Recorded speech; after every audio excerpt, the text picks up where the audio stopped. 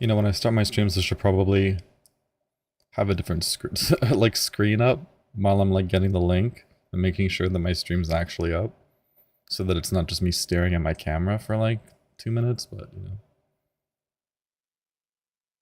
or camera, I mean my phone.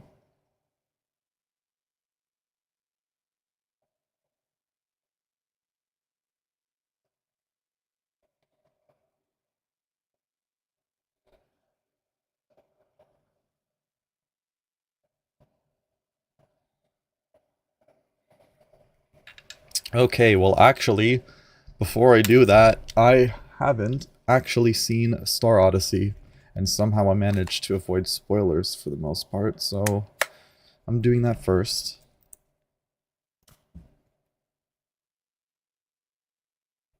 I like watching stuff on my computer, and I wasn't really ever watching it on my computer. I was mostly on my phone or at work. So then I'm like, I'm not watching this at work, so doing it now.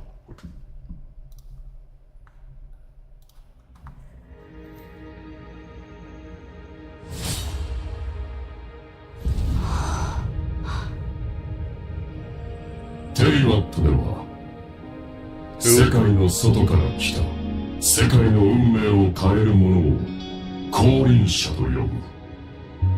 Who is talking? だがお前にその資格はない。教会を開いたのは俺だからだ。お前はただの密航者だ。Damn. If your long journey makes you drift too far away, and if the dust and tempts weigh you down, pulling you astray, if passing years change you somehow, let not this simple life must still be there waiting. This is like the one frame I've actually seen. どこに落ちたんだろう。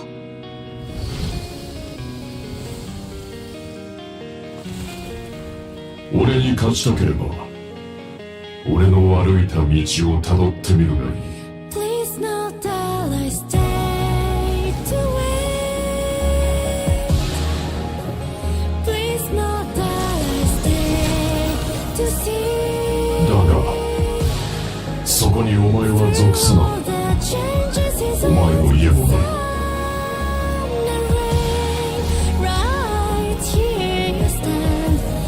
私、アリスよ。旅の人、おしゃべりしましょう。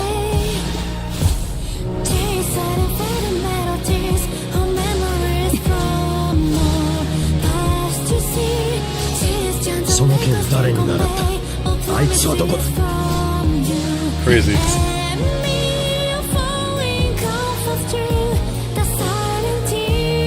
師匠、今日こそ両手を使ってよ。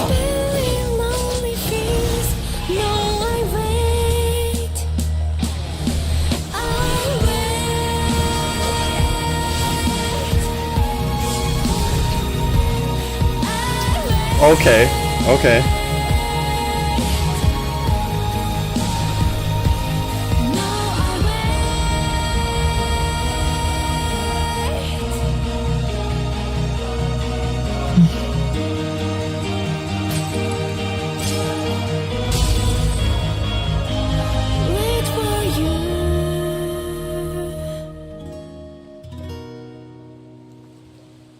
Ooh.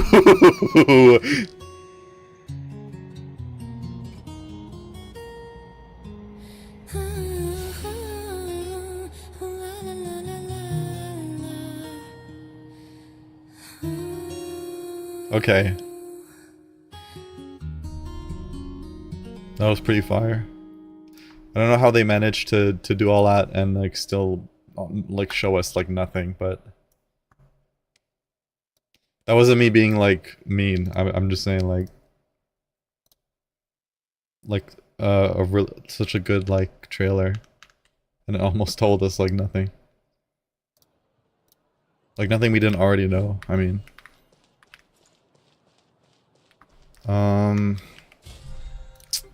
Okay, straight into the quest. I heard that most of the voices are back, but I don't know if I'm gonna switch from Japanese, so.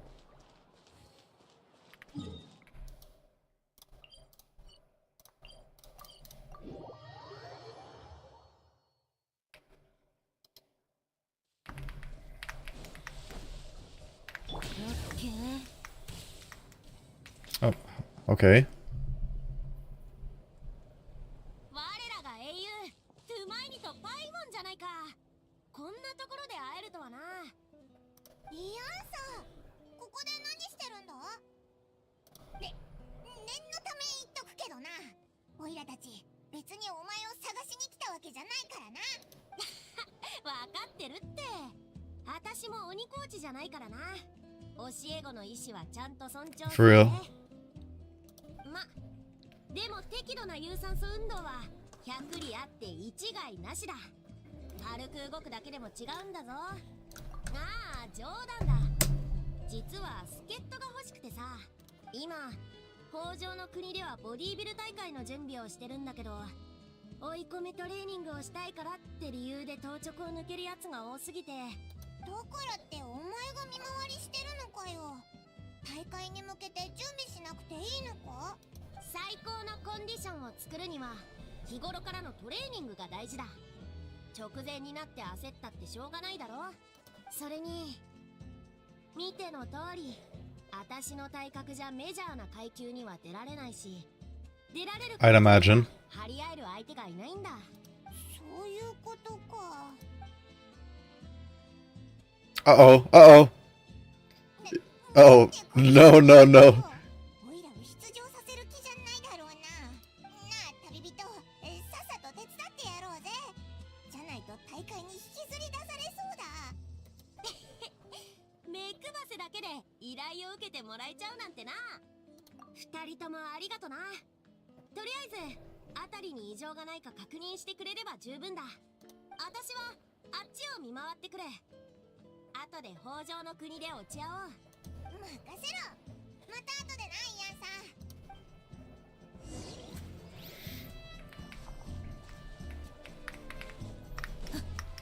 Sure hope we don't see anything sus.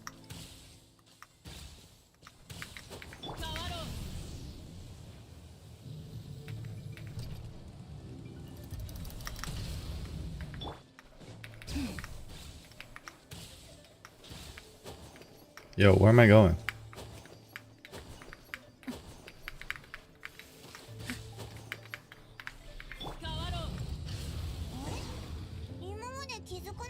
Probably not. あ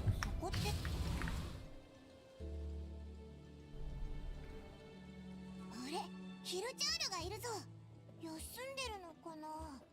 攻撃してくる気配はない。 Yo, what's that next to him? なんでこんなところに隠れてるんだ。起こしちゃったか。逃げたぞ。いひ、ナタの有名人。オイラたちのオーラに威圧されたのかもな。あのキラキラのやつか。 Okay. ヒルチャールが落としていったんだ。宝物を拾ったと思ってここに隠そうとしたところ、おいちょっと見せてくれ。まあヒルチャールのことだし、どうせ大したものじゃないだろうけど。どうしたんだ、真剣な顔して。普通の鍵じゃないか。でも確かに変わってるな。ナタっぽくはないし。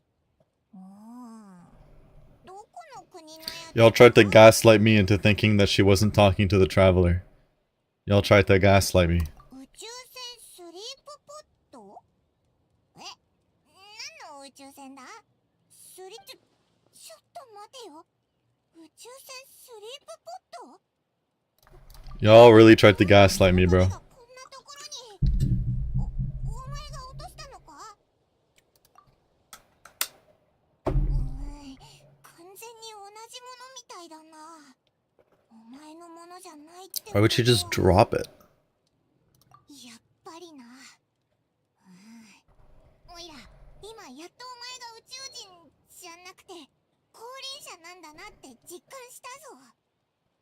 Surprised Paimon remembers that title. 状況を整理して論理的に考えると、ヒルチャールがこの鍵を拾って隠してたってことは、お前の妹さんがこの近くで落としたってことだよな。つまり妹さんは最近この辺りに来てたんだ。そうだね。 That seems like something crazy to just drop on the ground. の見回りを手伝っただけなのにとんだ大発見だったぜ。妹さんの手がかりまで見つかるなんて、このままここで手がかりを探すか？ここにいたのか。お疲れ様。しっかり見回ってくれてるみたいだな。いやんさ、なんでここに？北条の国でお知恵を約束だっただろ。ちょうど大発見があってお前を探しに行こうかって話してたところだったんだぜ。見回る必要はなくなったって伝えに来たんだ。ついさっきボディービル大会が中止になってな。急に中止だなんて。アビス教団が攻めてきたんだ。Okay.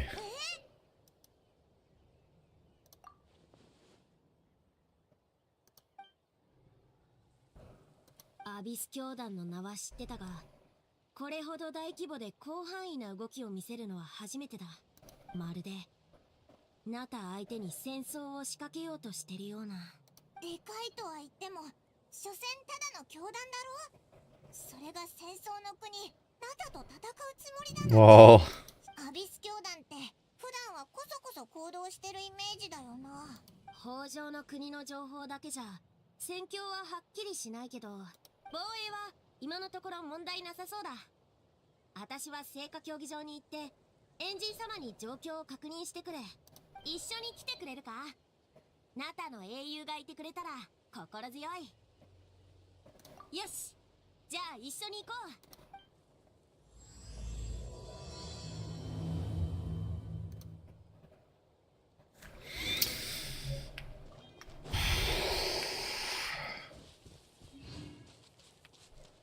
I'm sorry, but looking at that key just reminds me that Griseo's ship did not land here. I'm still convinced that that was the original plan, but you know.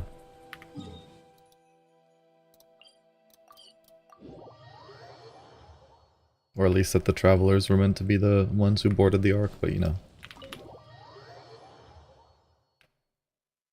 That's been long debunked, so. ほう、君の方から来るとはな。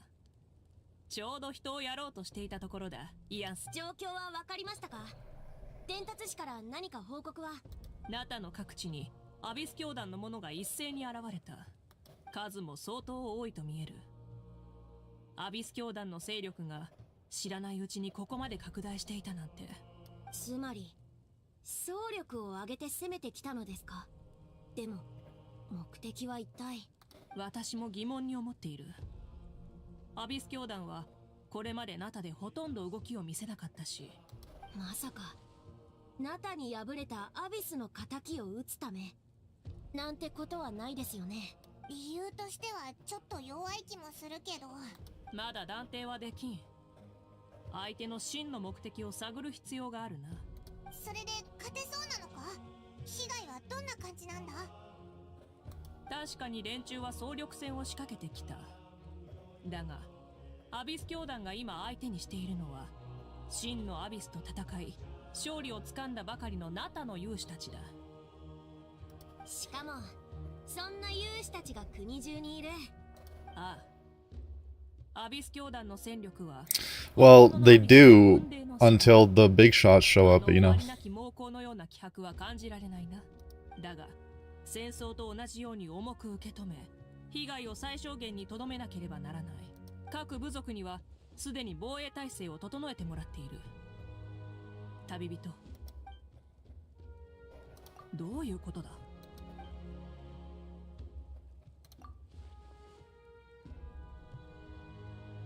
I didn't think he'd tell anyone. そうなんだ。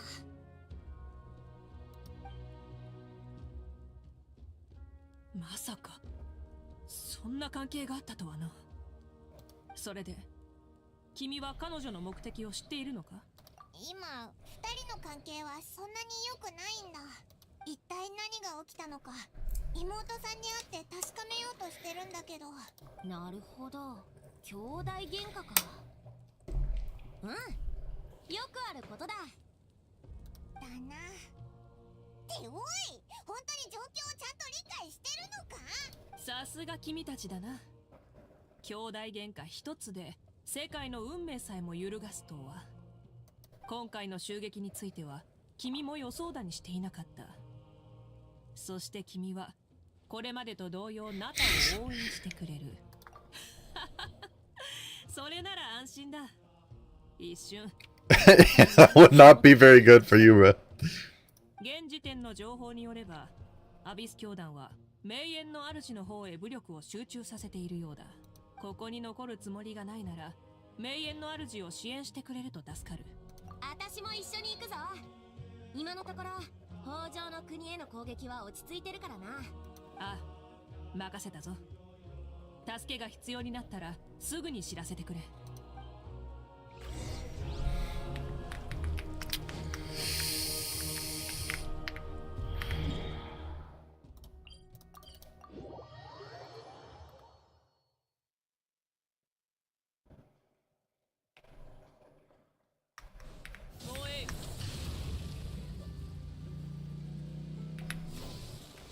Oh, okay.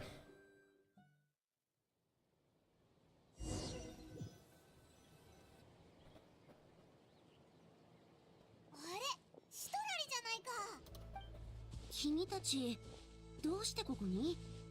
もしかして増援？ああ、エンジン様の指示でな。状況はどうだ？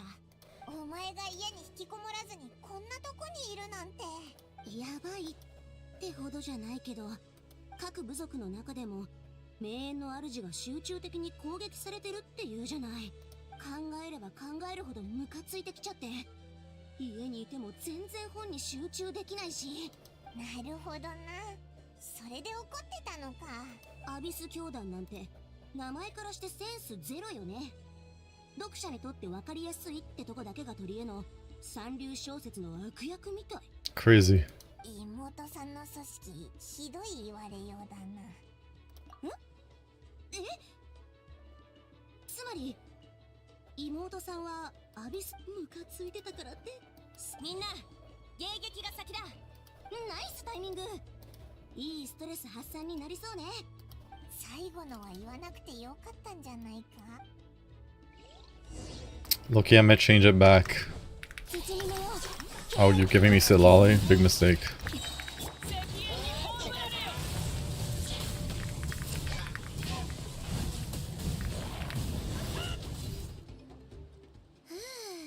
すっきり。さすがグラスバーバだな。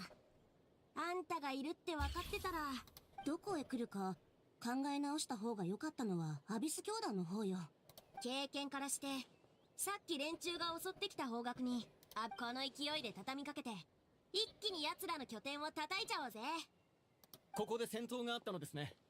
手は必要ですか？名園の主の戦士たちも来たぞ。あれだけの対戦の後だ。みんなの連携も抜群だな。みんないいか？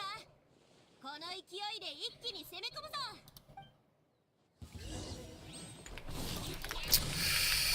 Okay. 頭上を焼き尽くす。はい、止める勇気はあるか？前進！敵を叩き潰せ！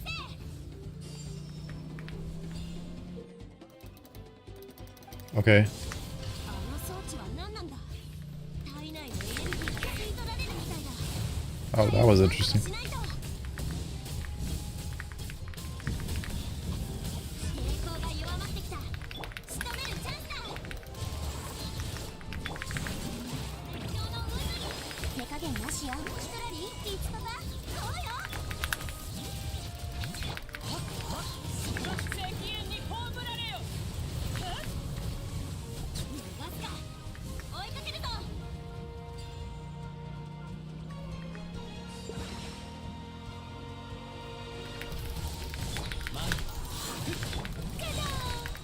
じゃあクルミがこの子たちのリーダーかしら。名園の主の強さ思い知らせてあげる。Nah, bro.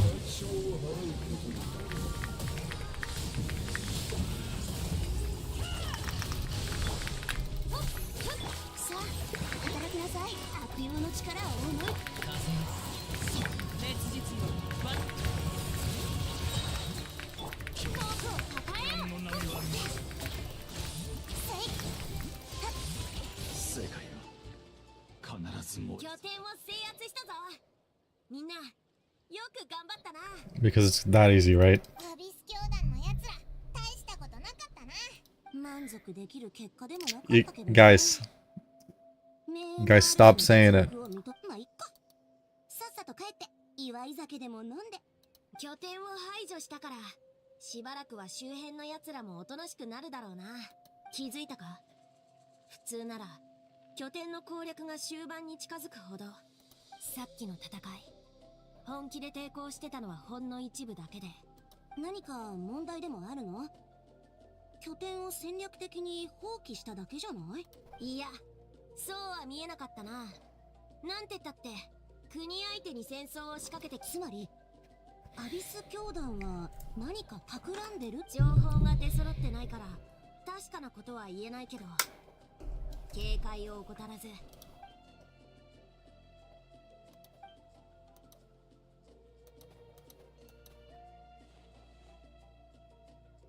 やっぱり鍵のことが気になるのか？もし鍵を手がかりに兄弟の居場所が分かればやっと会えるかもしれないし。 Can you elemental sight the key? え？もう行っちゃうの？一段落祝いに。 Or is that just not possible because it's your sister? ここにはシトラリバー様も私もいる。 Okay.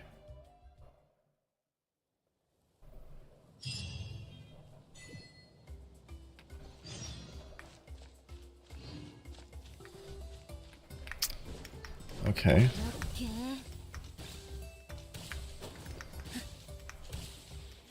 That was weird.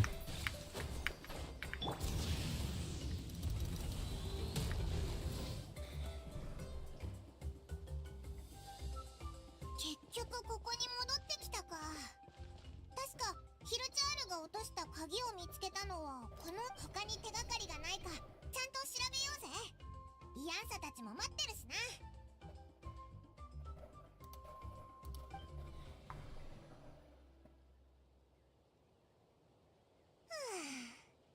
どこにも手がかりがないぞ。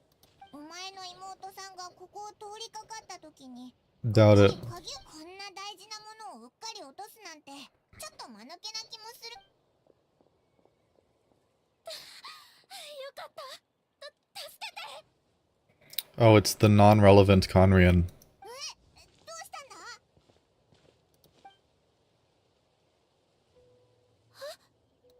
いえ、そんな場合じゃないわ。助けて。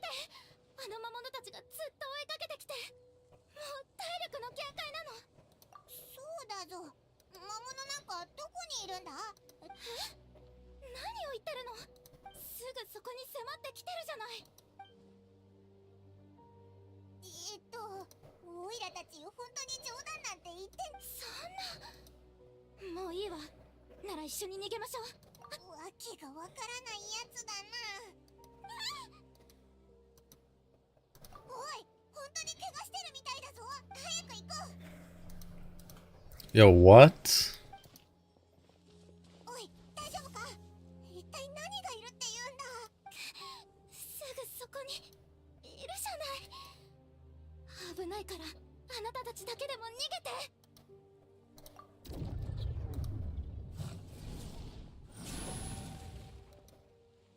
Yeah, I was gonna say, what is this, like Madara, like Limbo clones? Like, yo, what's going on? やっと見えたの。私たち、お願いね。救世主様。救世主？ But this better not be another, like... No, Paimon's there, so it can't be. Unless, I don't know. I'll just... もう終わったのか？どういうことだ？なんかお前空気と戦ってるみたいで、ちょっとおかしかったぞ。手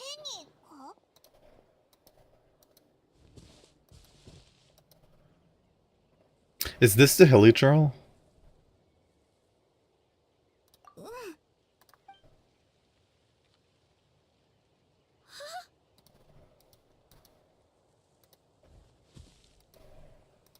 んでもない。確認しなくても大丈夫。近くに他の魔物は Damn. ないから。さっきはそれどころじゃなかったけど、こうやって改まってあなたに触れられ、いや、手を握っただけだろ。ああ、そういえばまだ自己紹介してなかったわね。私はティレル。助けてくれて本当にありがとう。I'm not even gonna try and pronounce that name. 見える魔物ならどんなやつでもボコボコにしてやるぜ。でもさっきの魔物って一体何だったんだ？私にもさっぱり。魔物は確かにそこにいるのに。とんだ誤解だぜ。女の子が魔物に追われてるのに知らんぷりで笑ってるなんてやばい。 Yo, what? そうだぞ。オイラたちはそんなやつじゃない。そういえばさっき怪我してたみたいだけど大丈夫？うん。ちょっと足をひねっただけだから大したことないわ。それがいいな。手を貸してやるぜ。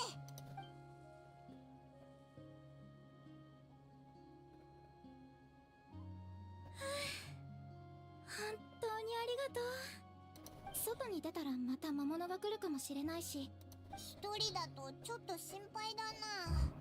Is she a ley line memory? I genuinely, I'm trying to figure out.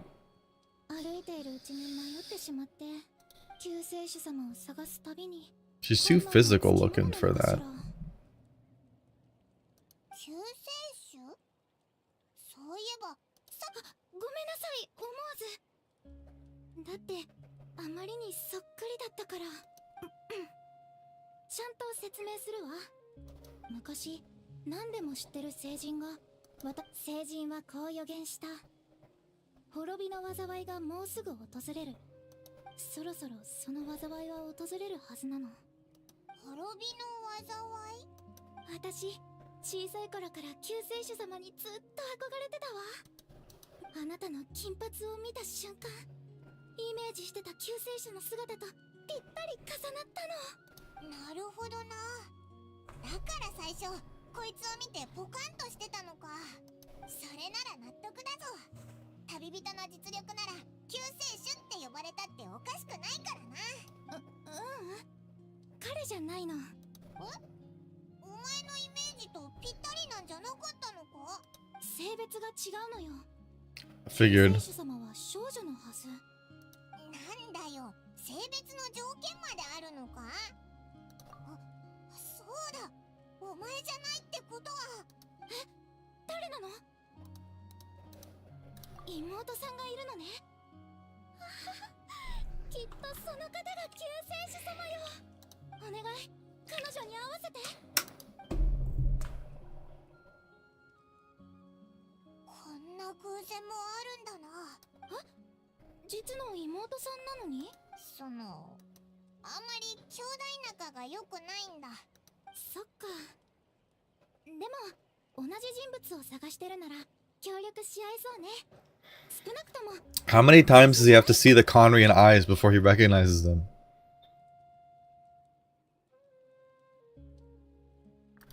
ええ、災いはいつか必ず訪れる。みんなもそう言ってるわ。そして救世主様は全ての苦しみからみんなを救ってくれる存在。なんか変だと思わないか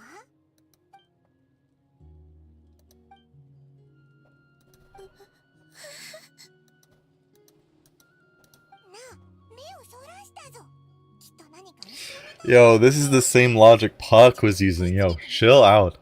どうしたんだ、ティレル。様子が変だけど、何か思い出したのか？私、なんていうか、旅人さんが憧れの救世主様にあんまり似てるものだから、しかも危機から救ってくれて、つまり目を合わせていられるのはせいぜい3秒が限界なわけ。何言ってるんだ。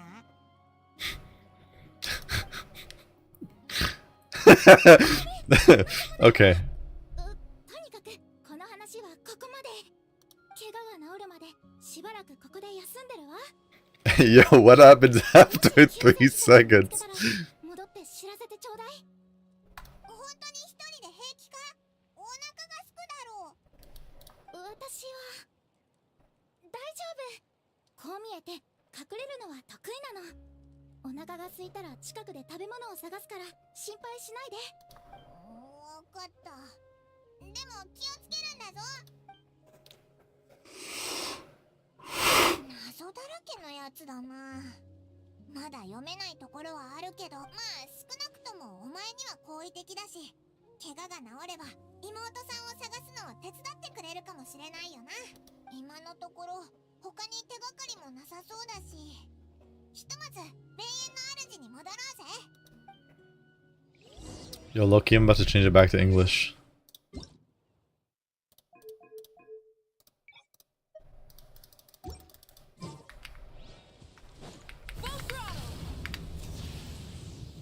Oh wait, this is like a kilometer away. What am I doing?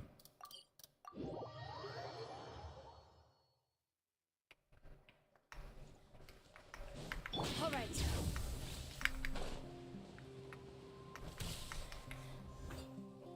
Oh, you're back. How did it go? Find anything? Nothing substantial, unfortunately. But we had the weirdest experience. So I take it that the war's still on? That's okay. I just wasn't sure, because things seemed to be at a standstill while you were gone. The Abyss Order hasn't attacked us. And since we don't know what they're planning, we haven't made a move either. In a word, it's a stalemate. The guards have been keeping watch around the clock, but for everyone else, you wouldn't even know we're at war. Huh. Really makes you wonder what the Abyss Order's thinking. I was wondering, Traveler, if you have the time, could you go and pay a visit to the guards? They've been working a pretty demanding schedule. I was gonna go see them myself, but I'm sure they'd appreciate a visit from the greatest hero of our time. Oh, but you're a great hero too, Yan-san. Great. Thanks, you two.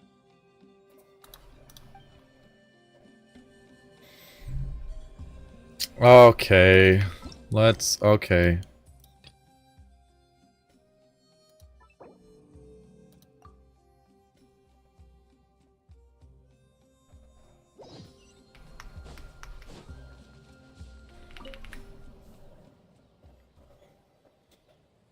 Wow, Tumaini, our hero.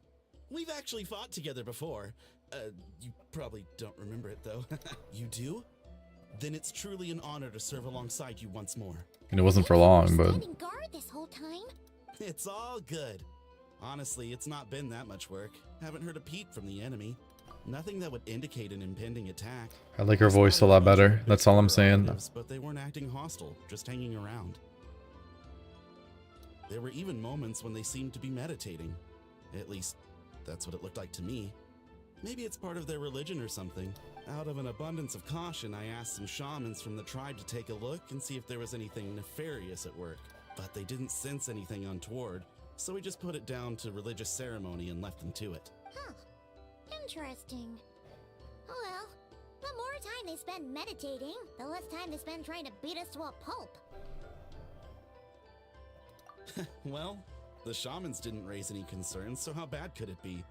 As far as I'm concerned, so long as they don't pose an active threat, they can do all the cult worship activities they want. Besides, as soon as everything's in place and we're ready for an all-out offensive, there'll be no match for us. Huh.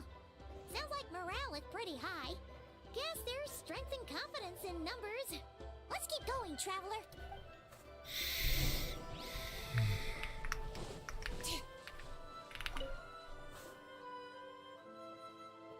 Huh? Is that Tumaini? What brings you here? Is this like a meet and greet? Yo, what's up? I wasn't. I'm so nervous. Hey, come on! You'd march to war without so much as blinking. What's so scary about a chat with a Traveler, huh? It's not the same thing at all. There are plenty of chances to go to war, but a one-on-one chat with our great hero, that could be a once-in-a-lifetime opportunity. Crazy. How can I not be nervous? What if I say something wrong? Or if my posture's bad? Or if I accidentally make a weird expression with my face?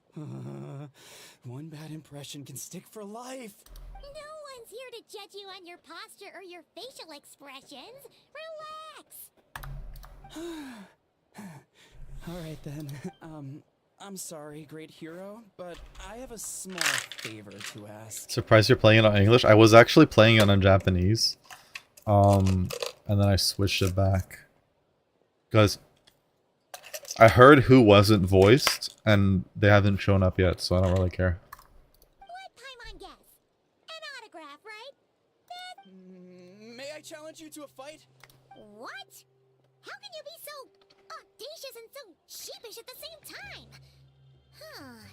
Paimon's starting to think your nervousness Relatable? is Yeah. just an act. No, of course not. I just figured that if I don't ask now, I'll regret it for the rest of my life. But I am still on patrol. So please, great Paimon, if you wouldn't mind taking over for me for just a few minutes? Ugh. Again with the sheepish audacity. Just pick one or the other, will you?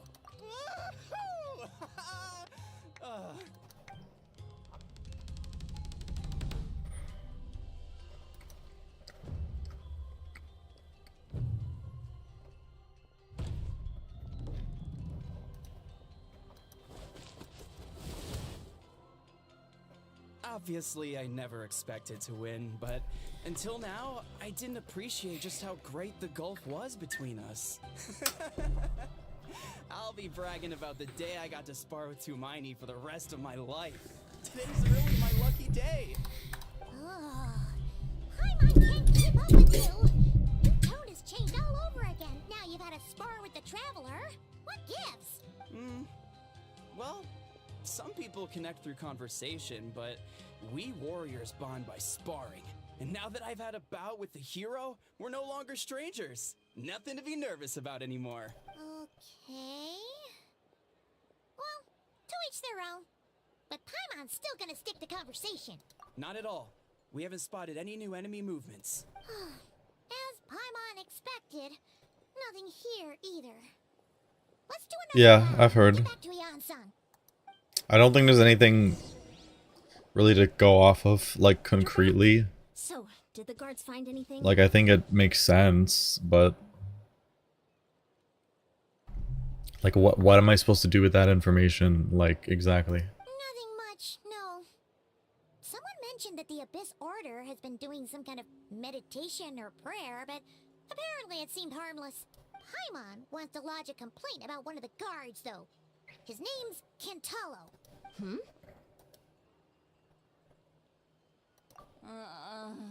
Traveler? You're back already? No one thought to wake me up, huh? In fairness, you look pretty hungover. Can't imagine anyone wanting to wake you up in that state. I'll have you know I'm perfectly sober when I'm hungover. What? Okay. I'll admit that sounds strange at face value, but regardless, what I meant to say is, I heard something about the Abyss Order engaging in meditation. Yeah, that's right.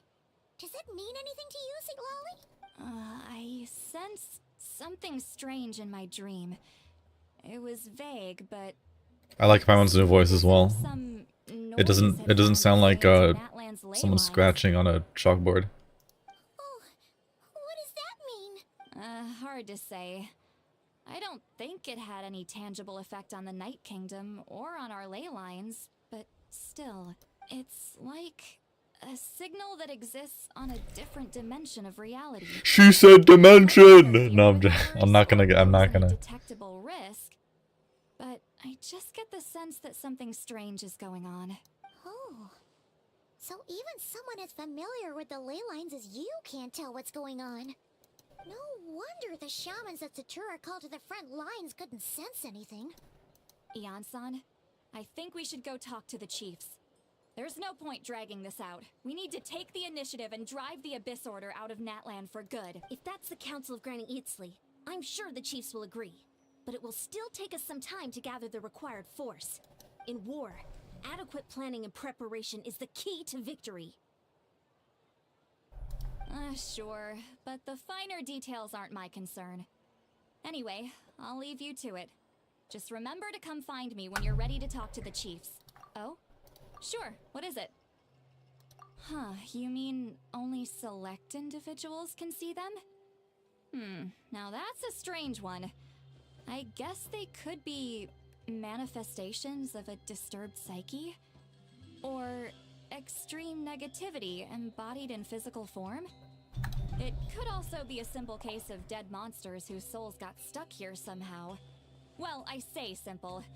Things quickly get confusing when you start looking into monster souls. For starters, trying to figure out which classification system to use is a real pain in the— Alright, we get it! Granny Eatsley's learning and wisdom knows no bounds. But could we just get the short answer? Hey, I was just thinking out loud. You really think I was just trying to flaunt my knowledge? Anyway, the short answer is there are many potential explanations for the kind of phenomenon you describe. That said, it's not something I've ever encountered in all my years. Ooh, wow. Okay. Well, if Granny Eatsley's never seen it, it might as well not exist, right? I wouldn't say that. Hey, I'm not that old. Care to elaborate on what happened? This all sounds rather mysterious. Really?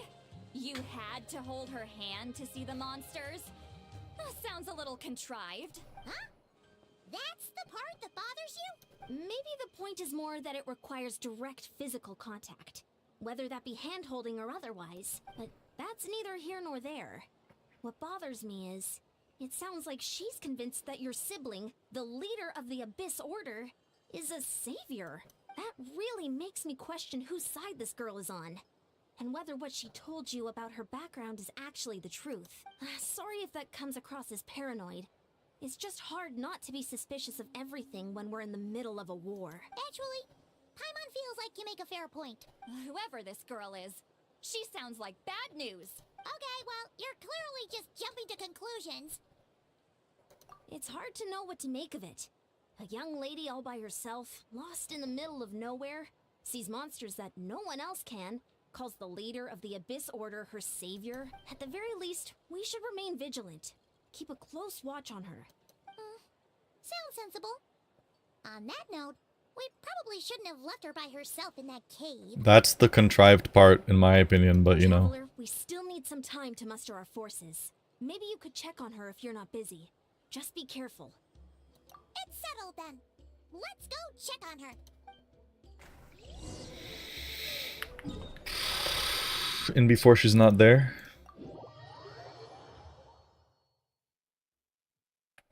Or at least someone else is.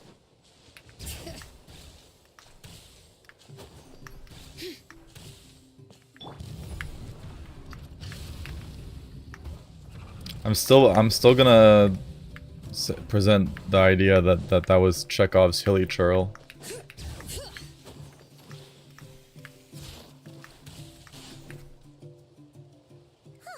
Here we are. Deirdre will still be here, right? Deirdith, okay. Oh, it's so quiet though. Uh-oh. What if Yansan was right? Maybe she never intended to stay here at all.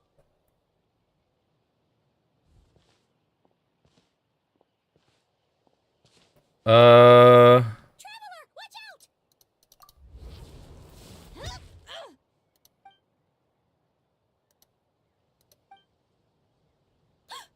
Oh, sorry.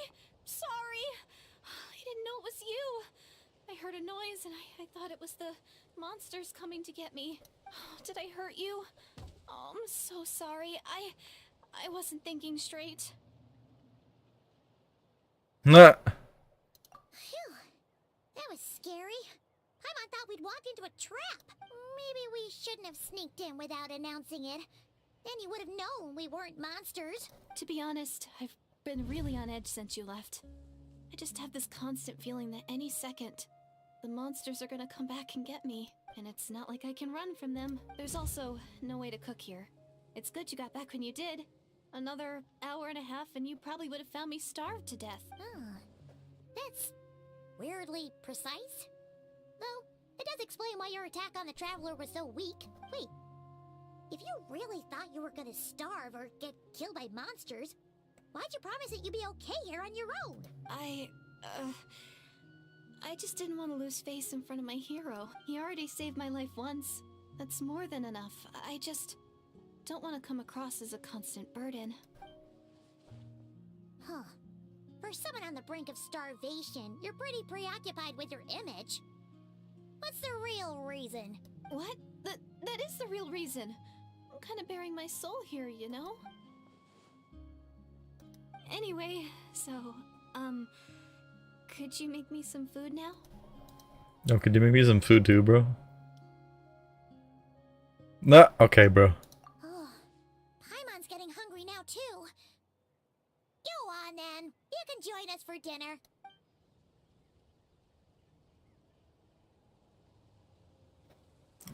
Why is Celestia in the shot? I am so full. Thanks for saving me, again. Starvation feels like a distant memory now. Huh. You can really pack it away, Deirdith. Guess that explains how you had Yo, the plate was vertical. Okay, you know what? Never. I'm not gonna. I tried so hard to hold back, but it looks like I still came across like a total glutton. That was some Goku timing on that food. Hey, the night sky here is really pretty. Yeah, and it's all thanks to you both that I'm able to relax and enjoy it. I was cooped up in that cave the whole time you were gone. Now, I'm finally out. Why is Celestia in the shot? You weren't in there that long. When I was young, I used to lie on the roof of my house, gazing up at the stars. And often, my mind would drift to this question. Is this starry sky actually real? Yeah, Lorehead's tweaking right now. But my grandma would tell me, the answer to that question doesn't really matter. Think of all the people in our village who spend their entire lives here, she'd say. To them, that little village is their whole Oh world. yes, philosophy. And so, Although I think it's kind of different if it's here. our destiny to live beneath this sky all our lives, then whatever may or may not lie beyond, this is our world. And that sky is real to us. Paimon kinda gets you, but also not really. Is it kind of like how journeying with the Traveler is everything to Paimon right now? I really treasured my... Yo, so like my new theory is that Teyvat is a dark world and the Roaring Night. The village was my everything. Everything's The real. houses, the scenery, stories I always loved to hear about the Savior.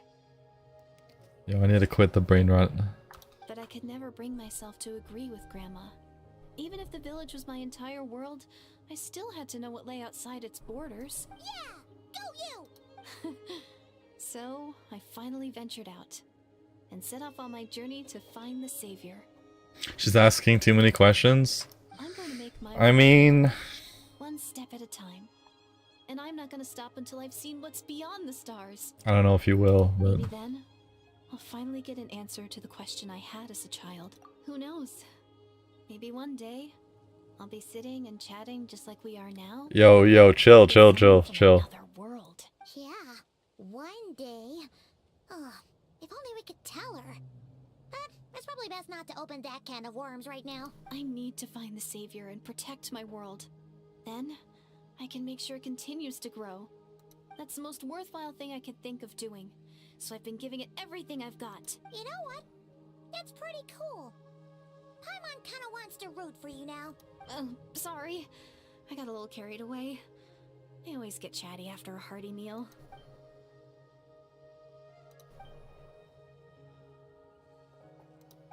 Hold on. Shh. It's them. The monsters are back. Where? Oh, still invisible.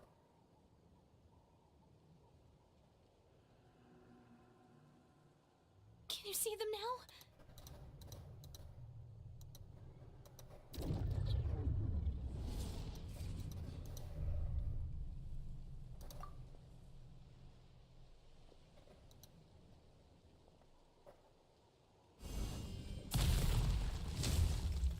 Holy, was that necessary? Paimon still can't see anything. This is the prettiest NPC Genshin has gotten so far.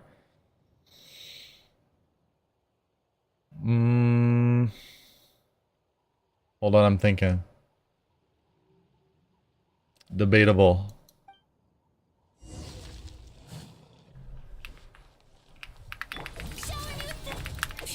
One of, yes, but like not exactly very steep competition.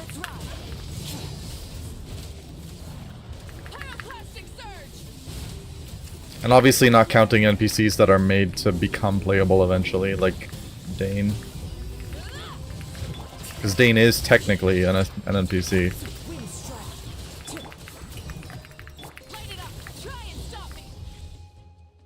Huh? Wow, that was fast. Did you get all of them?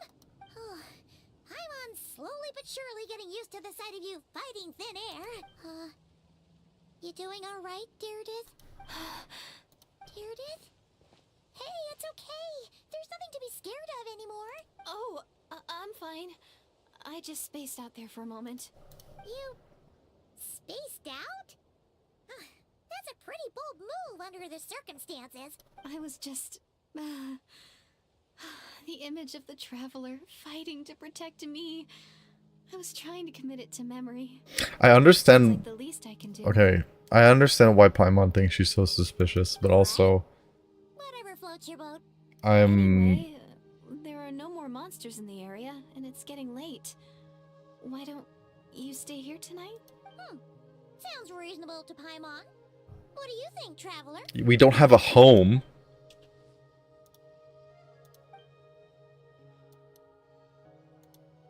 All right. Deirdith will be... Huh? Deirdith? Why are you going in alone?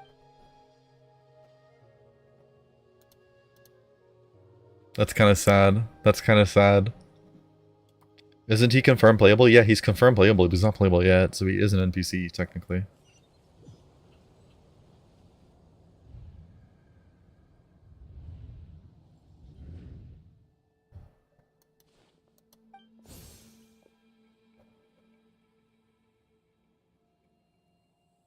Okay, would you call this a dream?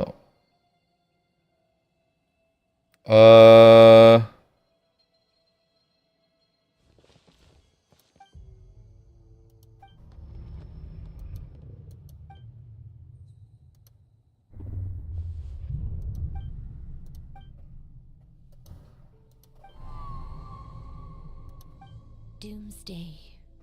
A fitting name indeed. A blood-red sky. Uh-oh. Wild beasts that slaughter all in sight. Endless pain. A terrible curse that cannot be reversed. And the birth of a savior.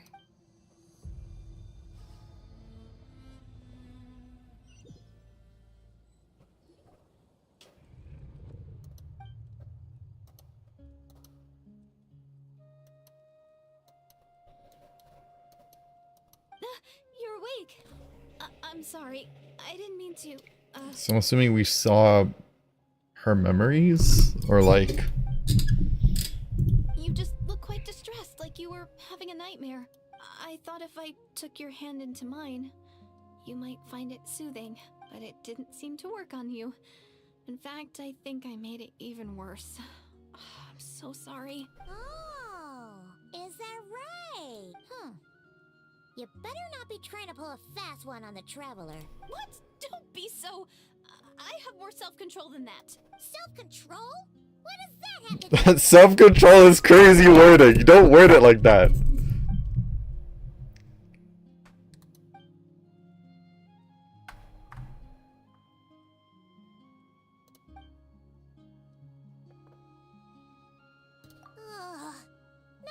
is Paimon getting back to sleep after this? You go ahead. But for the rest of the night, Paimon is staying up to keep an eye on this young lady. Oh, hell no. Oh, do I really seem that shady to you? Understandably. Hello?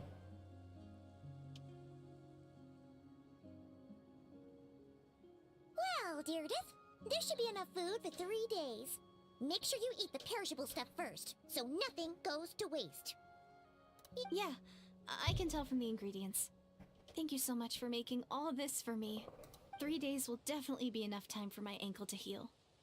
Then I'll continue on my journey to find the savior. Alright, then we'll be off.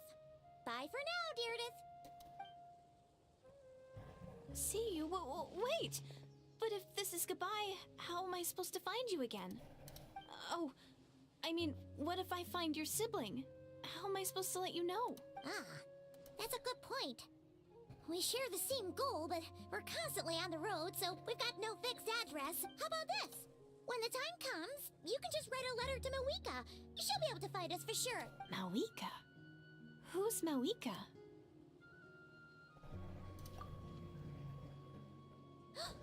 It's the Abyss Order! That should have been a smoking gun, but you know. But it doesn't look like they're marching to war. More like they're running away? Where? What are you talking about? A bunch of Abyss Order thugs. You don't see them? They're heading right this way. That's strange. I guess it's my turn to not be able to see the monsters. You're right. I see them now. You weren't joking after all. So this is what it's like. What a weird situation. What is making these monsters invisible? Is it Deirdith? Or the monsters themselves? Probably Deirdith. Well, might as well mow these ones down, just so they can't pose a threat to the tribes. Woohoo! All done! Their morale seems super low. Guess they really were on the run, huh? So there's no more of them, right? I still can't wrap my mind around this. So, any ideas on why those monsters might have been running away? Maybe something went down on the front line. Oh, Paimon's getting a little worried about Eon-san and the others. Let's head back to the Masters of the Night Ring. She a Star Whisperer? We gotta go. That's too no, that's too far gone from Genshin, right? See ya, and please take care. That's too far gone from Genshin's lore.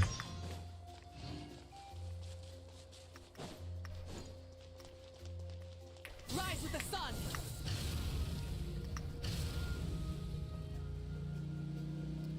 Because like my main bet is that she is the hilly churl from the beginning of the chapter, but like the function behind how that would work at all.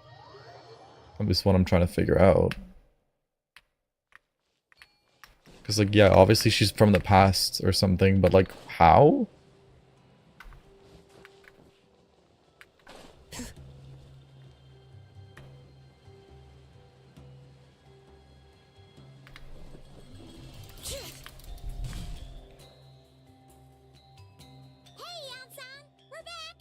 We ran into quite a big group from the Abyss Order just now. Has something happened at the front? The front line has collapsed. Huh? But how? No, relax. Their front line has collapsed, not ours. Feels like you could have phrased that more clearly at the start. But this is good news, right? What? No, we're still mustering troops. Nowhere near ready to go on the offensive. So at first, I was also confused about what exactly happened out there. But just now, I got the full story from a guard who was on the scene. He watched the enemy lines crumble in real time. What did he see? One person. Just a single individual. They stormed the enemy lines and attacked with a vengeance. Okay. Cutting them down like paper dolls. Non-specific gender, so I'm going to assume it's they expect us to think it's DAIN, but it's actually Skirk. They wielded an unknown power. It's Skirk. And fought with a sword style that no one recognized. The guard who relayed this to me said that before he even had time to react, the enemy was decimated. I'm only recounting what I heard. And I'm sure the guard in question must be exaggerating, and assuming they're a neutral party, we'll need to figure out how to engage with them. Clearly they're a force to be reckoned with, so we don't want to come across as too weak or too hostile. It's quite a diplomatic conundrum. You don't need to sweat it, Eon-san.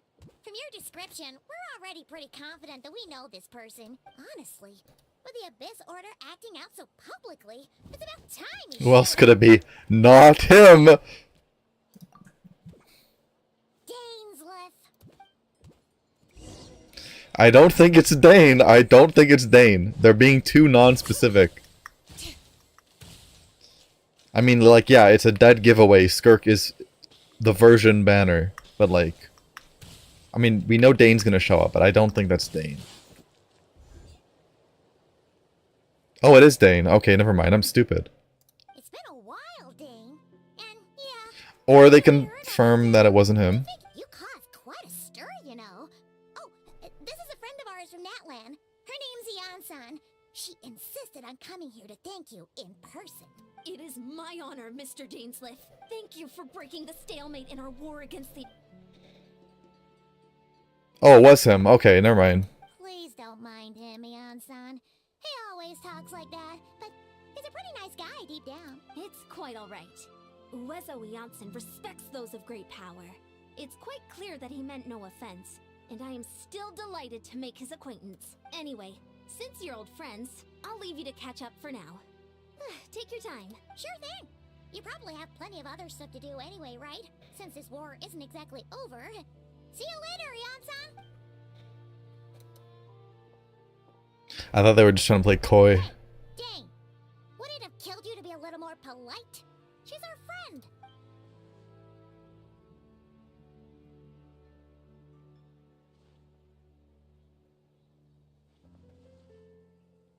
Ugh, so stubborn. But whatever. So anyway, Dane, do you have any new info about the Abyss Order for us? Any idea what they're trying to achieve with this war, for example?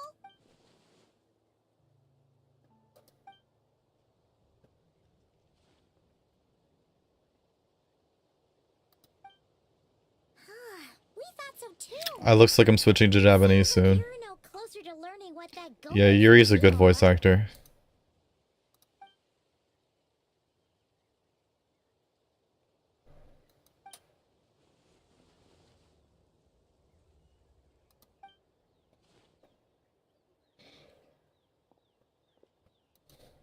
That's what I'm thinking too. What do you think we should do?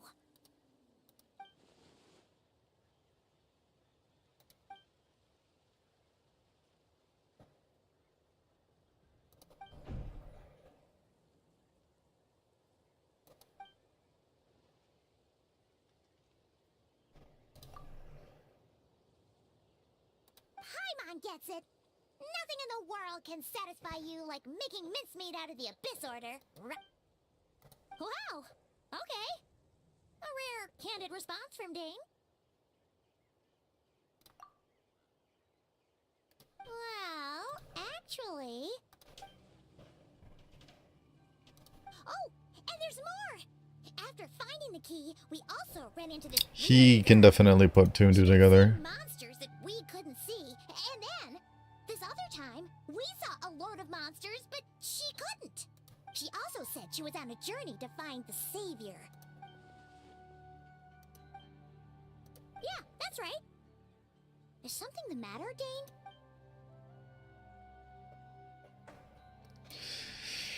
Yeah.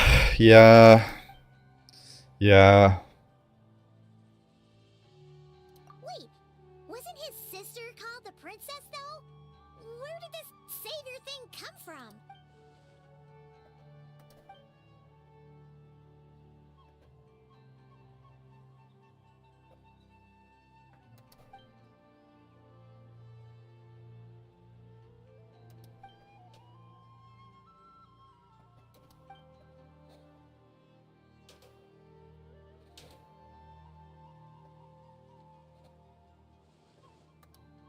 Oh, sounds like the people of Conria really believed in her.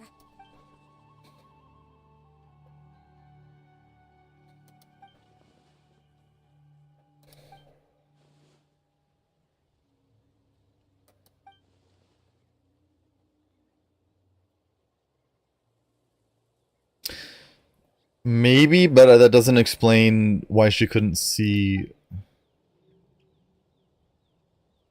Ah, Paimon gets it now. So, a bit like Kaya.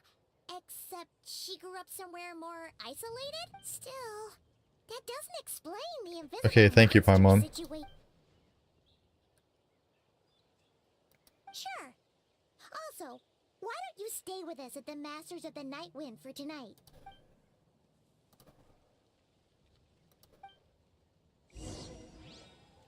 Okay, I'll be right back.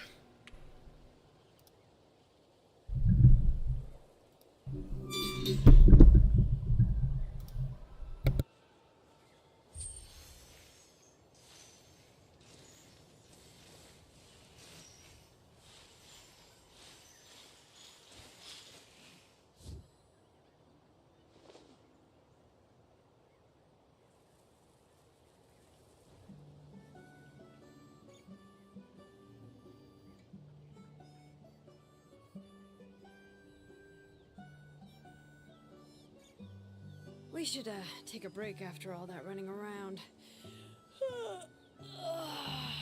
Yeah, let's rest here for a bit.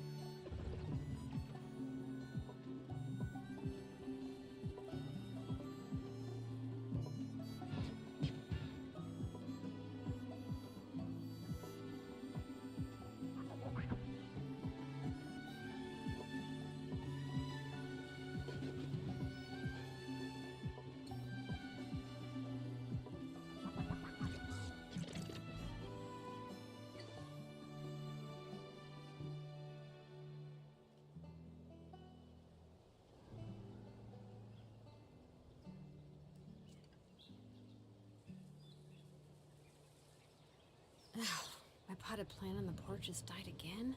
I was watering it every day. Ugh, don't tell me I overdid it this time.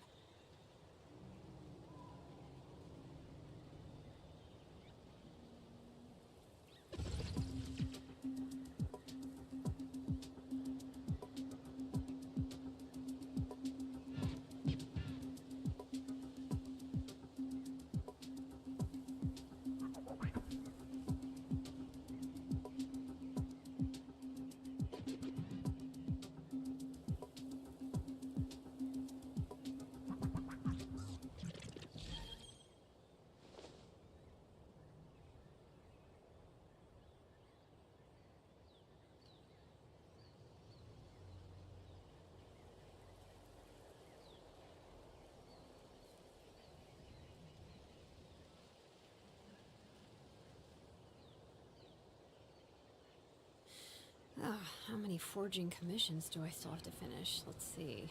1, 2... not so many as I thought. I'll get to them tomorrow.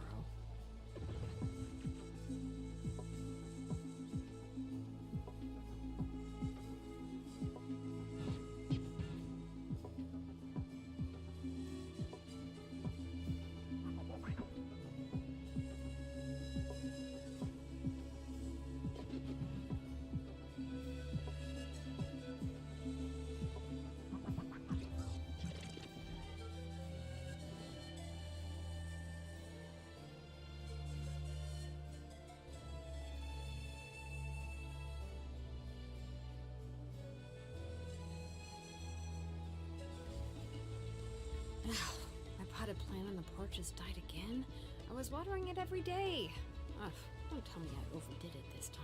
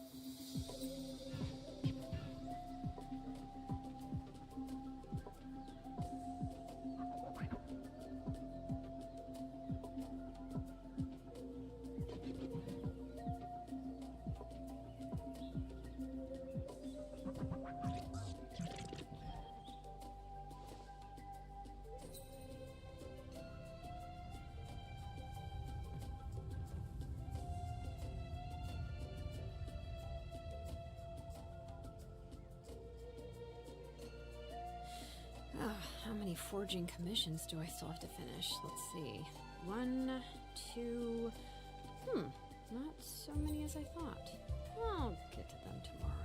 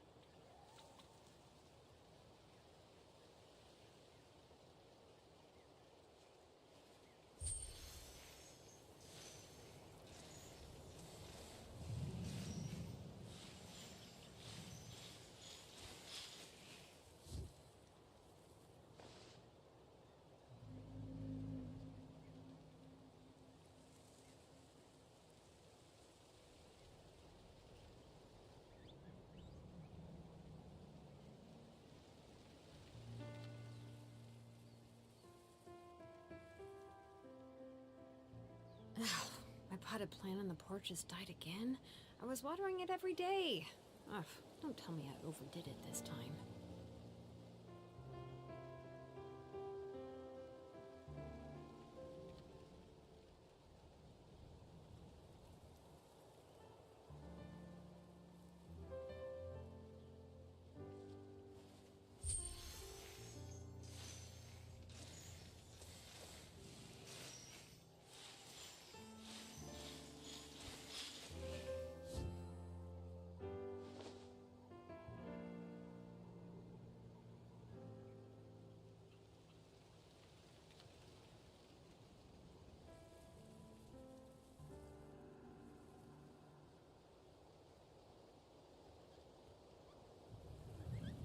We should, take a break after all that running around. Yeah, let's rest here for a bit.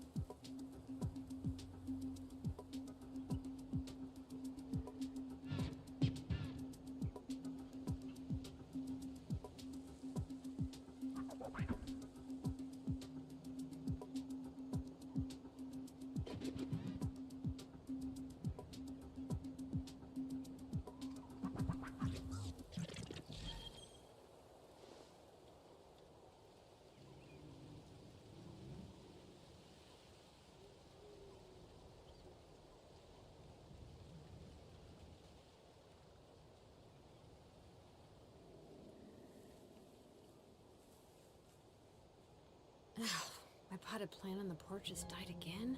I was watering it every day. Ugh, don't tell me I overdid it this time.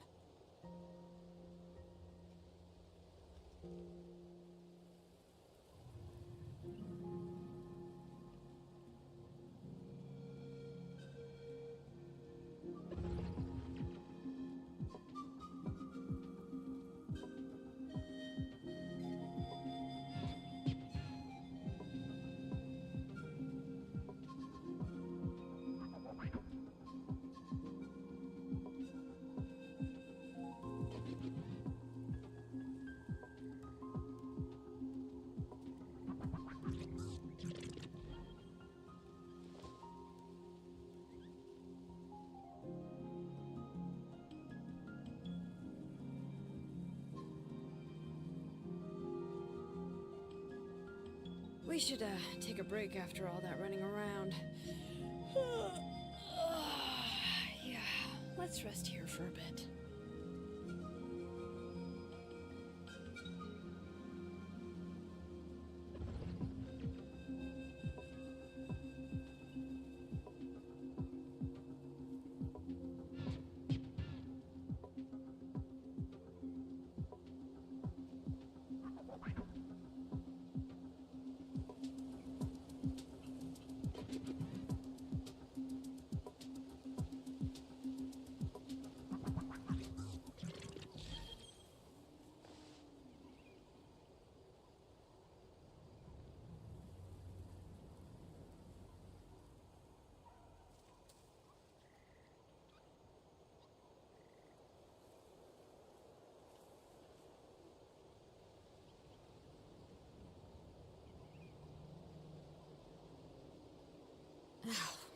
potted plant on the porch has died again. I was watering it every day. Ugh, don't tell me I overdid it this time.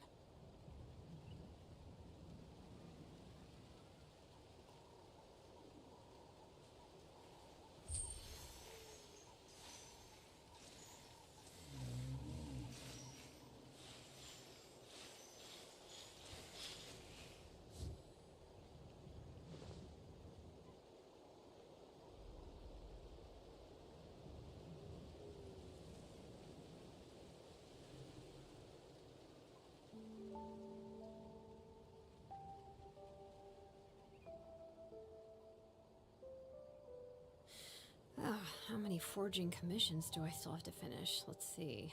1, 2... not so many as I thought. I'll get to them tomorrow.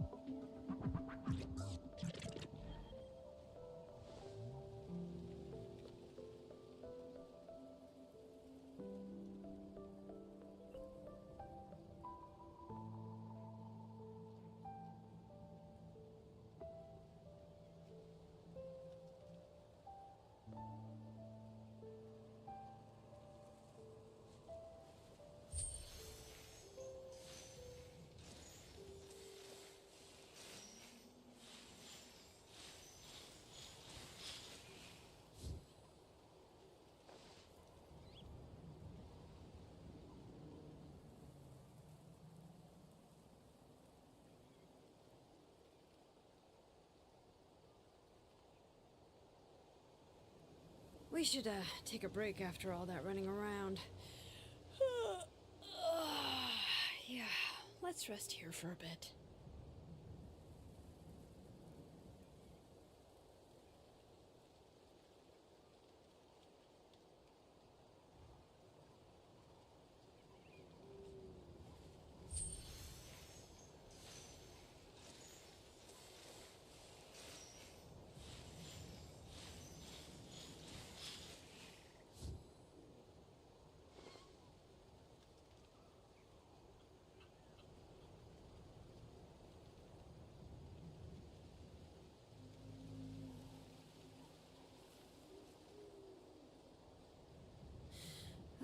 How many forging commissions do I still have to finish? Let's see. 1, 2... not so many as I thought. I'll get to them tomorrow. Oh, have you seen Finite's animation? No, I haven't. And hello, I'm back.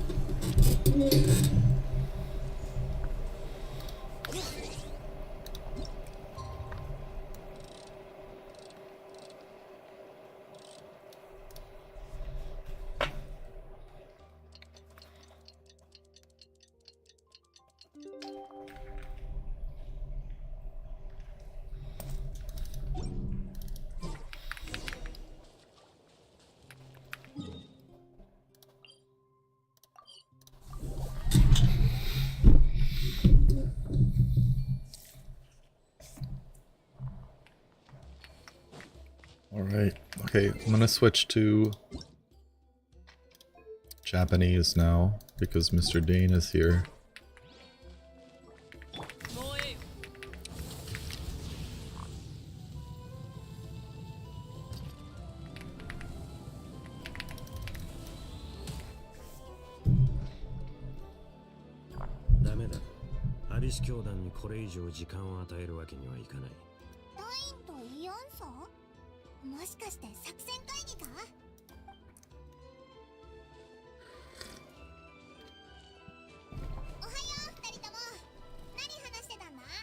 I heard. ちょうど呼びに行こうと思ってたところだ。かがりぎの民の伝達師からアビス教団のナタにおける本拠地を突き止めたって連絡があったんだ。大半の兵力はそこへ撤退したらしい。士気の中枢もそこにあったみたいだ。怪人の都にな。 Of course. いかにもアビス教団が選びそうな場所。 Baseball, huh?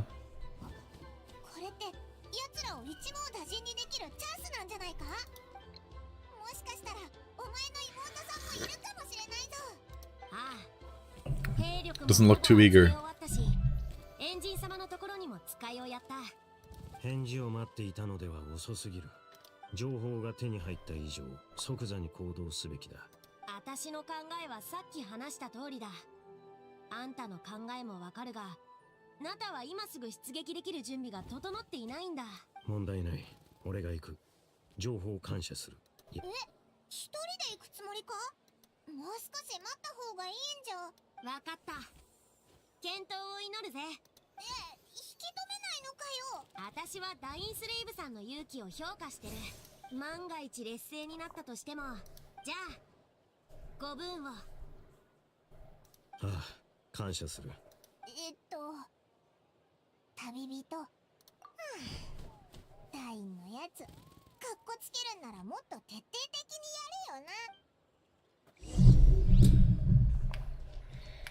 やれよな。 Alright.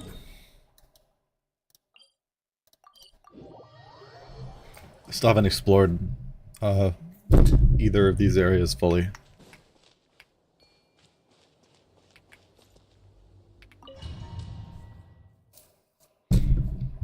Ooh.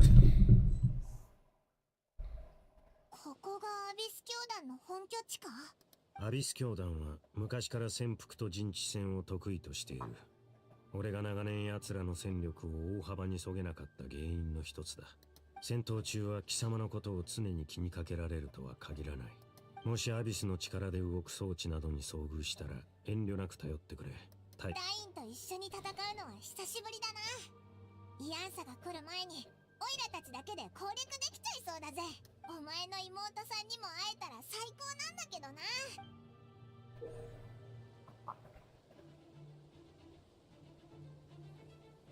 What the f...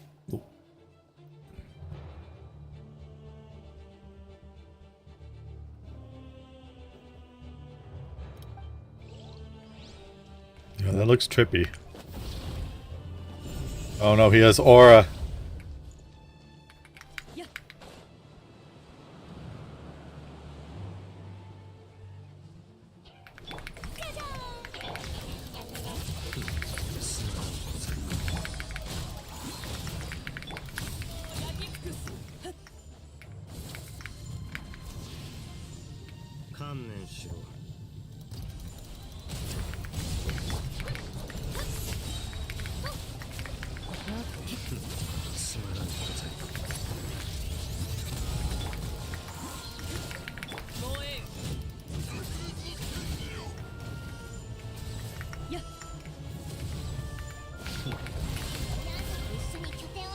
Whoa, okay.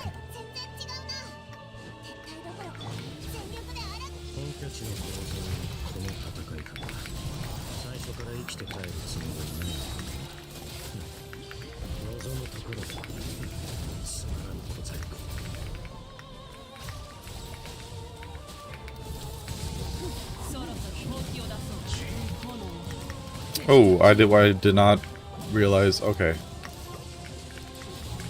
Yo, DAIN. Thanks.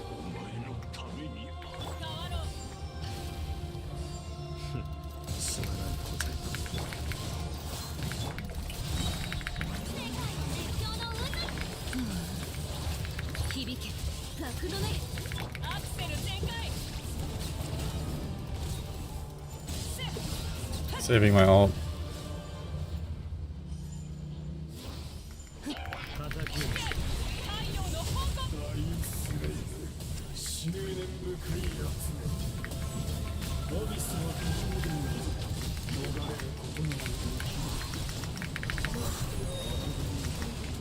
You are not him, bro.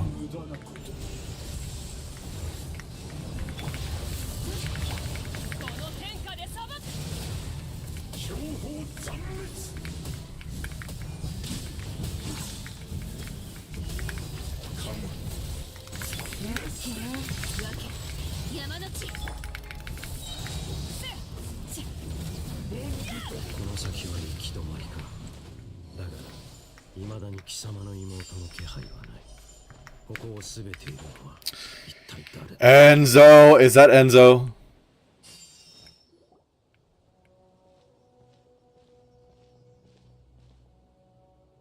No. No, it's not. 真っ向の剣ダインスレイブ。これがお前の望んだことか。その通りだ。貴様らを狩る機会を一度たりとも逃すつもりはない。 Hope he has a new element in his like skirt, probably. 妹さんがいないってことは、こいつがこの本拠地のリーダーか。我々を狩るか。同情を禁じ得ないな。長年我々を追い続け、やっとのことで成し遂げたことが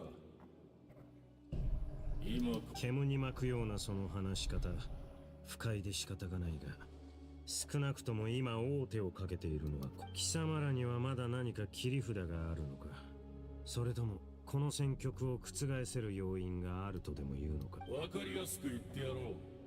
教団側からすれば戦いへの勝利だけではない。姫様は Dilemma of Fate. すでに我々アビス教団の祝願を果たされた。密かに八神の国に侵入し、ナタが八神の国の地脈を再建した事例を参考に、運命の食器を使ってカーン・ルイヤの地脈を再構築したのだ。運命の食器ってことは、アビス教団が名園の主を襲ったのは、やばいぞ。こいつの話、まんざら嘘でもなさそうだ。そうとも。カーン・ルイヤはすでに復興。ダインスレイブよ。お前に葬られた我が同胞たちはざれ言を。つまらん。貴様の言は穴だらけだ。そうだぞ。なんか肝心なところが抜けてないか。そんな簡単に済むなら、マービカや隊長だってアビスの災いの時にあんな苦労はしなかったはずだぞ。単刀直入に聞こう。貴様の言う復興したカーン・ルイヤとやらを。まったくそこまで愚かだとはな。よく考えてみるがいい。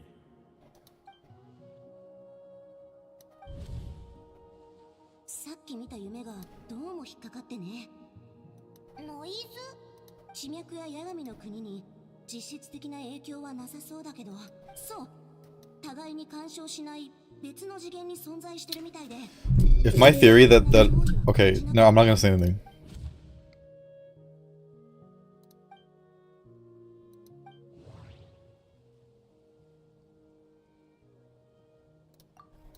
ティレルには見えて俺には見えない魔物。それか名園の主の近くにいた将兵の話では、イアンサやシトラリと一緒に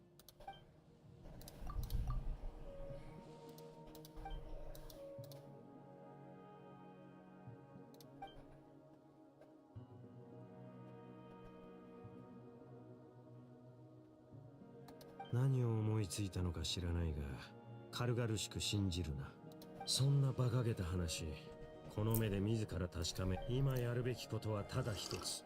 目の前のこいつを永遠に黙らせることだ。往生際の悪い。アビスの抱擁に身を委ね、命を受けるがいい。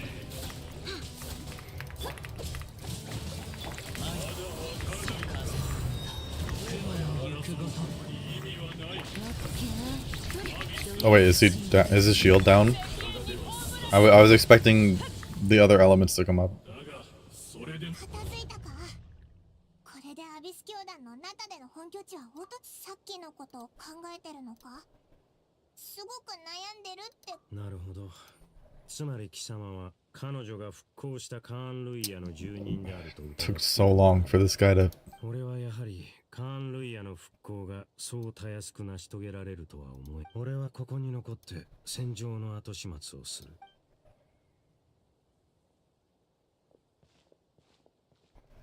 And Q.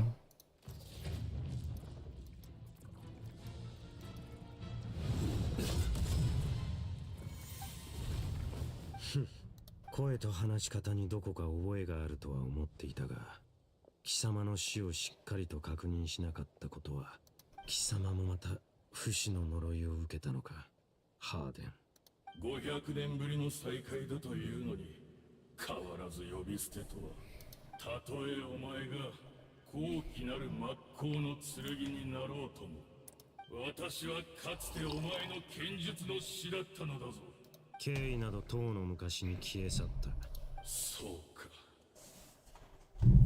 しかしもはや争う必要もあるまい。俺は貴様を100度だって殺してやる。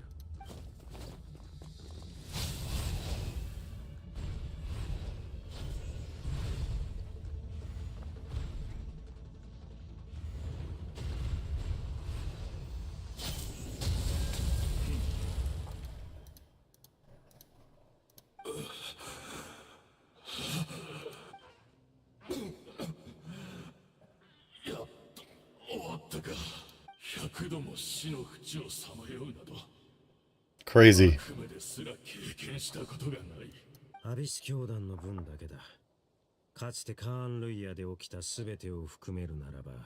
そうか。わかった。お前も疲れただろう。どうした？昔話は嫌いか？まさか貴様がアビス教団の側につくとはな、ハーデン。貴様らの姫はかつて貴様らを裏切ったと言ってもいいはずだ。ああ、その通りだ。かつてカーン・ルイヤの最悪が起こった時、彼女の絶大なアビスの力がすでに削られていたことを分かっていても、 Divided up. それでも彼女が一人で去ってしまったことに。 Wait, did that say divvied or divided? Yeah, divided. だが私は信じている。あのお方がなそうとしていることも、この状況で我々が信じられるものなど。彼女を許すとは、この500年で貴様も随分変わったな。もし貴様が騎士学院で俺に国者剣術を教えていたあの頃、今のような心の持ちようでいてくれたなら。そう。Ace.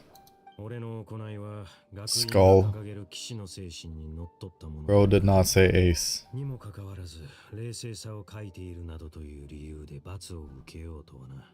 それから本当はこんな名など口にしたくないが、同級生 There it is. There it is. 精神を貫いたがゆえに迫害を受け、獅子の自由を失った。今更こんなことを語っても何の意味もない。だがこの全てに貴様は関わっていたのだろう。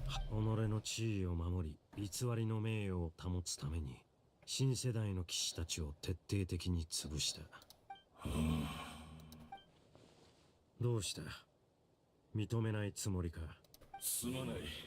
真摯に謝りたいところなのだが、私は何も思い出せないのだ。この姿を見ろ。アビスの力がなければ、記憶も心も精神も感情も。だがたとえそれが私にとって振り返りたくもない過去で、このまま本当の自分を失ってしまうことが怖いのだ。私が犯した罪については全て謝罪する。だからもっと聞かせてくれないか。なるほど、道理で。記憶とは人格を形作る根幹だからな。Oh no, I understood what you meant. I understood what you meant.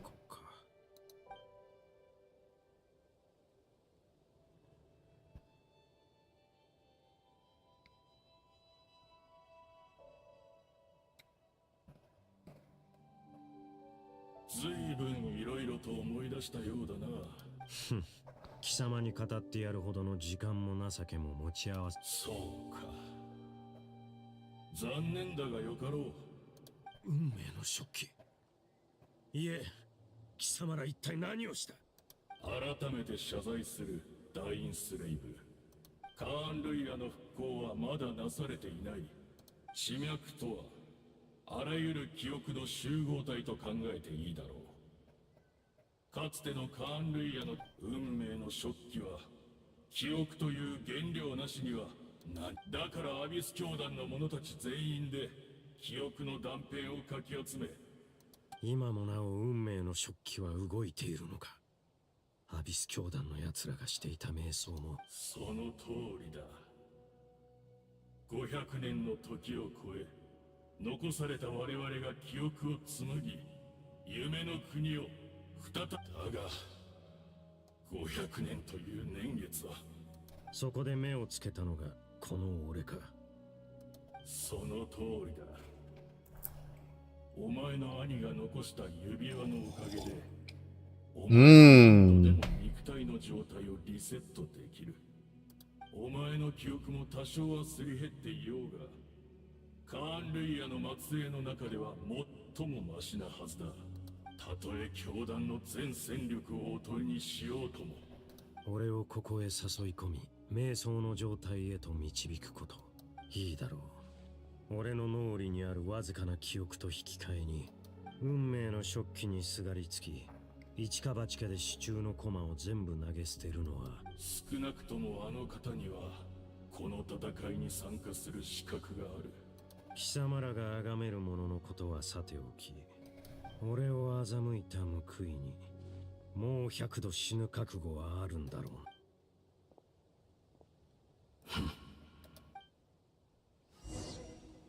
Unfortunate.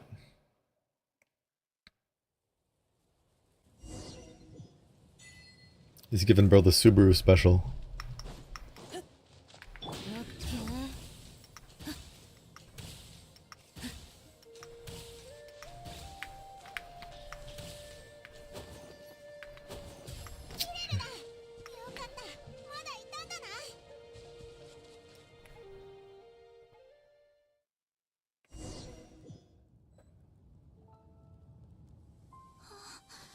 Uh-oh.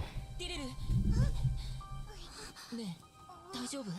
何かあった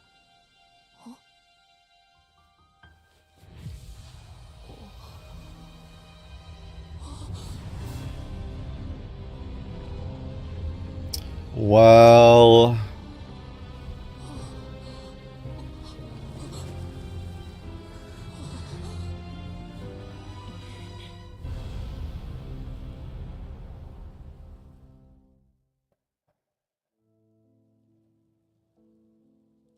We're seeing it.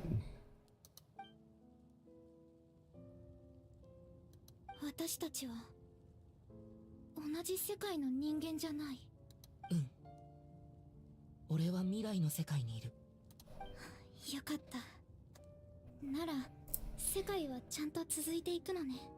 じゃあカーンルイヤ、私の国はどうなったの？やっぱりいいわ。未来がわからないからこそ頑張る力が生まれるの。私は信じてる。たとえあなたの助けがなくても私は彼女を探しに行く。でもね、私にとってあなたは間違いなく救世主よ。でも残念、私たちは同じ時空にいないんだものね。そうだ、前から思ってたんだけど、だから何か。 There it is. That's not your sister's key. That's your key. 妹さんを見つけたときにあなたが探してたって。Okay. どうかした？ Yep. Mm-hmm.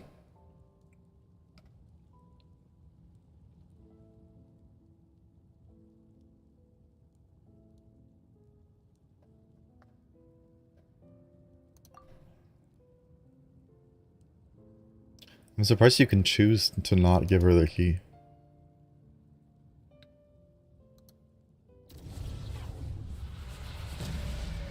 Time is a perfect loop. Time is a perfect loop. Time is a perfect loop.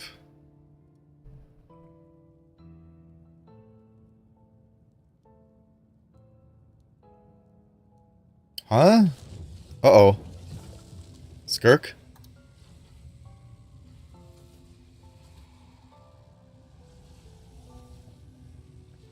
Does it not matter which one? Oh! 時の失勢、イスタロトの Easteroth. そうじゃなければこの出会いは起こり得なかった。知ってたのは結果だけ。その500年前、カーン・ルイヤの最悪が始まったばかりの頃、そんな時、この少女ティレルが訪ねてきたの。彼女は世界を救ってほしいと必死に頼み込んできた。お兄ちゃんが私を探してるって聞いて、驚きのあまりすぐには信じられなかったけど、テイワットで目覚めた時、お兄ちゃんはそばにいなかった。この星のどこを探しても見つからなかったの。Is it our fault that she... あんなタイミングで、当時の私にとっては難しすぎる選択だった。すぐにでもお兄ちゃんに会いに行きたかったけど、カーン・ルイヤはもっと切実に私の救いを求めてた。分かってた。どっちを選んでもこの先ずっと後悔することになるって。罪悪感を抱えながらも私が選んだのはお兄ちゃんに会いに行く方。やっとのことで見つけた時、お兄ちゃんはまだ目覚めてもいなかった。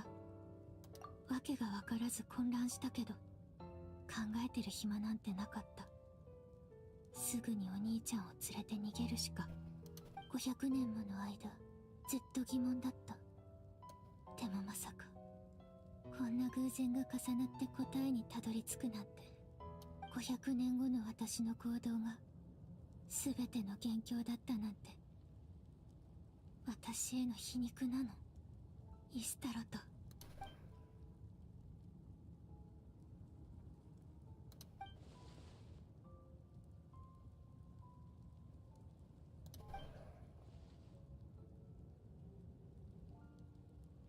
まだ。でも最も重要な一歩は踏み出せたよ。テイワットの地脈は天理によって固定されていて、増やすことも置き換えることもできないってことは。でもナタにある八神の国だけは例外みたいで、そこで私はアビス教団を率いてナタに陽動作戦を仕掛け、残念ながら八神の国は特殊で新たな地脈を受け入れることはできないんだって。それで八神の許可を得て運命の食器を起動させたの。一輪のインテイワットの花を基盤に500年前のカーン・ルイヤを再現した空間を生み出して、時空が重なり合ってたからこそ。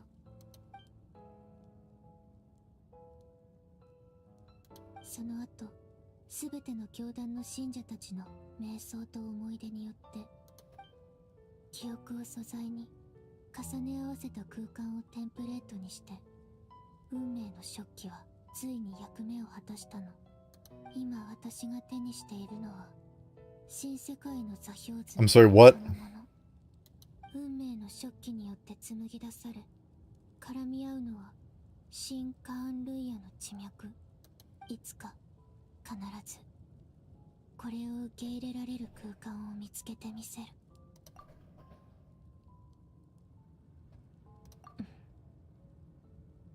500年前カーン・ルイヤに来たばかりの頃、 Okay.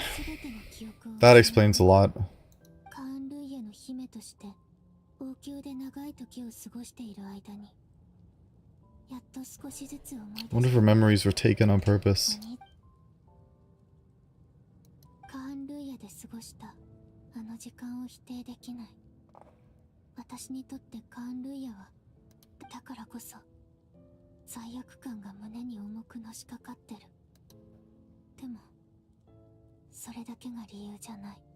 それ以上に重要なのは天理と対等に対話するための資格を得ること。そのためには一つの世界が必要なの。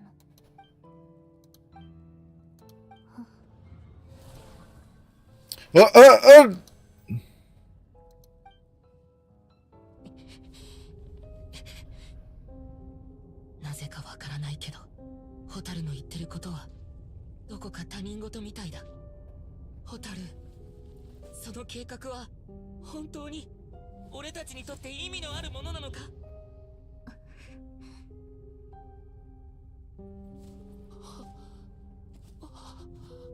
最初から全部私とお兄ちゃんだけの問題。さようなら、お兄ちゃん。旅の終点で二人の新たな始まりが待ってる。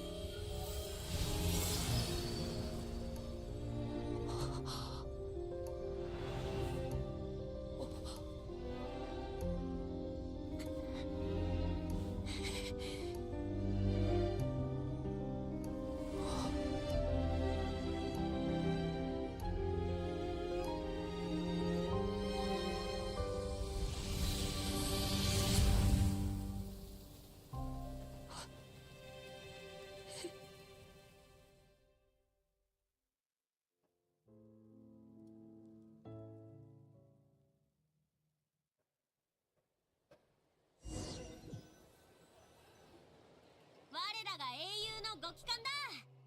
みんな待ってたんだぜ。She was 主 listening. 力部隊が戦場に到着する前にアビス教団は撤退した。お、どうした？ I still think that the sustainer is finality, but I'm not gonna. 詳しいことはオイラもわからないけど、旅人がティレルと手をつないだ瞬間、まるで異世界に入ったみたいに、オイラの目の前から消えちゃったんだ。必死で近くを探したんだけど、 Me trying to explain to Genshin lore theorists what a bubble world is. すごく悲しそうな顔で立ってたんだぞ。 Because what they described is exactly what a bubble world is.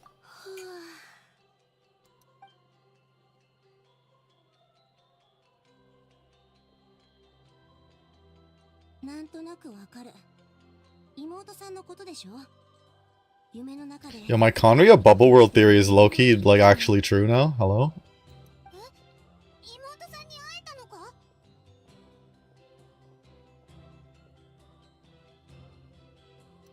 んでオイラに一番に教えてくれなかったんだよ。まあ、落ち込んでたのはわかるけどさ。君の妹、本当にすごいことしちゃったのね。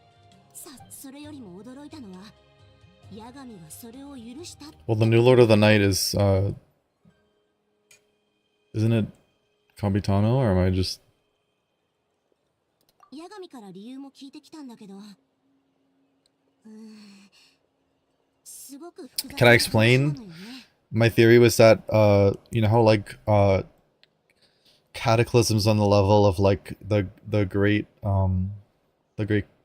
Honkai, or, well, I mean, it's the great collapse, but, you know, the cataclysms like the great collapse tend to create, like, bubble worlds of the moment of their disaster. So my idea was that Conria existed in a bubble world, or that what Lumine was trying to accomplish was to create Conria as a bubble world and then bring it back using that bubble world. But I wasn't exactly right, but bubble worlds can be superimposed onto reality because of how they work. Like, it wouldn't, at least in the Honkai games, we've never seen a character from a bubble world appear within, like, proper space. Unless Teyvat is also a bubble world, in which case that could happen. But I'm not trying to get into the debate of whether or not Teyvat is a bubble world right now, so... Yeah. アビスとの戦争の時、マービカ様と隊長の意見が分かれてたでしょ。ナタの文化や人々の記憶を第一に守るべきだと考えるマービカ様に対して、そして今回運命のショッキを見たヤガミは、それが Because superimposition is, in quantum mechanics, superimposition is when you have two things kind of like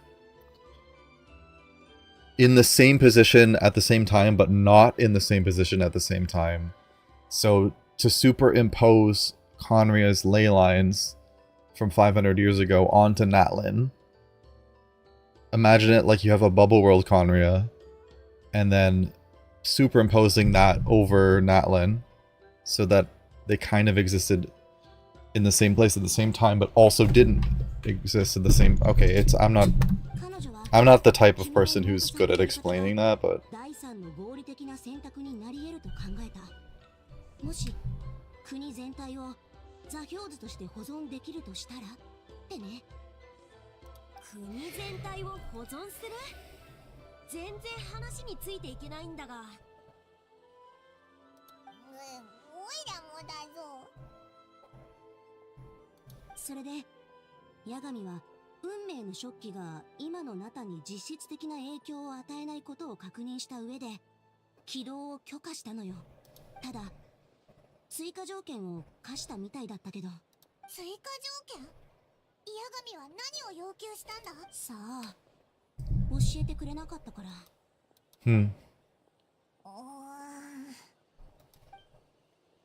ま、とにかく飲もうぜ。戦いに勝ったんだからな。私は八神様を絶対的に信頼してる。すでにこっちの厄介事を引き受けてくれてるんだ。そうだろ、旅人。さあ、一緒に北条の国に戻ろうぜ。ボレソもいるだろうし、今回はしっかりもてなすからな。お？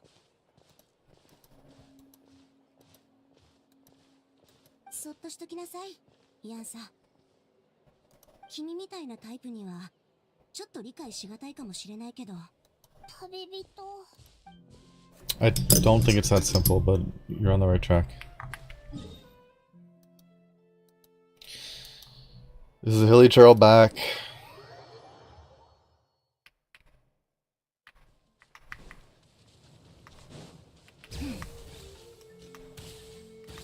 I mean, I did say Chekhov's Hilly Churl. I said that would be her, but I didn't know it would be that serious, like that crazy. I thought it was something else.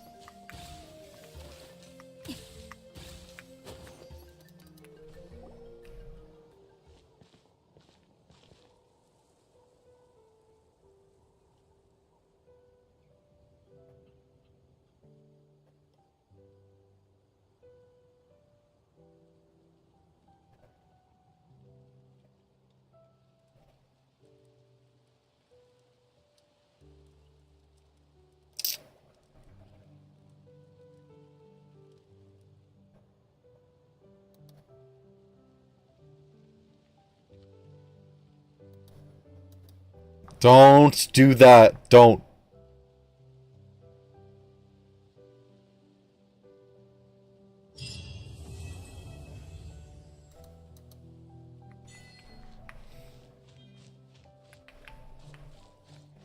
You know, sometimes I hate this game.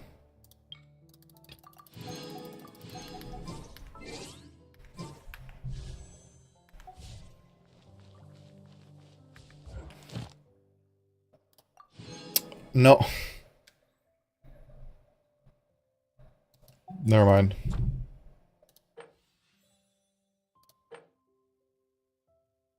Have I not? Oh, I forgot that they added this.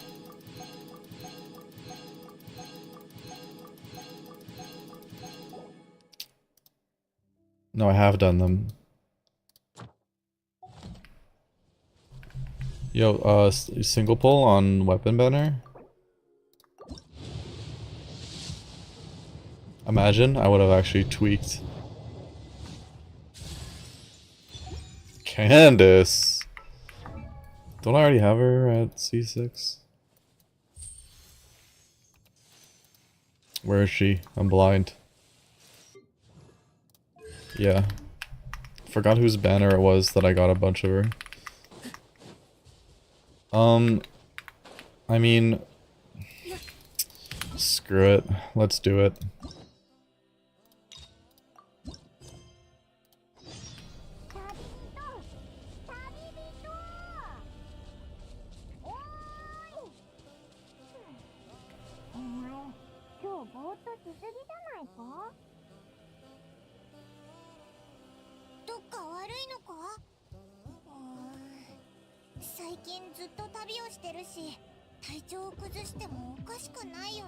We're going all the way to Liwei?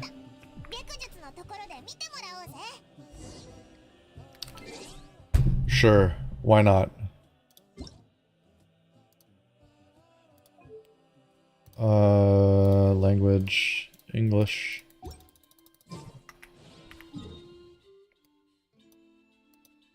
Why not? Her quest is probably actually important, so let's do it. I genuinely thought she was gonna show up in Act 6.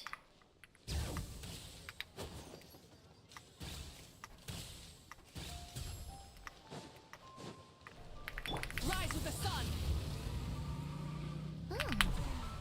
Baiju wasn't in his shop. That's awkward. Oh, you're looking for Dr. Baiju. He's resting today, but he said to send any patients to the back room. Ah, okay. Thanks. We'll head on through. So many medicines.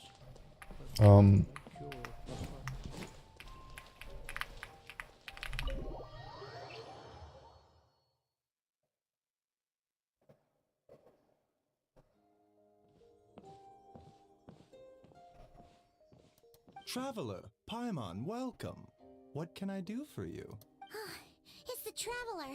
He looks absolutely beat these days. He has these huge dark circles around his eyes, like he hasn't slept a wink. And he keeps spacing out. You have to call his name several times before he... Is that her old voice? What do you think it is? Is he sick? No, it is her new voice. For a second wow, okay. Very peculiar. In all the time we've been acquainted, this is the first time you've come to me with a health complaint. Come, let me take a look at I'm you. saying, like, it's kind of random. Okay. Paimon does not like that expression, Baiju. It's not serious, is it? Complexion is good, eyes are clear, breathing is steady, pulse is strong. Okay, be more specific. What do you mean eyes are clear? Physically, you appear to be in good condition, Traveler. In theory, your energy level should reflect that. You should be feeling right as rain. Hence my concern. A clean bill of health is usually a good thing, but in this case, it likely means your situation is more complicated. Okay. He's taking the subjective symptoms into account.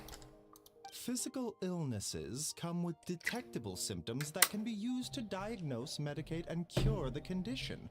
But afflictions of a non-physical nature, they fall outside a doctor's realm of expertise. Not exactly, but sure. What do you mean, non-physical nature? Curses, dark magic, it's hard to say. It could just as easily be a simple Yeah, case of which mental would be in your fatigue. jurisdiction, bro. Why don't you rest here for a bit? Whatever it is we're dealing with, clues to your condition are sure to reveal themselves in time. In the meantime, Changsheng and I will review the relevant literature for afflictions that present with mental fatigue.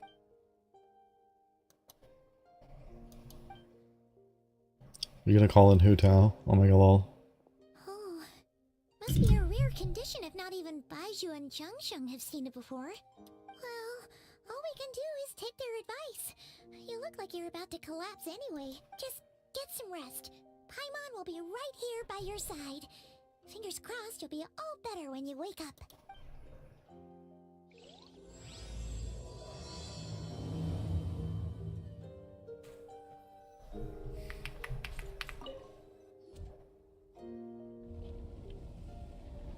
He is being observed.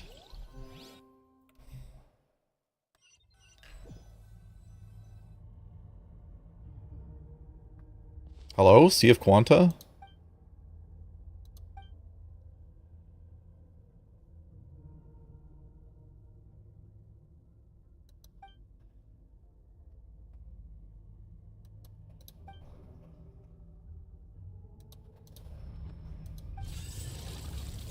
Oh.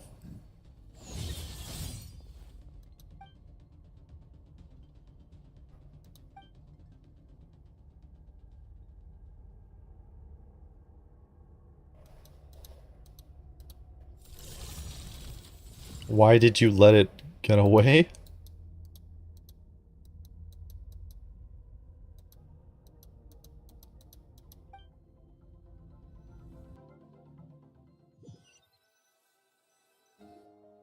Traveler! Traveler! Rise and shine! Time to wake up! For once, you're making Paimon look like an early riser. It's already afternoon. Hopefully all that sleep did you some good. Feel a cut! What? Did you scratch yourself in your sleep? Nope, nothing there. Okay, don't panic. Paimon heard that dreams tell us what we need by showing us the opposite. So...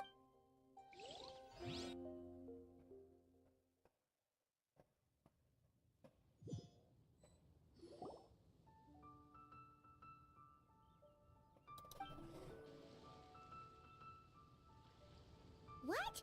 So, in this dream, you were trapped in a weird place with thick fog everywhere. Yeah, that looks so good. Oh. Okay, well, that's a new one. Are you sure? But then again, you woke up right where you went to bed. And you were definitely in a deep sleep this morning. Then, it's decided.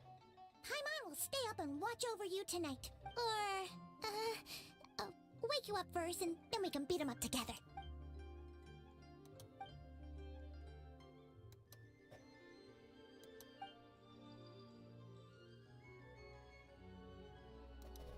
Something is missing. Did you just say something? The flesh remains whole, but the soul is incomplete. Left unresolved, the mind will wither away along with it. Ah! What the? Wait! Paimon remembers you? Your child Skork! Right! What are you doing here? The last time we saw you was at the Primordial Sea in Fontaine, right? But then we left and never learned where you went after that. Child's been looking everywhere for you, by the way. What brings you to Wanmin Restaurant of all places? You came here looking for us? And were you the one behind that hocus pocus just now? Tell me, what is it that you saw? Tight-lipped, huh? I suppose that's fair. You, I'll take a glass of wine. Hmm? Oh, of course. Coming right up. In the afternoon? Swan in-house. It's not too strong. Enjoy. Chef Mao, I'll take a grilled tigerfish over here. Coming right up. Ah, if I knew we'd be this busy, I wouldn't have approved Shenhe's vacation. At the end of the day, what happens to you is of little consequence to me. I'm not here to try and win you over. Trust me or not, the choice is yours. If you want my help, now's the time to speak up.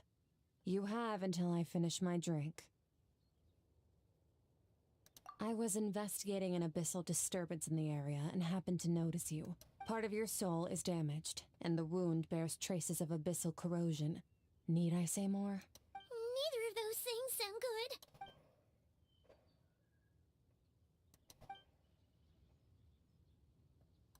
Well, should we trust her? She mentioned an abyssal disturbance. Maybe that has something to do with what's going on with you. But we could always find a different expert on the abyss to help us out. Yeah, and that thing she said about your soul being damaged is scaring, Paimon. Definitely something we should fix sooner rather than later. Skirk's an interesting one, that's for sure. But from what Child's told us, she doesn't seem evil, at least. 1, 2, 7, 10. That'll do. Well, have you made up your mind?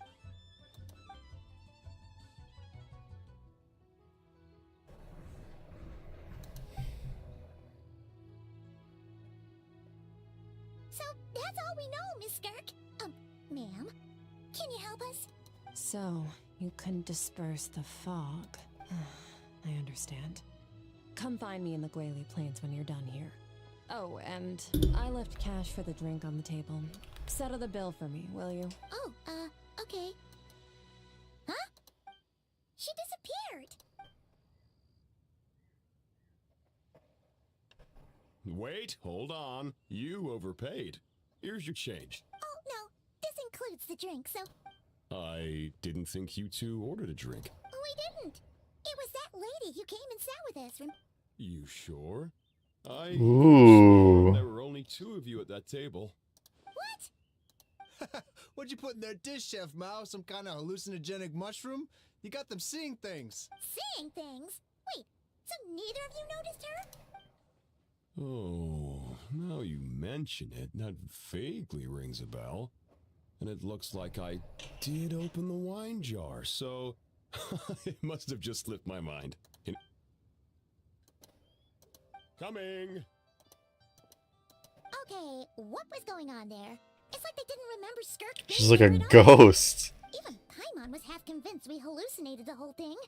But that Mora she left for us was definitely real. Oh, this whole situation is giving Paimon the creeps. But anyway, she told us to head to the Guili Plains, right? Let's not keep her waiting.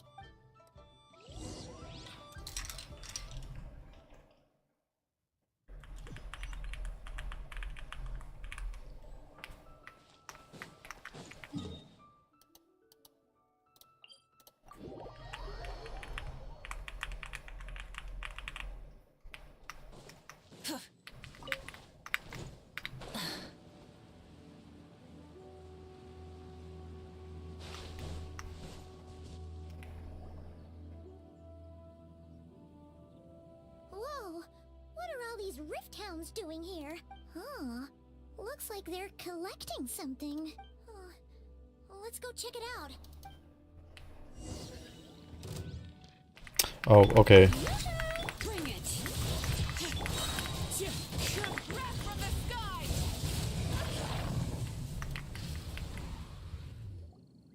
So, this is what they were collecting.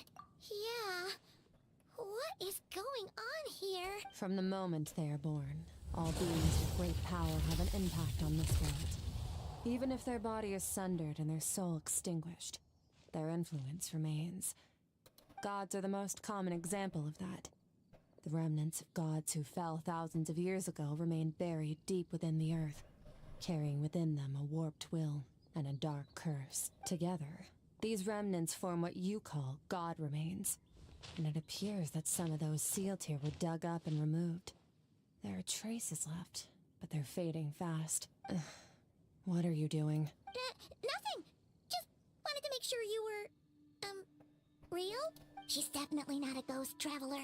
Paimon poked her, and she's solid.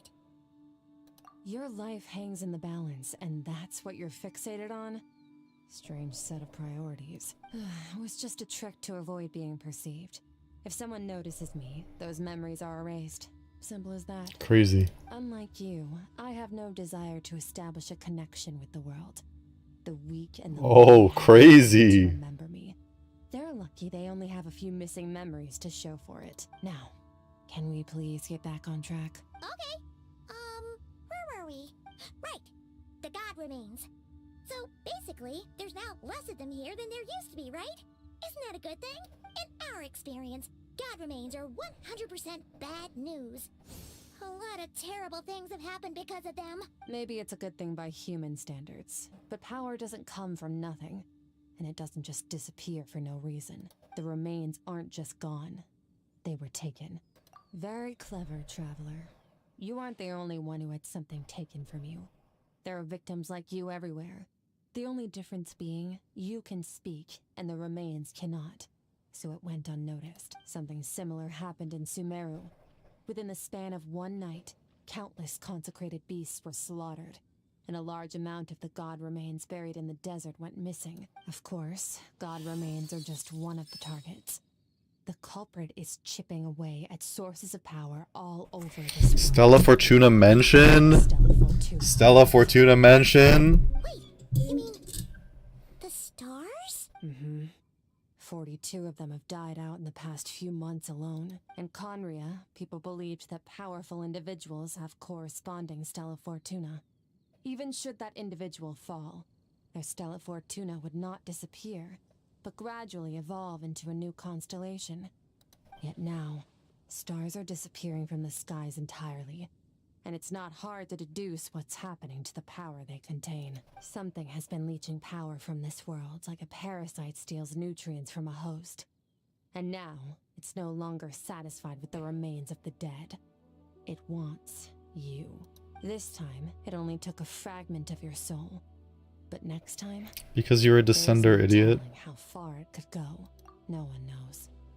All I know for certain is this.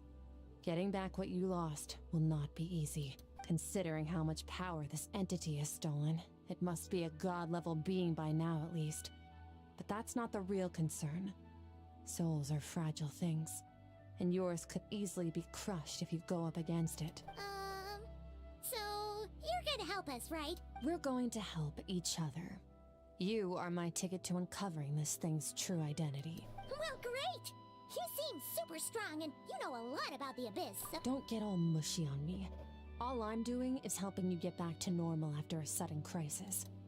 And I should warn you, getting mixed up with me can have unforeseen consequences. We're on very different journeys.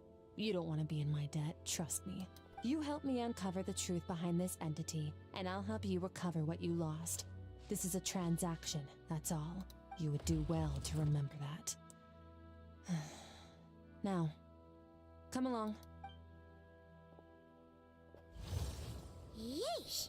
You'd think she'd be a little friendlier since she's agreed to help us. But nope. Well, whatever. If that's how it's gonna be, then she doesn't deserve our friendship. What she does deserve is a super It's been a while. nickname. Paimon's got it. Frosty the Lavender Melon. Serves that What? right. Anyway, the important thing is that we get that piece of your soul back. So, let's follow her and see what sort of plan she's got.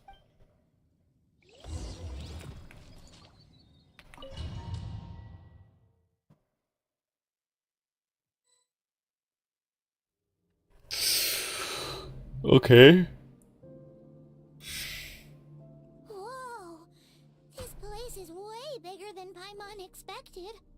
Where are we? This is where I live. I suppose it's the closest thing I have to a home here. It is.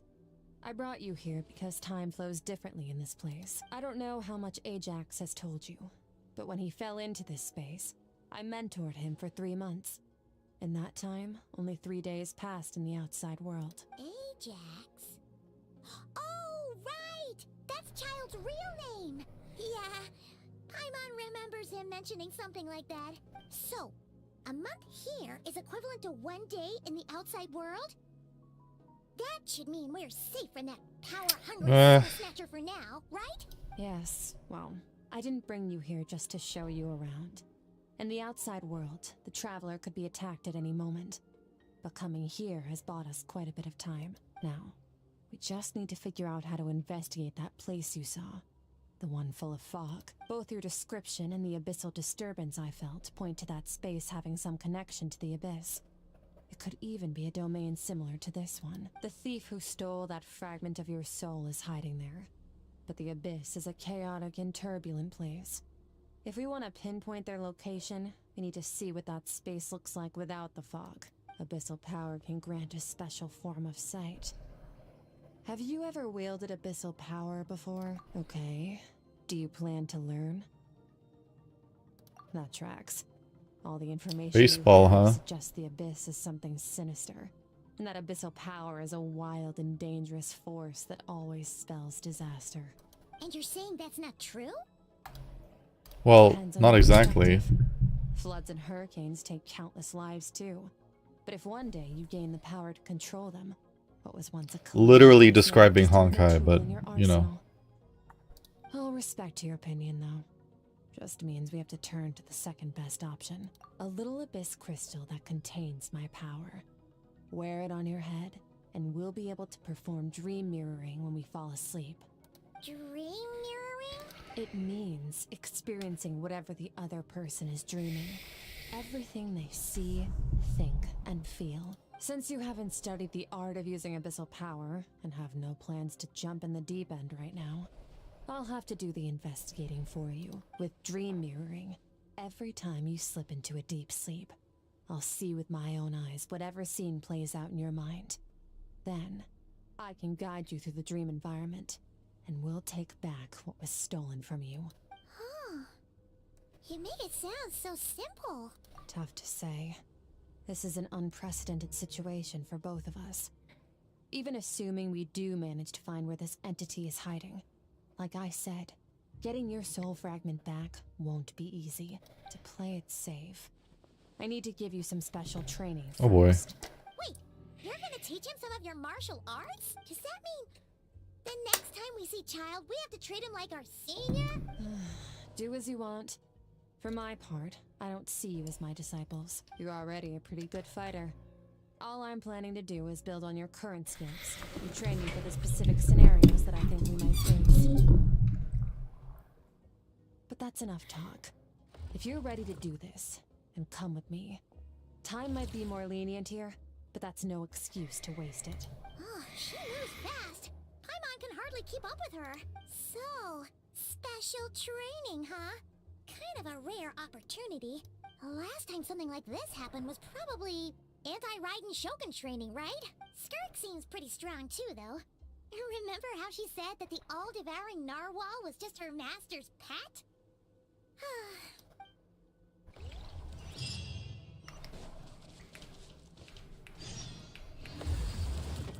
Okay.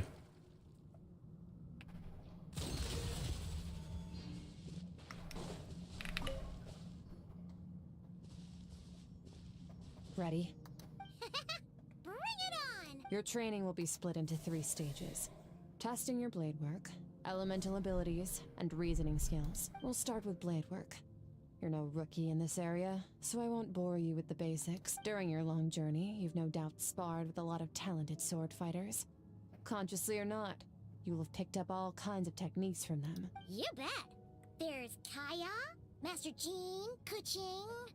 Oh, and Kazuha, Ayaka... Yeah, we've met sword masters like you, and you sparred with a bunch of them too, right? Nice to know it's all gonna come in handy now. Don't get too smug.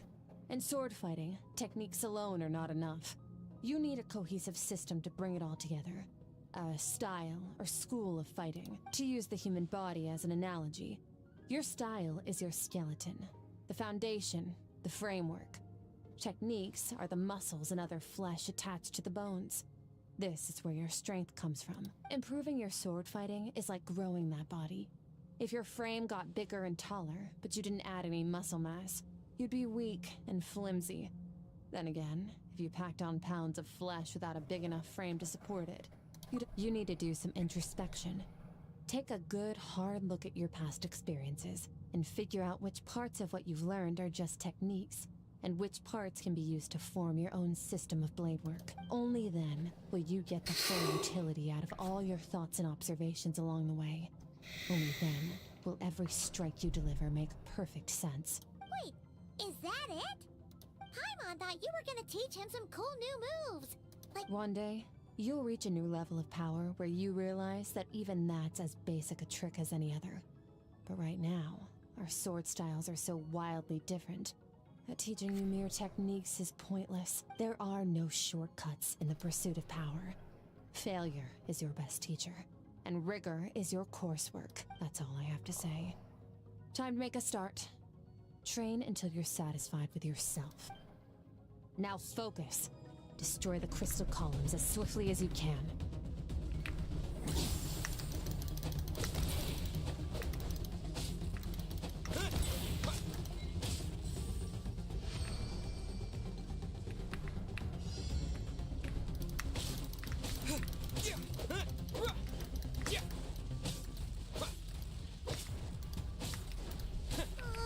This is making Paimon's head spin. Hang in there, traveler!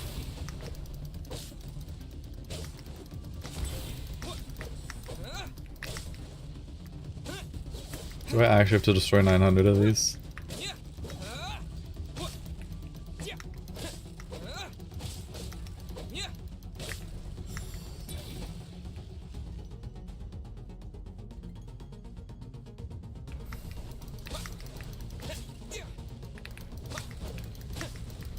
Bro entered the flow state.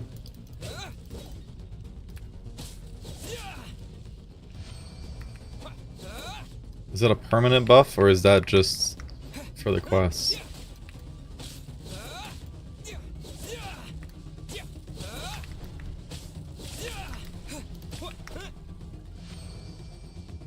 Stay calm.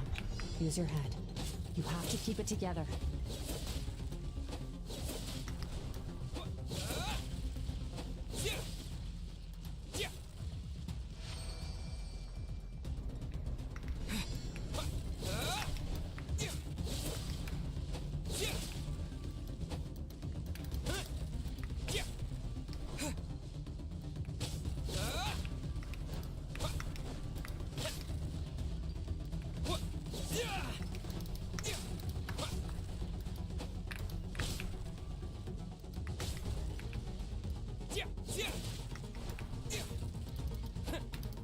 Yo, honkai ass music, bro. What is this?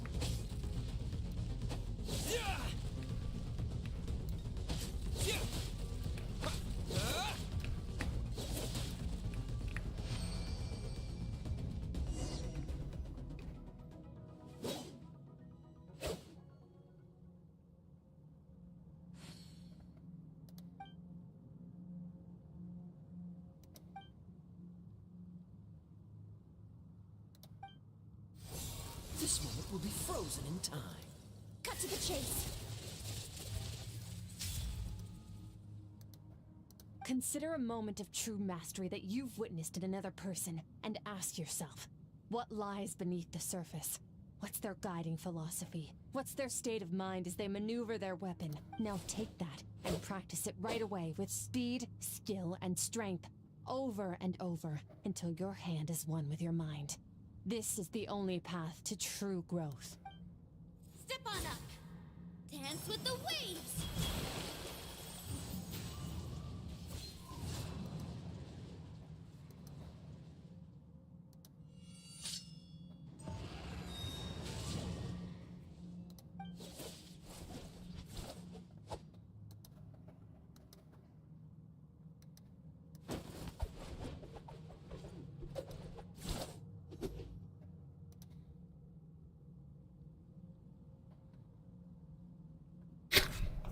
I'm sorry. If you start to tire, empty your mind, but do not stop. Stay in that frame of mind as you keep up the fight. Get rid of all redundant movements. Imagine your sword is an extension of your own body. Wield it just as you wield your arms, hands, and fingers. 'Twas on a deserted moonlit night that the hero approached the vile dragon's limpid lair. Rain cutter! Feathers fleeting wet, the white heron treads water, a sight without flaw. Master of Inazuma Kamisato art Tachijutsu.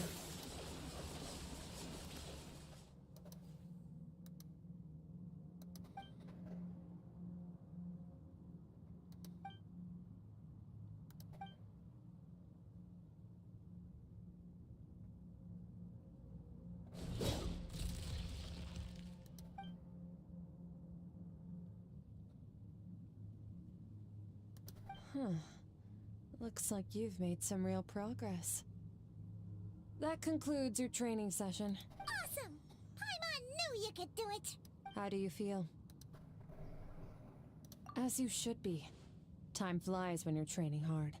You've actually been going for several days now with no rest. Power scalers be like, no. The fact that that's the first place my brain went to. Yeah. Meanwhile, Paimon's had a whole bunch of naps. But you were so focused, she didn't want to interrupt you. Go get some sleep. I'll be doing the same very soon. Let's hope you see that foggy place in your dream, so I can get this investigation over and done with.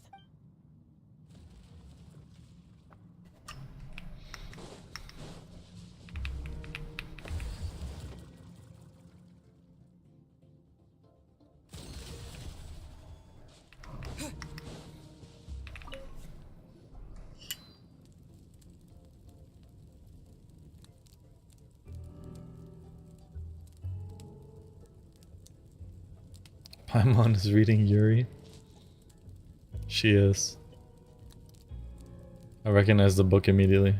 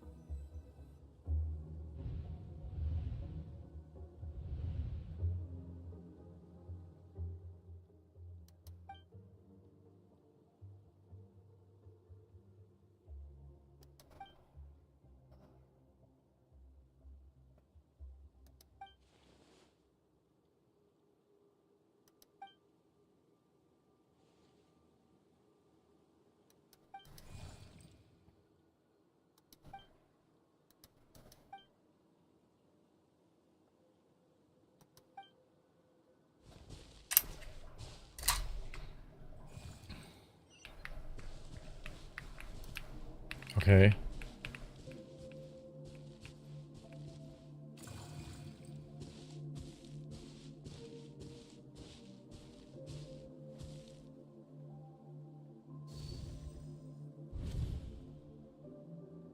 Skirk, why are you skipping classes again? We've talked about this. Cause he's a crabby old man, and he's a boring old man. I don't like going to his classes. Excuse me. You shouldn't talk about your teacher like that. It's very disrespectful. All right, let's not get into a big fight about this. Skirk's learned what she needs. There's no point forcing her to sit through more classes if she doesn't want to be there. But I'd still love to hear about what you got up to yesterday. Why don't you tell your dad all about it? I went diving, and I saw this huge fish. I never knew they could get that big. It looked kinda dumb though, with that stupid big fat head. I tried to shake its fin, but it just spat water at me. Oh, and today, I'm gonna go to that prairie up north. There's supposed to be this giant bird there that can spit fire. I bet if I climbed on its back, it could fly me all the way to the stars. Then I suppose your old dad should get one as a pet too. Otherwise, how are you gonna hear me call you for dinner up there in the stars? When it's time to eat, I'll come back on my own, Zilly. Anyway, gotta go. Bye, Mom. Bye, Dad. Wait! Put on a coat at least. You'll catch a cold. I'm talking to you, young lady. You spoil that child, you know. Ever since that merchant ship arrived, she practically lives outside. Always going on about exploring the beyond one day, whatever that means. Ah, let the kid do what makes her happy. Besides, we both know you're all bark and no bite. Come on, our little adventurer is gonna be hungry when she gets back. Let's get started on dinner. Her world.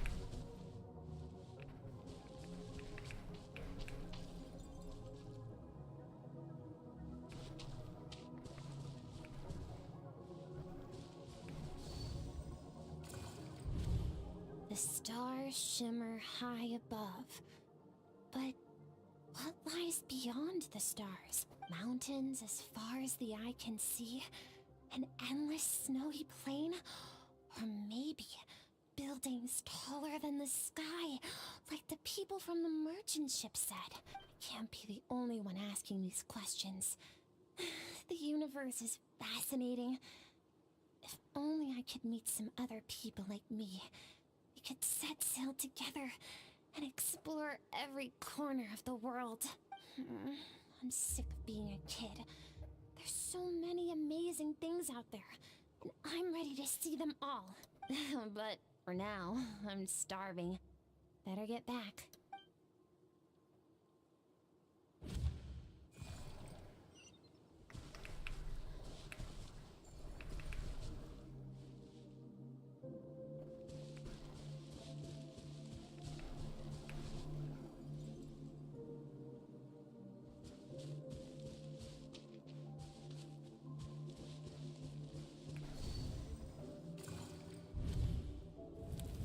Don't let a single one of them get away! No, please, spare the children! Stay back! They're coming! Run! Help! Eliminate the threat. Take him down. Don't be scared. Help! This way! We'll never make it! Fire. There's fire everywhere. What happened? I told you we shouldn't have trusted these outsiders.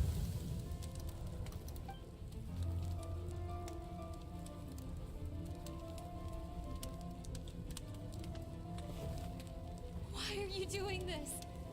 What did we do to deserve this? We welcomed you with our finest food and drink. Showed you the best our home has to offer. Gifted you cloth dyed by our own hands. And this is how you treat us? Run! Save yourselves! Captain, Zone 3 is clear and we have Zone 2 surrounded. Begin extermination. Remember the orders from upper command. No one is to be left alive. Rest assured, sir. We have enough munitions to annihilate these savages and burn their entire civilization to the ground. Good. The only ones who put up a real fight are that man and his wife, correct? What's their status? We shot the man in the ankles and the wife broke her wrist attempting to fight back. They won't be doing much more fighting. They're holed up in their home for now, but they won't last long. To prevent them from making some kind of last stand, we're planning to clear out the other zones first so we can send a bigger squadron to surround them. Well, well. Turns out some of these beasts do know how to use their claws. Now the threat these savages pose will be undeniable. Let them cling to what's left of their lives for a little longer.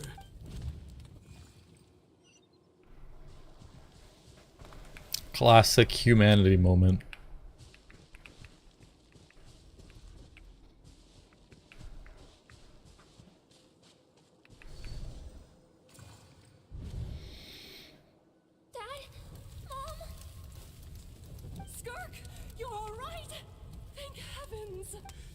So happy to see you, sweet girl.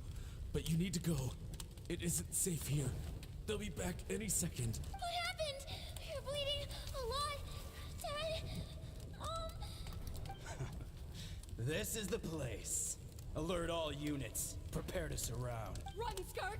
Run as far away as you can! Don't trust anyone! Your dad and I, we're not afraid to stare death in the face, but we need you to survive. My clever girl, so curious. You're already so brave. I know you're going to grow up to be such a positive light in this world. Whenever you miss us, just play this song. Remember, life is a gift. Don't let darkness claim it. Break down the door! Look what we have here. A savage that can pluck a tune. Well, the show's over.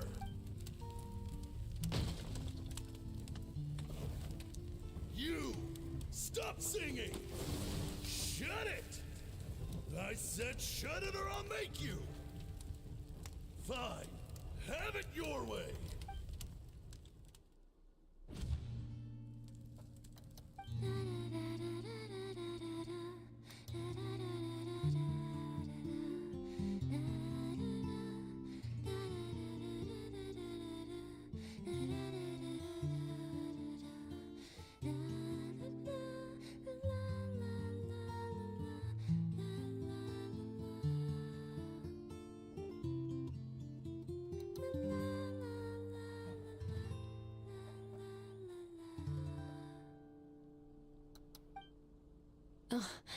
You're awake.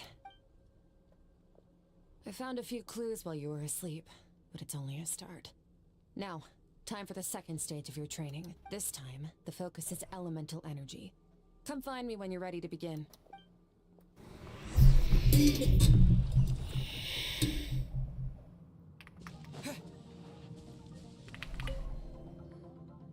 Man, staying in the abyss feels so surreal, don't you think? No day and no night. It's like time hardly exists. If we were, well, except for the fact that Paimon still gets hungry like clockwork.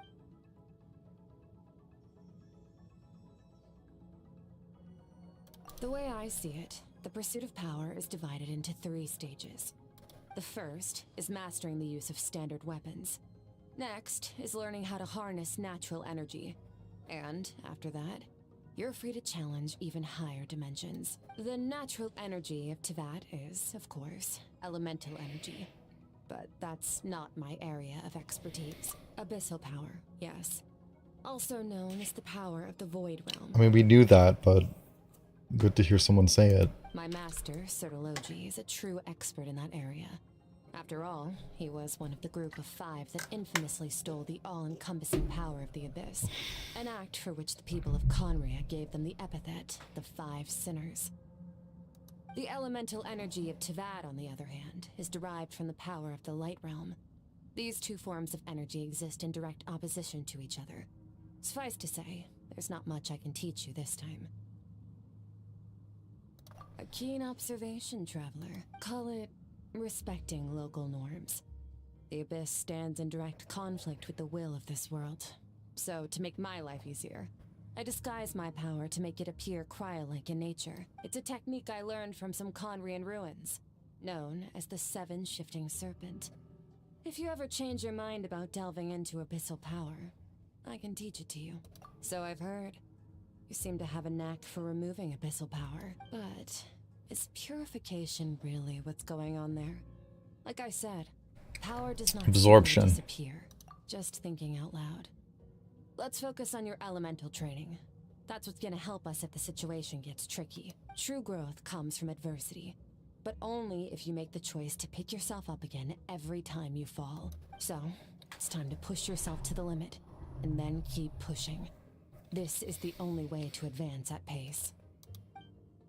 Use the power of Animo to clear the field as fast as you can.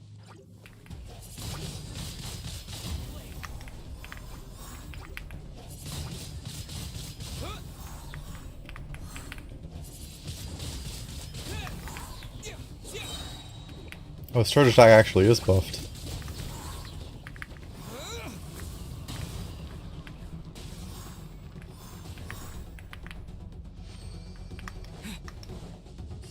Observe your surroundings. Look for things you can use to tilt the scales of success in your favor.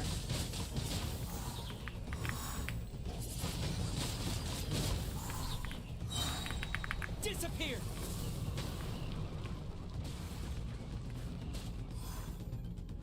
What do you mean immune?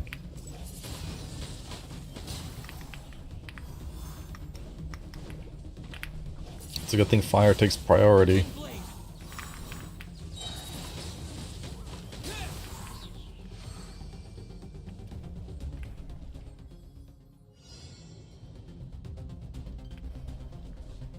Use the power of Hydro to destroy the spikes. Why ending with Hydra? Water jet! Faster. Don't give them a chance to strike you. You need to be quicker than you were in your dream. You can't afford another injury like that.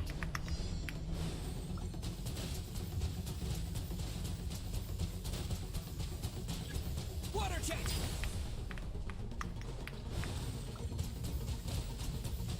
Go! Go! Water jet!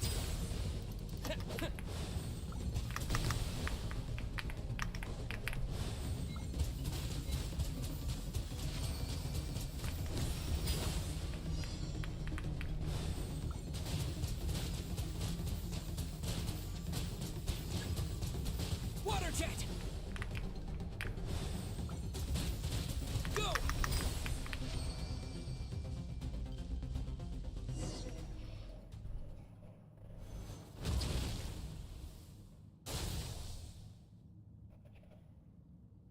Yeah, why don't You you? need to understand what makes you special. The ability to wield elemental energy without a vision and switch between the elements at will. It means your aspirations need no approval from the gods.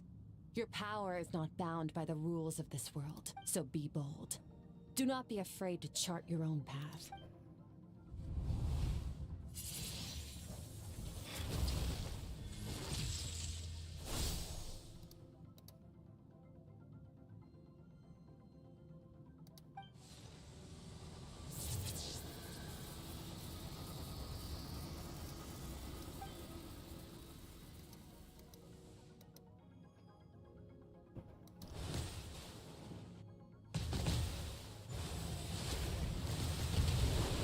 Hey yo. Good. It seems you've reached a deeper level of connection with the elements, long enough for you to lose yourself in your training, which is a good sign. Relentless practice with the elements has drained all your strength, but it's also what allowed you to make progress. Get some rest. When you wake up, we'll proceed to the final stage of your training.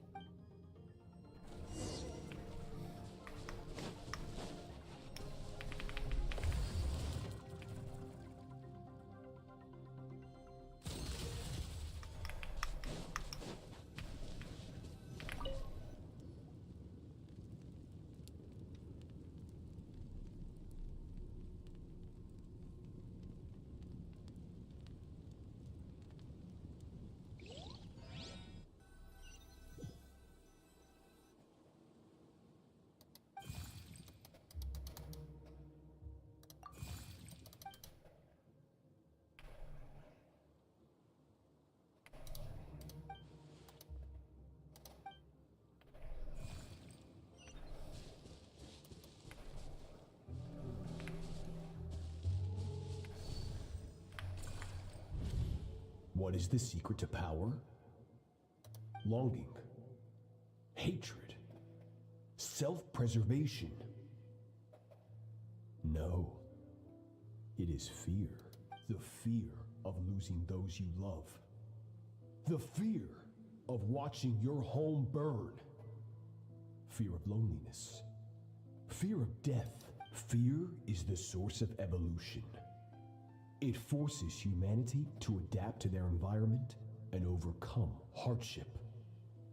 It is in the process of prevailing over our fears that we surpassed first ourselves and then the rest of the world. That fear is now part of you. It calls on you to evolve. And it is time to answer. How did you come into contact with Sudologi to begin with?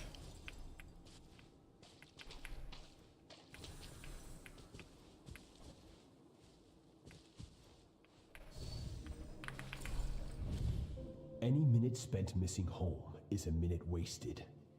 Practice your sword work instead. Do not make me tell you twice. But, Master, I can barely lift this sword anymore. So it has not broken yet.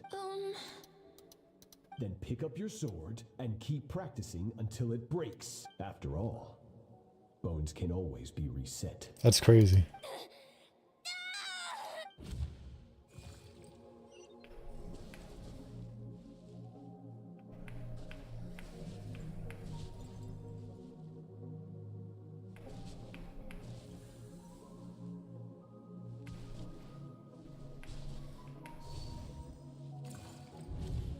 Good, Skirk. Once again, you survived. How do you feel?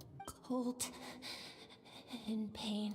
These are signs that you are adapting to the abyss. Each time the flesh is torn and the spirit crushed, each time you claw back from the brink of death, you become stronger. I now understand why these people sought to destroy your homeland. Your potential goes beyond even what I could have anticipated. But you still have much to learn in your pursuit of strength. Your mind is rife with distractions. From now on, I shall show no mercy in your training.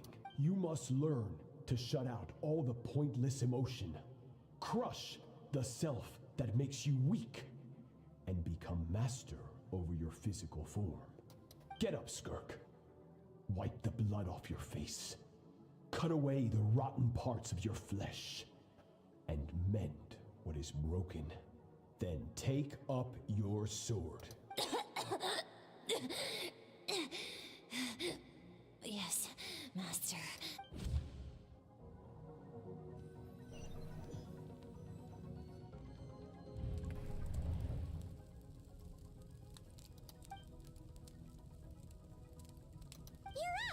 Hopefully you got some good rest. Skirk said to tell you that she's ready to start the final stage of your training whenever you are. So, wanna head over now? Or did you wanna wait a little?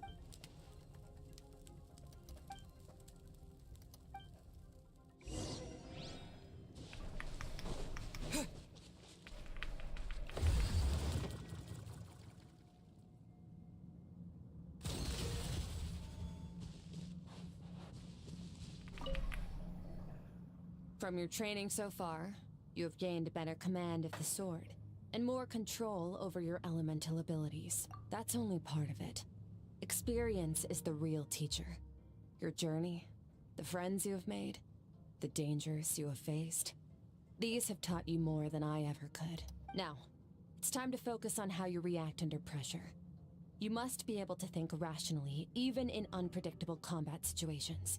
To simulate this, I'm going to attack, and you're going to block. Ready? Not bad. That defensive stance looks near unbreakable, just like your sister. That reminds me. You still don't know what happened to her, do you? Broken. Hey, no fair! That's cheating! You think every opponent has the same moral code as you? You can denounce their deplorable methods all you want, but only if you live to tell the tale. The dead don't get to complain. Strong emotions will always arise in combat. Anxiety, anger, fear. But a true warrior is never at their whim. How amusing. Almost sounds like you think you know me, but you don't. You can choose your own path. We are not the same. Let's begin. Try to use reason over emotion. Make the most rational and advantageous decision in any given moment. This is your final training session. Look alive. Same drill as before, but this time I'm going to interfere. Hold your focus.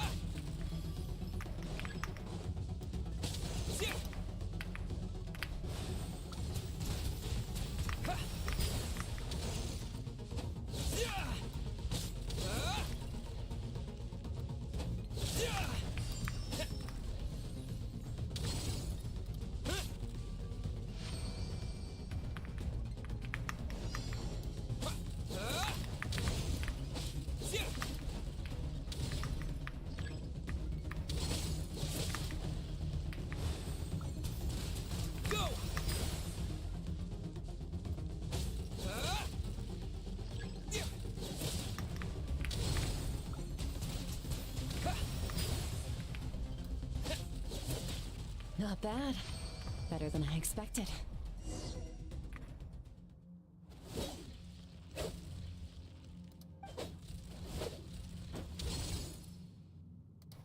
You're getting the hang of it.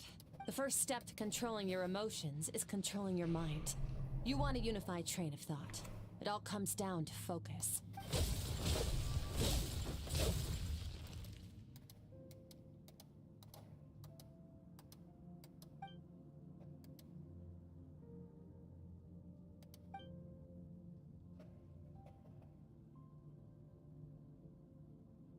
Your mind is rife with distractions. From now on, I shall show no mercy in your training. You must learn to shut out all the pointless emotion. Crush the self that makes you weak, and become master over your physical form.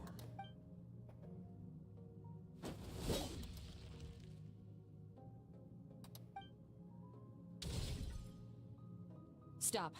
Let's pause here. One look, and I can tell your mind has wandered. That's to be expected. There's a limit to how long a human being can concentrate on one thing. Staying calm and focused sounds simple in theory, but in practice, it's more demanding than sword work or elemental abilities.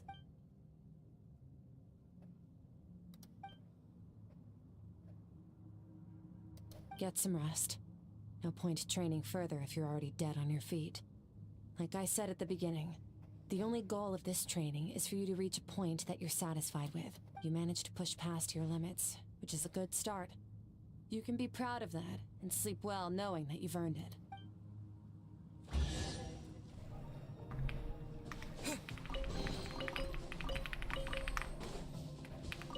Warriors will train day and night to perfect their skills. One mistake, one moment of hesitation, and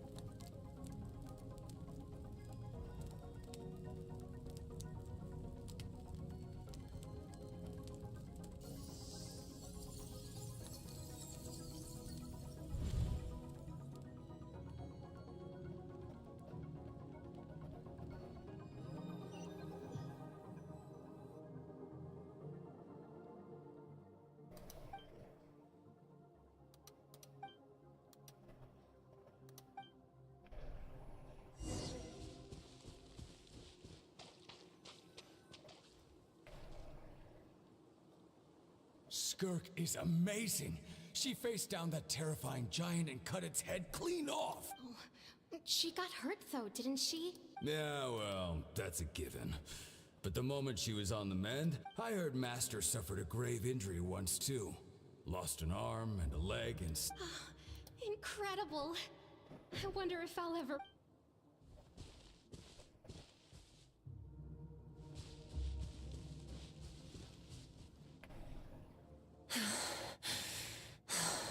Pathetic. You're not even trying.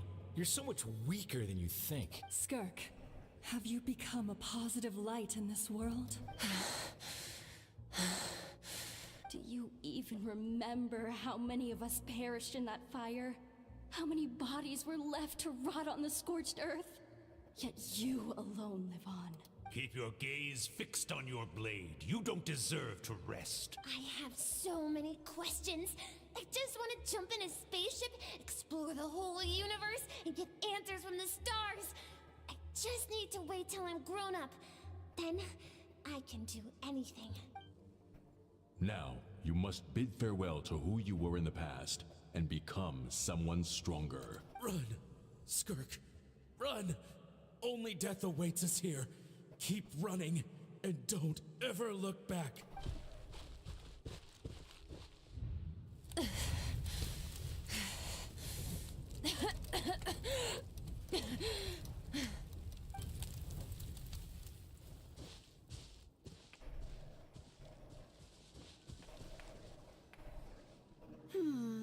Let's see here. First things first, you need a new identity. Going around telling people you're from somewhere beyond the stars won't do, now will it?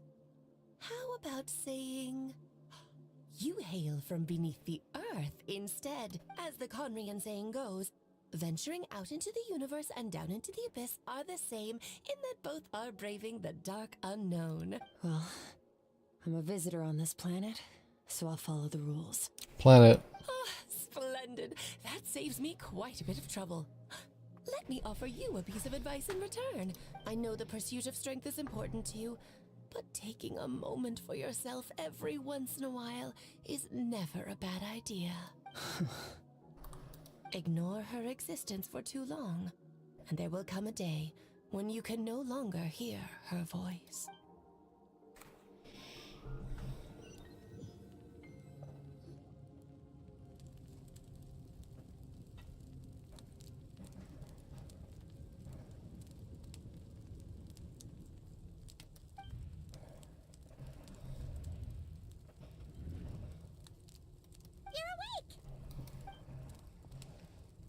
You must be starving, right?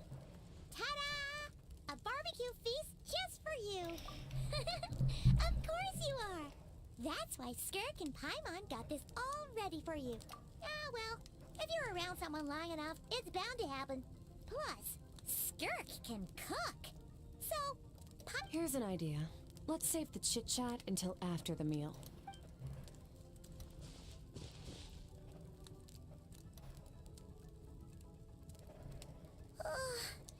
So full.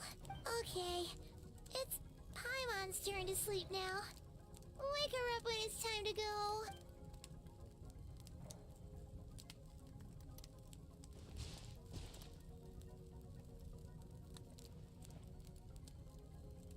I have good news. First, your training is complete.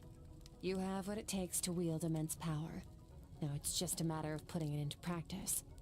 Continue to learn from your journey and hone your skills against formidable opponents. Second, I've located the culprit we've been searching for. Next, you just need to retrieve the missing part of your soul, and our business will be concluded. When Ajax trained with me, he once told me he was bursting with questions. So I allowed him to ask me 3 of them before he left. You and I may never meet again, Traveler. So if there's anything you want to ask me, now's your opportunity. Just like Ajax, I'll answer 3 of your questions. Okay, not the angle I was expecting. What makes you ask that?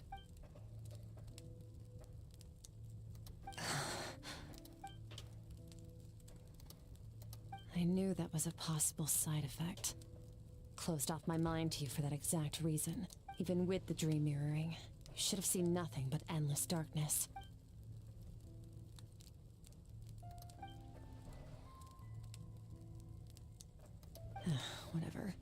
Must have been a flaw in my execution.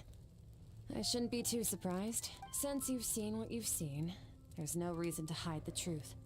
All I ask is that you keep it a secret. No, I'm not from Tevat. I'm from a different planet. And there was a time when I journeyed through the stars. A lot like you in some ways. No, we're different in that respect. You're influencing the fate of this world. But me, I'm just passing through. Several hundred years ago, my master, Sertologi, opened the border between worlds and sent me here. But this is not my home. And one day, I'll return to the vast unknown of space. So, there you have it. On to your second question.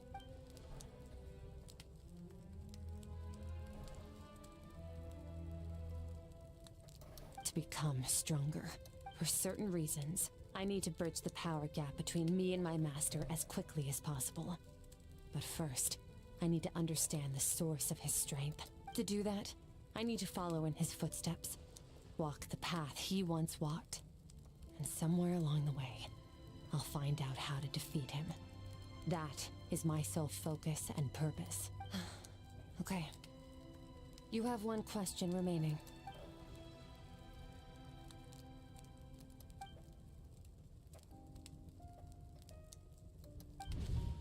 You make it sound so easy.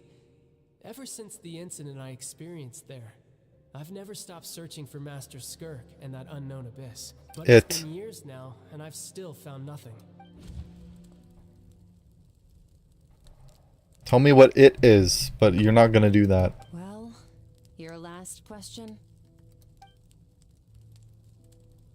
Ajax. His situation is different than yours. Before you ever crossed paths with me, you'd already encountered many formidable people, studied their techniques, and developed your own skill set. So, during your training, all I had to do was build upon that foundation. But Ajax was so young when he came to me. A complete blank canvas. Children can't help but imitate their role models. In the long run, that would only hinder his growth. Once Ajax has enough strength in his own right, I will allow us to meet again.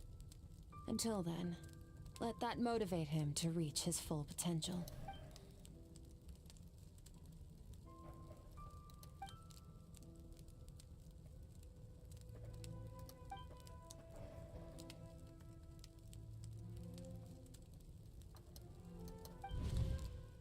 Unlike you, I have no desire to establish a connection with the world. The weak and the lowly have no right to remember me.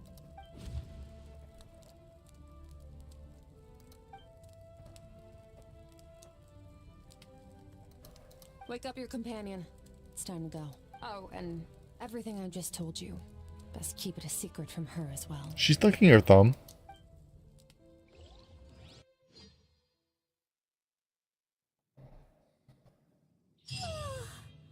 Time to go.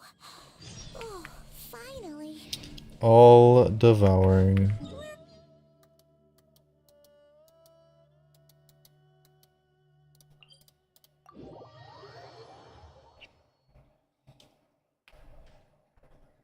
Just follow me.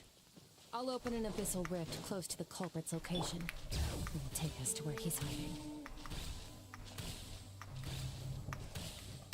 Oof.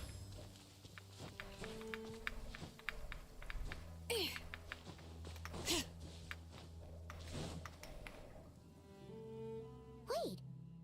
this is near the chasm, right? Yes. If we enter from here, we'll be able to reach that place from your dream. You have some experience with abyssal domains by now, but still, this is someone else's territory. Best to proceed with caution. Don't worry, Paimon's an expert at hiding behind other people for safety. Oh, but, that means you need to stay safe, traveler. All right. Remember your training. Time to put it to use.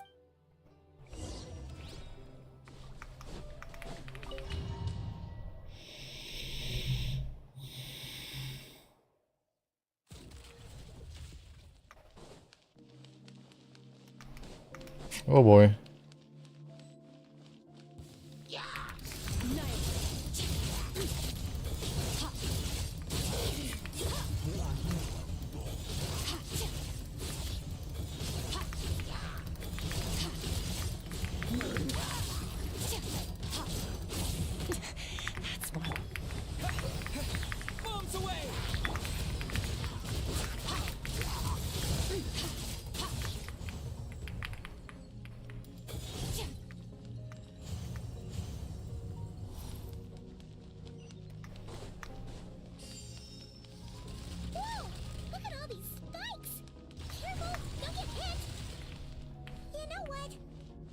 It's just gonna float behind you.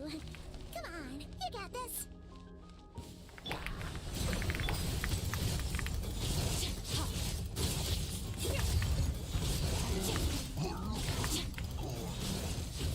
Hey, what are you two doing here?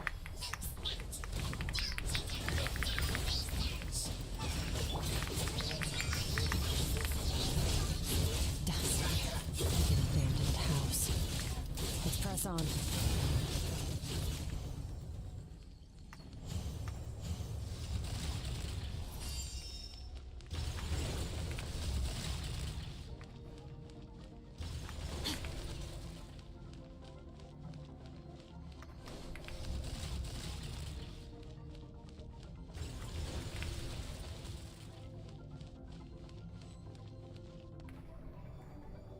Oh, looks like this is a dead end.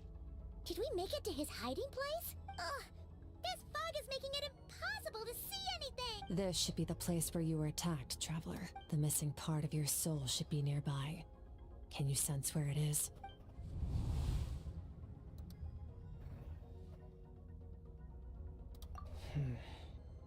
Our opponent must have covered his tracks just in case. Otherwise, you should have sensed it much more strongly. Hold on! Look! The spikes are back! Stay calm. Let's hold back a little. Give our enemy some wiggle room so we can see what we're dealing with. If you're too reckless, we might be playing right into his hands. Our enemy took part of your soul for a reason. It's likely he integrated it into his attack somehow.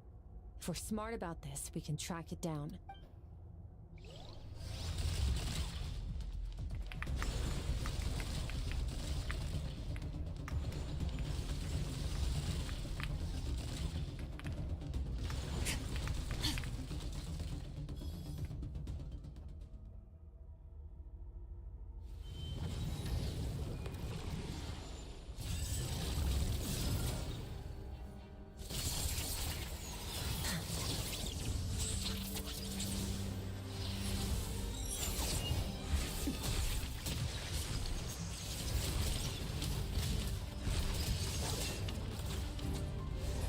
From the start, the attacks have been focused on me.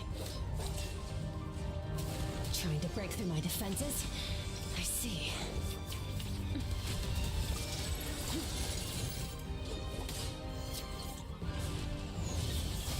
That one.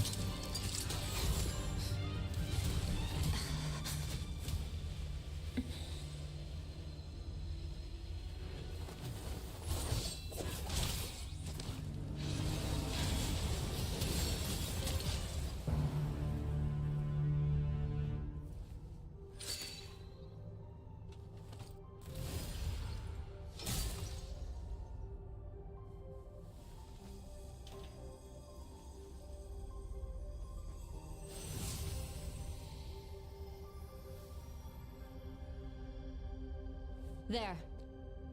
I got it back. Traveler! Skirk! What happened? It looked like Skirk just got... In the Guili Plains, you asked me why this enemy chose you as his target. Now, the answer is clear. It's not just the fact that your strength is impressive. It's also because of your ability to, as you put it, purify abyssal power, whatever that actually means. The fact is, that ability allowed him to do something that should have been completely impossible. Namely, break through my defenses and steal my power. No, he couldn't have known I'd come to his domain. He only stole your soul fragment because he knew the value of its power. I doubt he expected it to come in handy so soon. Call it fate if you want. I believe that's the term they use in this world for arbitrary coincidences like this. In any case, it works to our advantage. Once I realized what he was using that power for, it gave me the chance to get back what you lost. I'll cope. Well, okay. Gorging? Good. Time to answer some questions. How did you get the power of the all-devouring narwhal? The all-devouring narwhal? Oh, of course! Paimon knew that spike thing looked familiar. I highly doubt you acquired that power through your own strength. tell me I'm wrong. You're desperate enough to scour the land for god remains and whatever vestiges of power you can find. That alone proves you wouldn't be able to defeat a creature like that. Which leaves one possibility. You know my master, the Foul, Sertologi. The Foul? Who dares call him foul?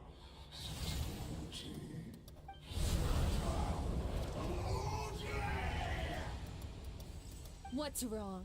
Bit off more power than you can chew? You're struggling to hold a basic conversation. Just a little longer. I'm still... Look, it's back! Those obsessed with power will let it devour them before abandoning their pursuit. Keep calm and use reason to decide the best course of action.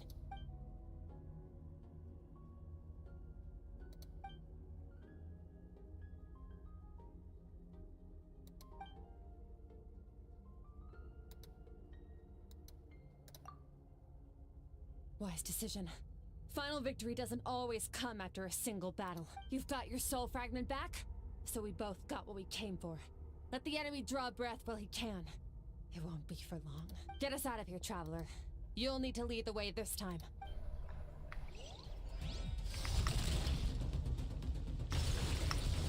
Skirk, is your shoulder gonna be okay? The wound is minor. It'll heal in no time. You should focus on getting out of here alive instead. Uh-oh! Falling spikes! Run!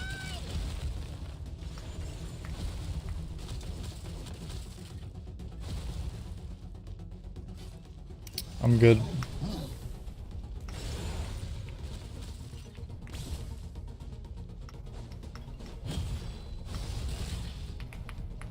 Watch out! Looks like this place is about to collapse!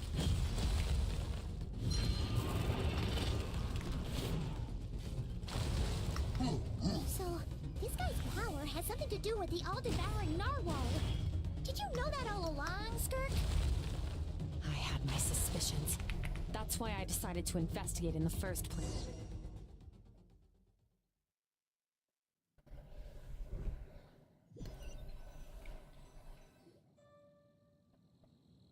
Phew. Oh, we should be safe here, right? I no longer sense his presence. Can't have followed us out of that abyssal domain. Weaklings like him will find that my power is not so easily controlled. He won't be leaving that place until he's managed to digest it. You seem surprised. I suppose that's fair. You've seen but a fraction of what that whale is capable of. That gaping maw could swallow a planet whole. It's called the all-devouring narwhal for a reason. Devouring is what it does best. It can extract power from anything, dead or alive, as long as it manages to make physical contact. Yeah. When we had our run-in with that thing, Neverlet mentioned that it has an instinct to devour. Your dragon friend recognized the nature of its abilities and used the power of Hydro to protect you. That worked because it was in a satiated state, so it was somewhat less aggressive than usual. It's a different story when it has no more power to feed off of. That's when its true voracious nature kicks in. It could devour everything on the planet in that state, which is why I cast it into that void space. But I hadn't counted on there being anyone left on this planet capable of wielding its power. To me, that says he must have encountered the whale a long time ago. Meaning, he must have known my master. Exactly. It told me everything I needed to know. And I believe that brings our transaction to an end. Now that you're whole again, you can get back to your own journey. I'll handle the rest of this situation myself. No way! We can't leave now! Something was stolen from you because of us! This isn't my first taste of failure or losing power. When you fall, you get back up again and become stronger. That's how it is. But what if that monster finds you before you're all better? Plus, how are you gonna get home? It's not like you can just go swoosh and open a door to the abyss again. Not without your full strength. So, sticking with us for the time being doesn't sound so bad, does it? Fair enough. Then take this.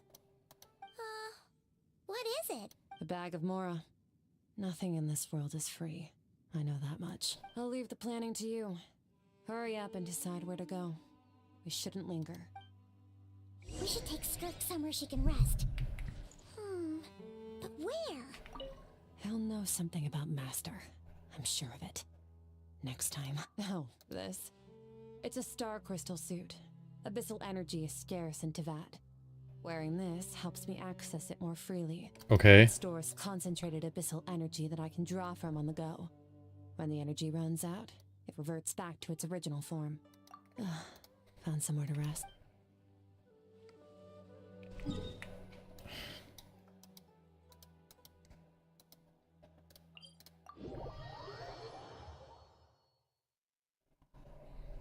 Paimon gets the feeling Skirk wouldn't like being around a lot of people. Oh wait! Baishu said we could rest in the back room of the pharmacy, didn't he? Let's head there!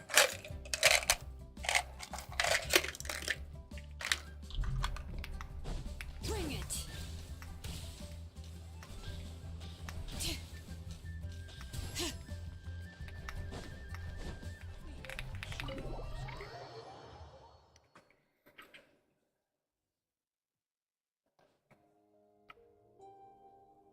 Huh.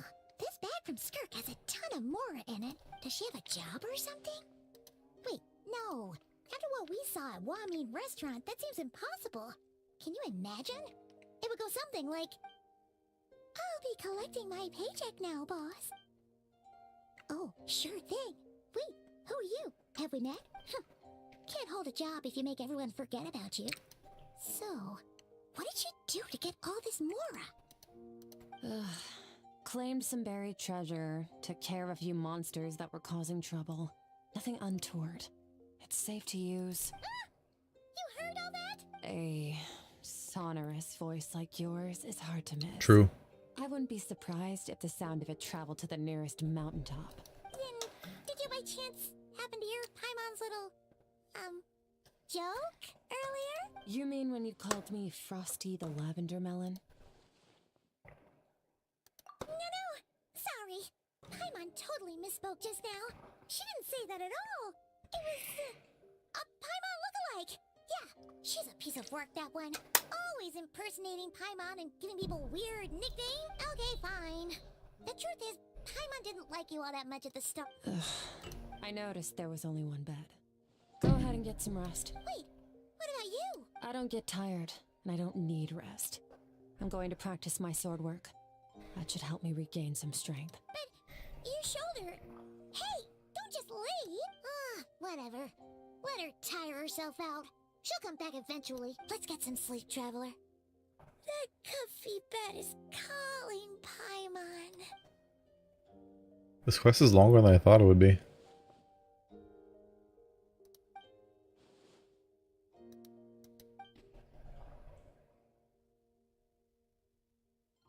I don't sleep, she says after we saw her sleep.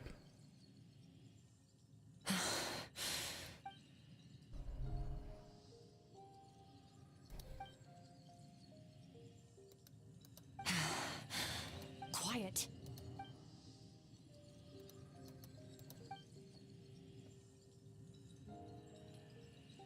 Do you even remember how many of us perished in that fire? How many bodies were left to rot on the scorched earth? Yet you alone live on. Keep your gaze fixed on your blade. You don't deserve to rest. Run, Skirk. Run! Only death awaits us here. Keep running, and don't ever look back.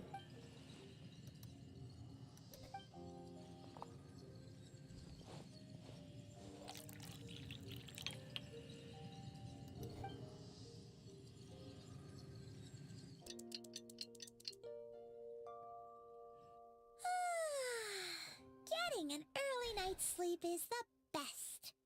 That bed was Karina? so comfy. Wait, Skirk? Have you been sitting out here the whole night? About 60%. Maybe 70. Whoa! Paimon thought it would take at least a couple of days. That was fast. No, not fast enough. That's 20% less than last time. Same training regimen, same intensity. Nothing felt different. No, I think the problem's with me. I need to meditate for the next 2 days. Deep introspection should help me find the issue. Ooh, sounds intense. We'll watch over you in the meantime then. Thanks. See you in 2 days.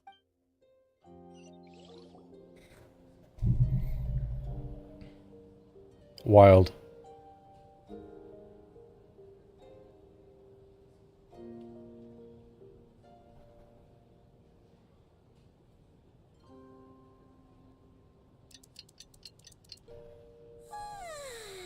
Skirk is still meditating, huh? It's been 2 days already. Shouldn't she be awake by now? Paimon can't think of anything we can do to help. Be right back.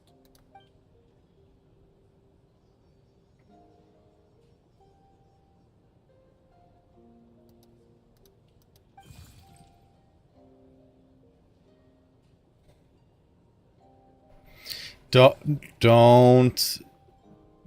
Okay.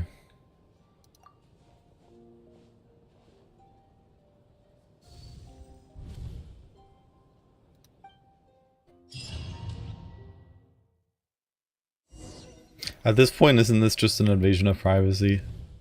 I mean, I understand, but, you know.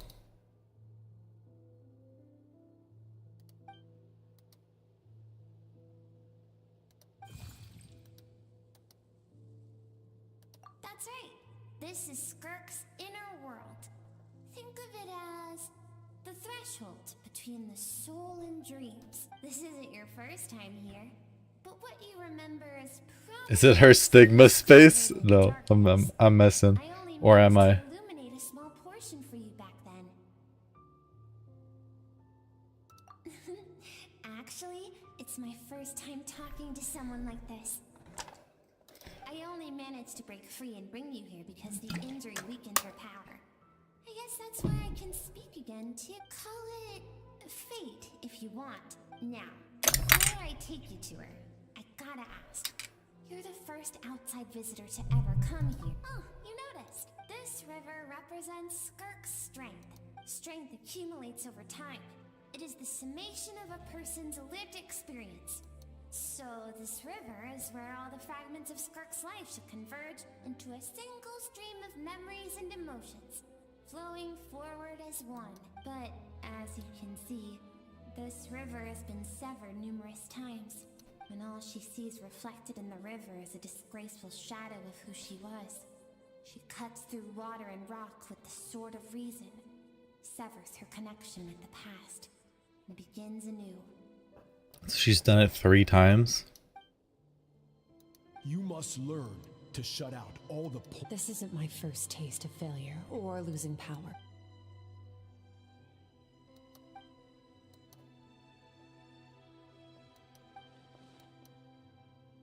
The answer to one mystery invites another question, I see. Let's follow the river upstream. There among the cliffs, among the memories etched into her heart.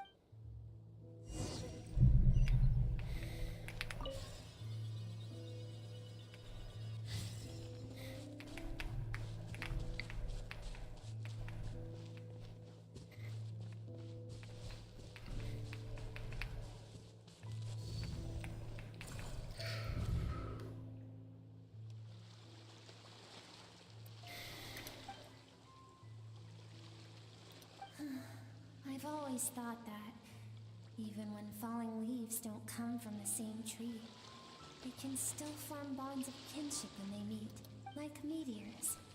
You both made a journey through the stars, both travelers who have landed on a planet that is not your home. Yet, when she first noticed your presence, although she hesitated for a moment, she still chose to walk away, indifferent as ever.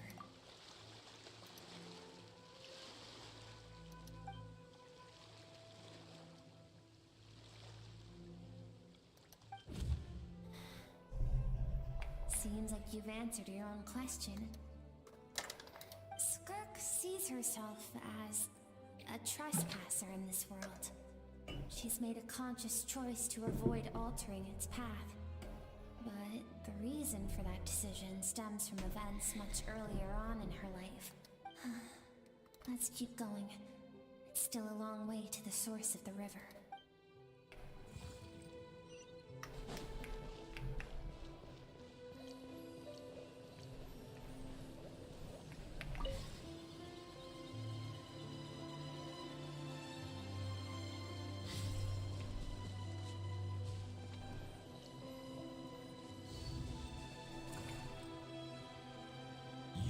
shall have what it takes to wield immense power. From this day forth, I shall teach you no more. No one can become a worthy warrior through imitation alone. I have given you fangs and claws. Now, you must learn to hunt. You wish me to travel the world beyond on my own, Master? Indeed. Make new friends. Embark on your own journey. And piece together a new future from the shattered remnants of your past. We will still have contact through the abyss. But know this. One day, I will take the life you worked so hard to rebuild and reduce it to ashes. Just like the fire that haunts your mind. Why would you do that? I have told you before, fear is the catalyst for human evolution. You have tasted loss. You have known fear. That's crazy. So deep, it can be felt in the bones. But as living beings, we all have an instinct to detach from that which harms us. And thus, pain dampens over time. And the acrid taste of fear becomes but a distant memory. Why is bro a quantum shadow? Yet now, I have bestowed upon you the gift of fear eternal. It will drown you in the nightmare of your childhood, or it shall drive you to defeat me, whatever the cost.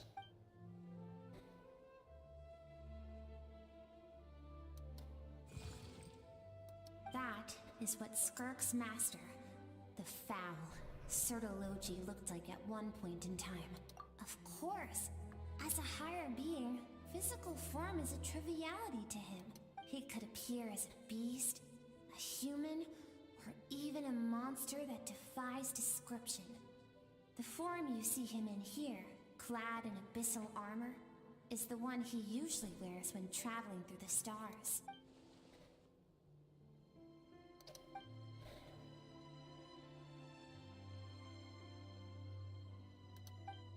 For certain reasons, I need to bridge the power gap between me and my master as quickly as possible. But first, I need to understand the source. So she kind of just chose to forego creating a life.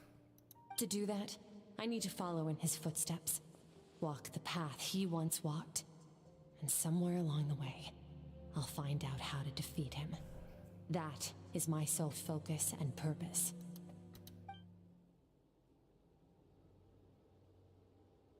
I'll let you in on a little secret. The real Sertologi is terrifying.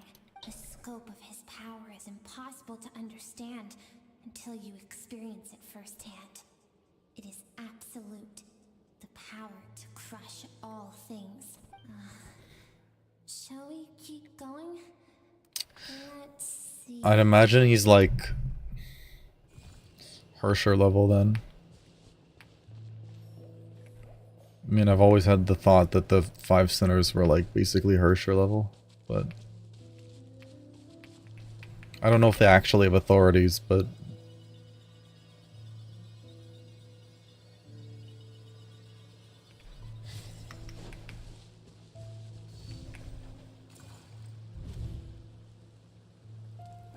oh. We've made it quite a ways already. This is Skirk, when she first began training under Sertologi. I have set your broken wrist. Tomorrow, you're to train twice as hard. No tears this time. Good. Attempting to garner sympathy through tears is a habit of the weak. A pitiful, useless ploy. Can I ask a question, Master? Why did you save me? I keep thinking, maybe it would be better if I had died. I wouldn't be haunted by that fire all the time. I wouldn't have to go on like this. I saved you because I have a plan for you. It has been too long since I fought a battle that demanded my full strength, and I hunger for it. Every so-called genius and prodigy I have faced has crumbled like sand underfoot. Before me, even fate bends the knee. So, I will teach you everything I know. Train you by whatever means necessary. In the hope that one day, you might surprise me. But I don't want to draw my sword against you, Master. What you want matters little.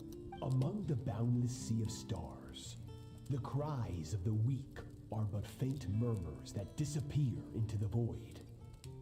You of all people know that well. Yes, Master.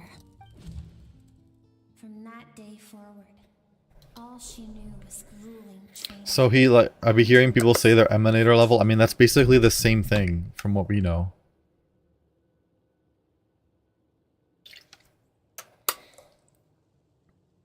After some time, her talent bloomed, and she gained control over her emotions, like her master. How should I put it? It was not that human emotion disappeared from her heart, but that reason came to dictate all she was allowed to feel. I suppose it was at this point that she became the Skirk you know today.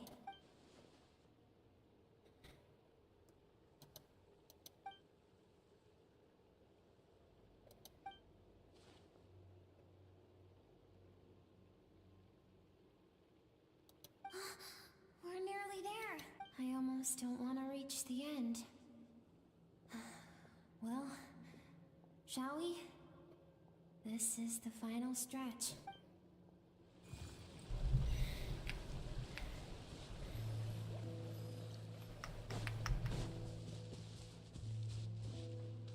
So does Sir Logi just like travel the Sea of Stars looking for ops? Like, what's going on?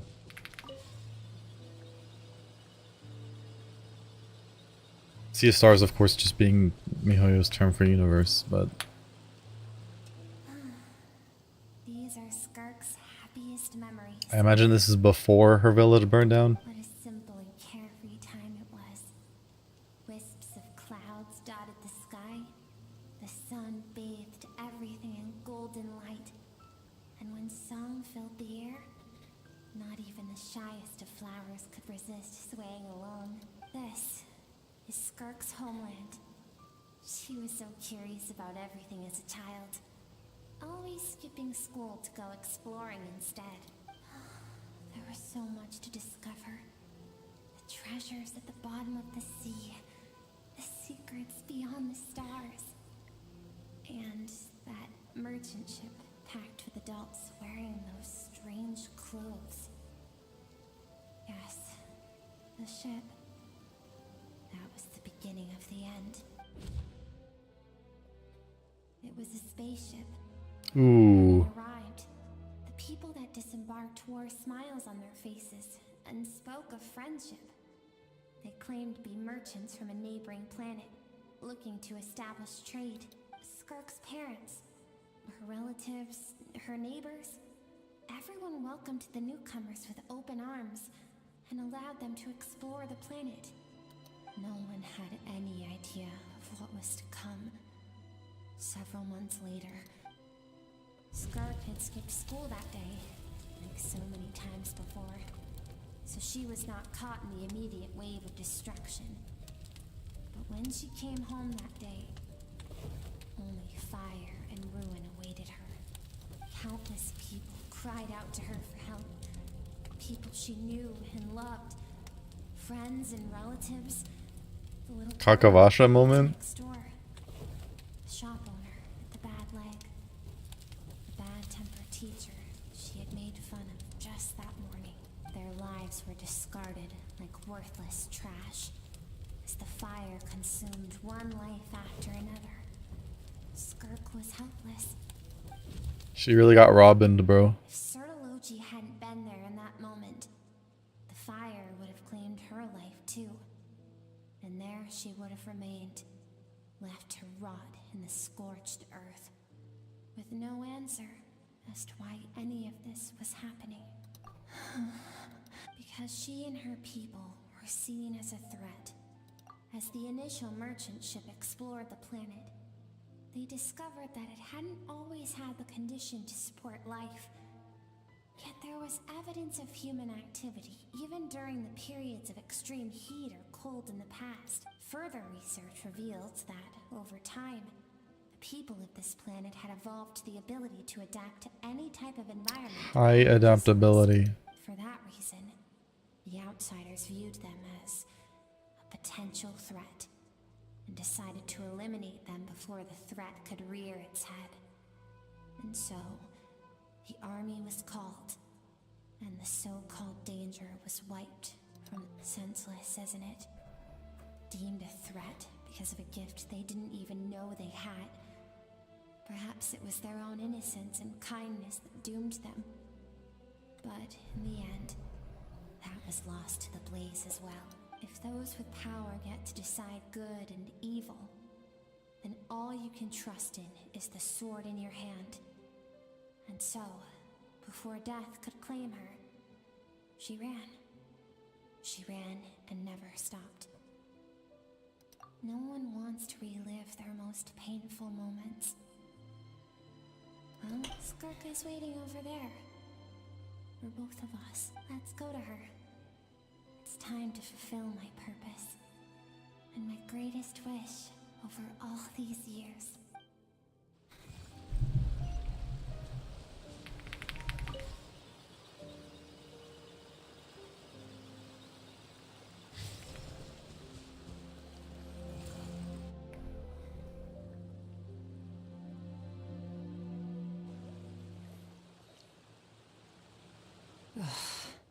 So all this, just so you could bring him here. I have things to say to you. Well, to me. I want someone to witness our reconciliation.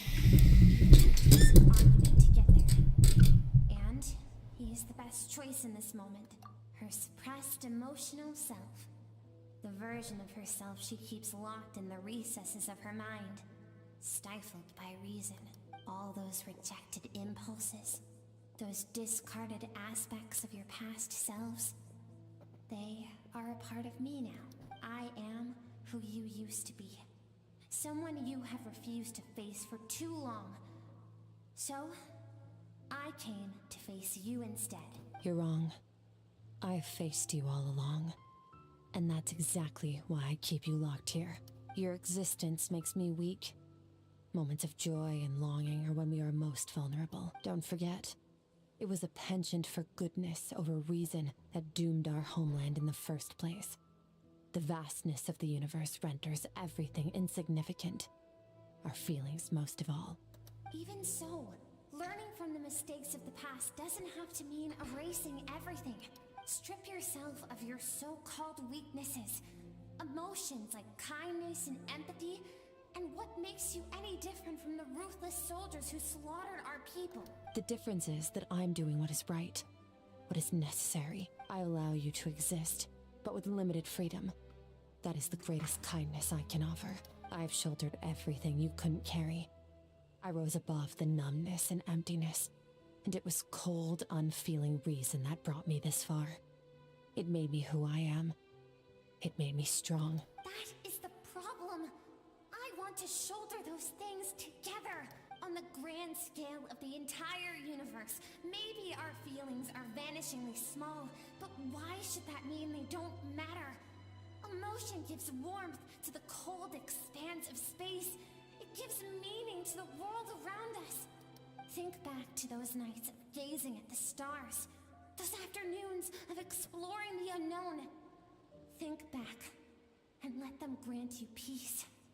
A brief respite from the pressure you put on yourself. That isn't what we need. Exactly what we need. Aren't you curious about why recovering your strength has taken longer than normal this time? Finally, you get to the important part. That is the only answer I came here to find. Then look around. Look at your inner world. You cast aside your dreams and curiosity. And in doing so, you lost your original motivation. You severed all connection to who you used to be, so you can no longer draw strength from your past. Now, the only things driving you forward are fear and survivor's guilt. But these cannot take you far enough. And so, this river, the source of your strength, grows more polluted by the day. And you think that means I should seek help from a weak little thing like you?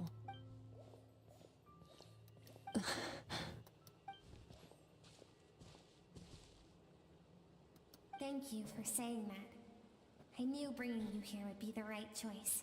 To be honest, I'm not here to argue with you. This isn't about who's right or wrong. And in fact, I agree that in order to make it through the wake of that tragedy, we had to distance ourselves from the pain through reason over emotion. But what is right at one point in time isn't always right forever. I know you will never forget that fire. I know the fact that you were the sole survivor fills you with guilt. And I know that among the voices that haunt you, mine is there too. Because deep down, you know that you didn't turn out to be the person you wanted to be. All those unfulfilled hopes are like knives to the heart. And I don't want you to hurt anymore. So even if you can't accept me, I hope at least that you can let go. I keep thinking, maybe it would be better if I had died. I wouldn't be haunted by that fire all the time. I wouldn't have to go on like this.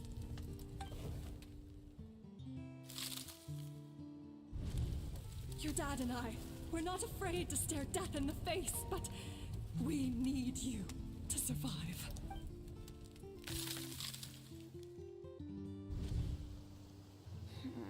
I'm sick of being a kid.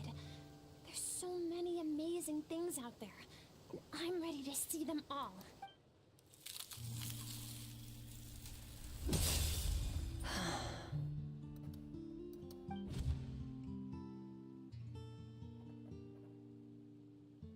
I remember.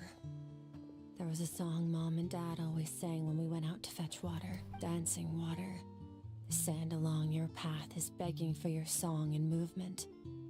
Will you carry this burden with you on your journey?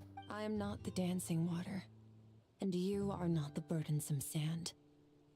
But if this is your wish, then I will carry you with me until the end.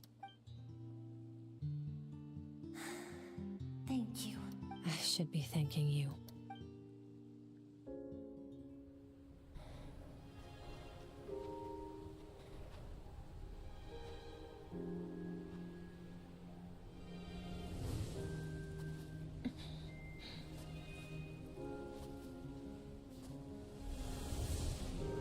Run, Skirk, run! Remember, leave no one alive! Heed my words, Skirk. Let fear take root in your soul. Did you survive? Why was it only you? Skirk, did you become a positive light in this world?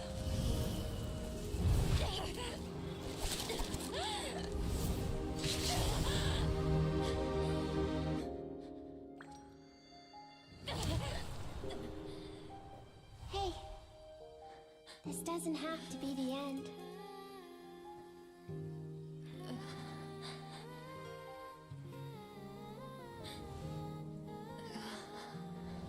Life is a gift. Don't let darkness claim it.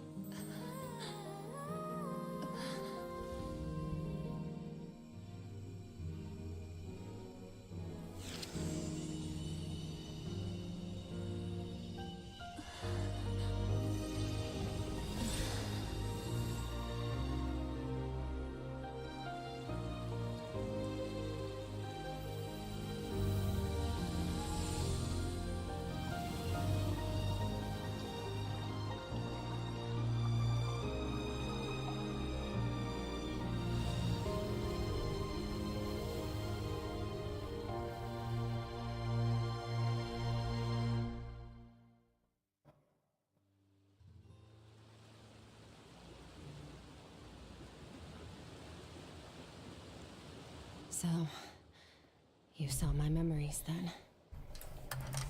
I once asked my master if survival of the strongest was the law of the universe. He said no. But in a world without order, those with no moral boundaries tend to be the ones who survive.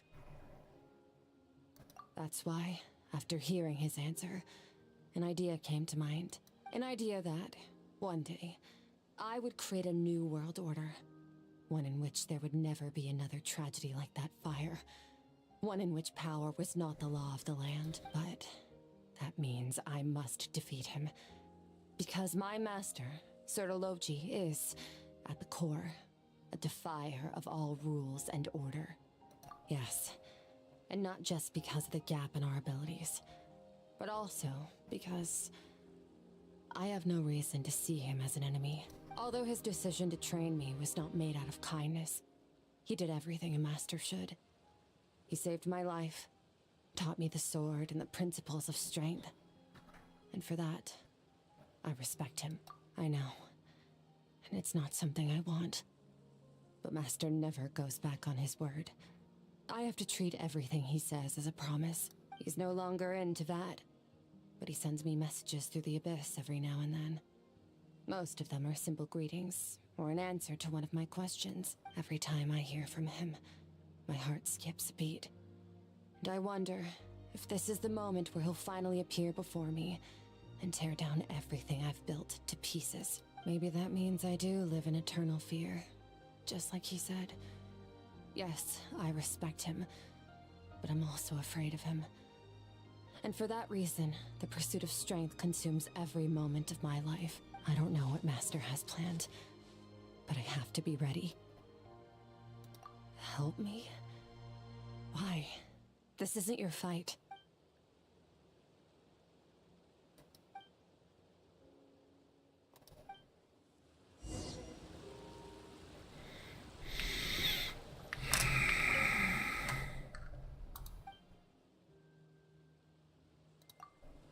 Why am I not leaving?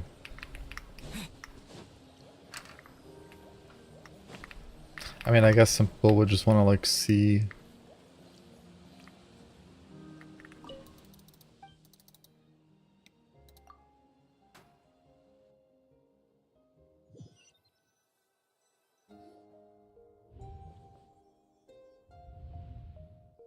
Oh, you're finally awake! Honestly, Paimon was gone for like 2 seconds and then she comes back and finds you both unconscious? You're both okay, right? What does it look like? Only water from the source can cleanse the rot and filth that flows from the past into the future. I taught you to incorporate the experiences from your journey into how you fight. I suppose what happened today will become an inseparable part of who I am.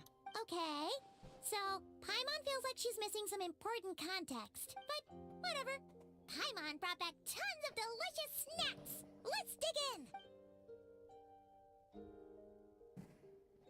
All right, it's about time we finished what we started. We're gonna deal with this thief for good, right? This time, I'm not going to tell you to hold back. But having digested even more power in the meantime, he's going to be tougher than before. The good news is, we have no reason to pull our punches this time. So, let's go. Same place as last time.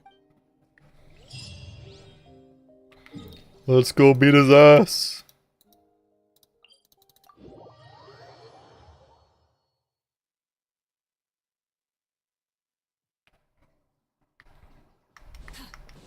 Burn it down!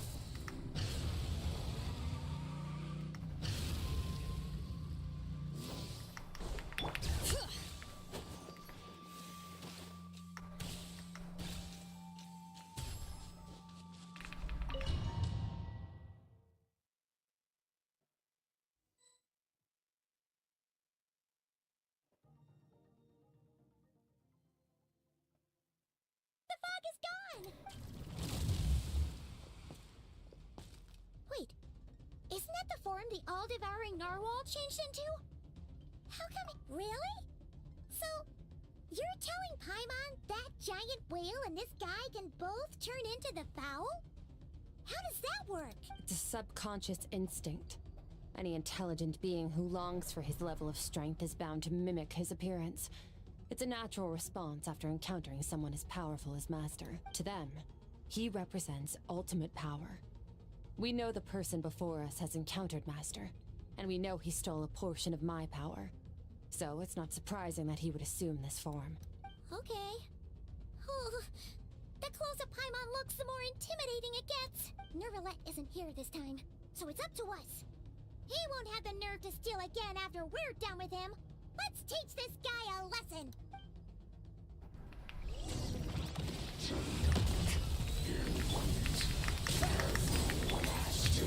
Mine to wield.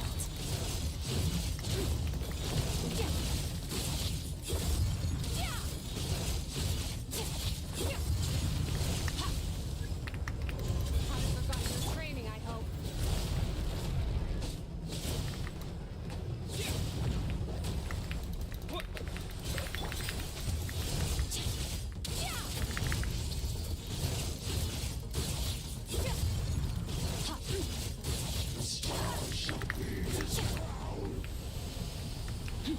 Oh.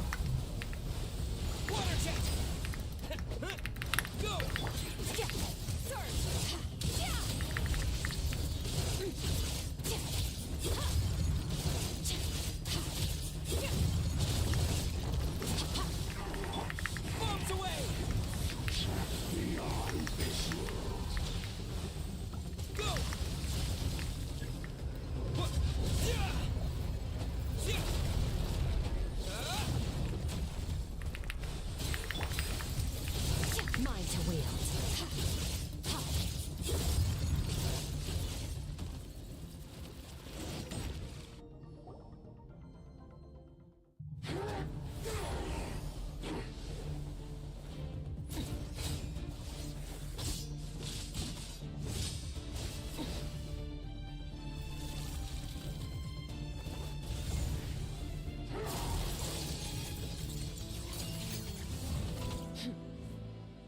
Haven't had enough of my power.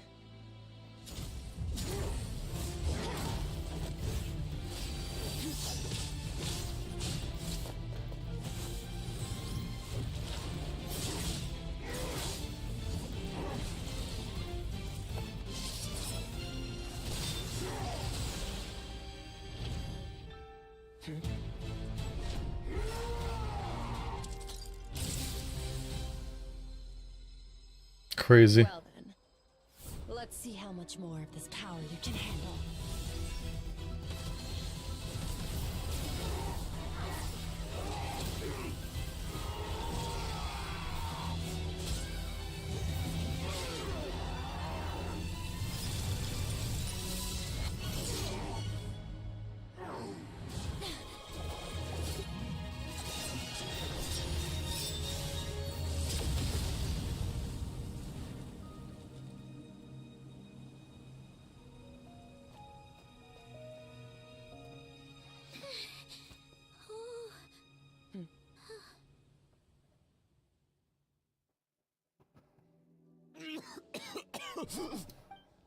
Who? Well, have you come to your senses? You saw that my body was at its limit. So, you deliberately channeled your power into me, knowing that it would destroy my shell from within. Such power. Such keen battle instincts. So, you must be... Skirk, Sertologi's disciple. How long has it been? How long has he been away from Tevat? Hundreds of years. Hundreds? Sorry. It's a lot to take in.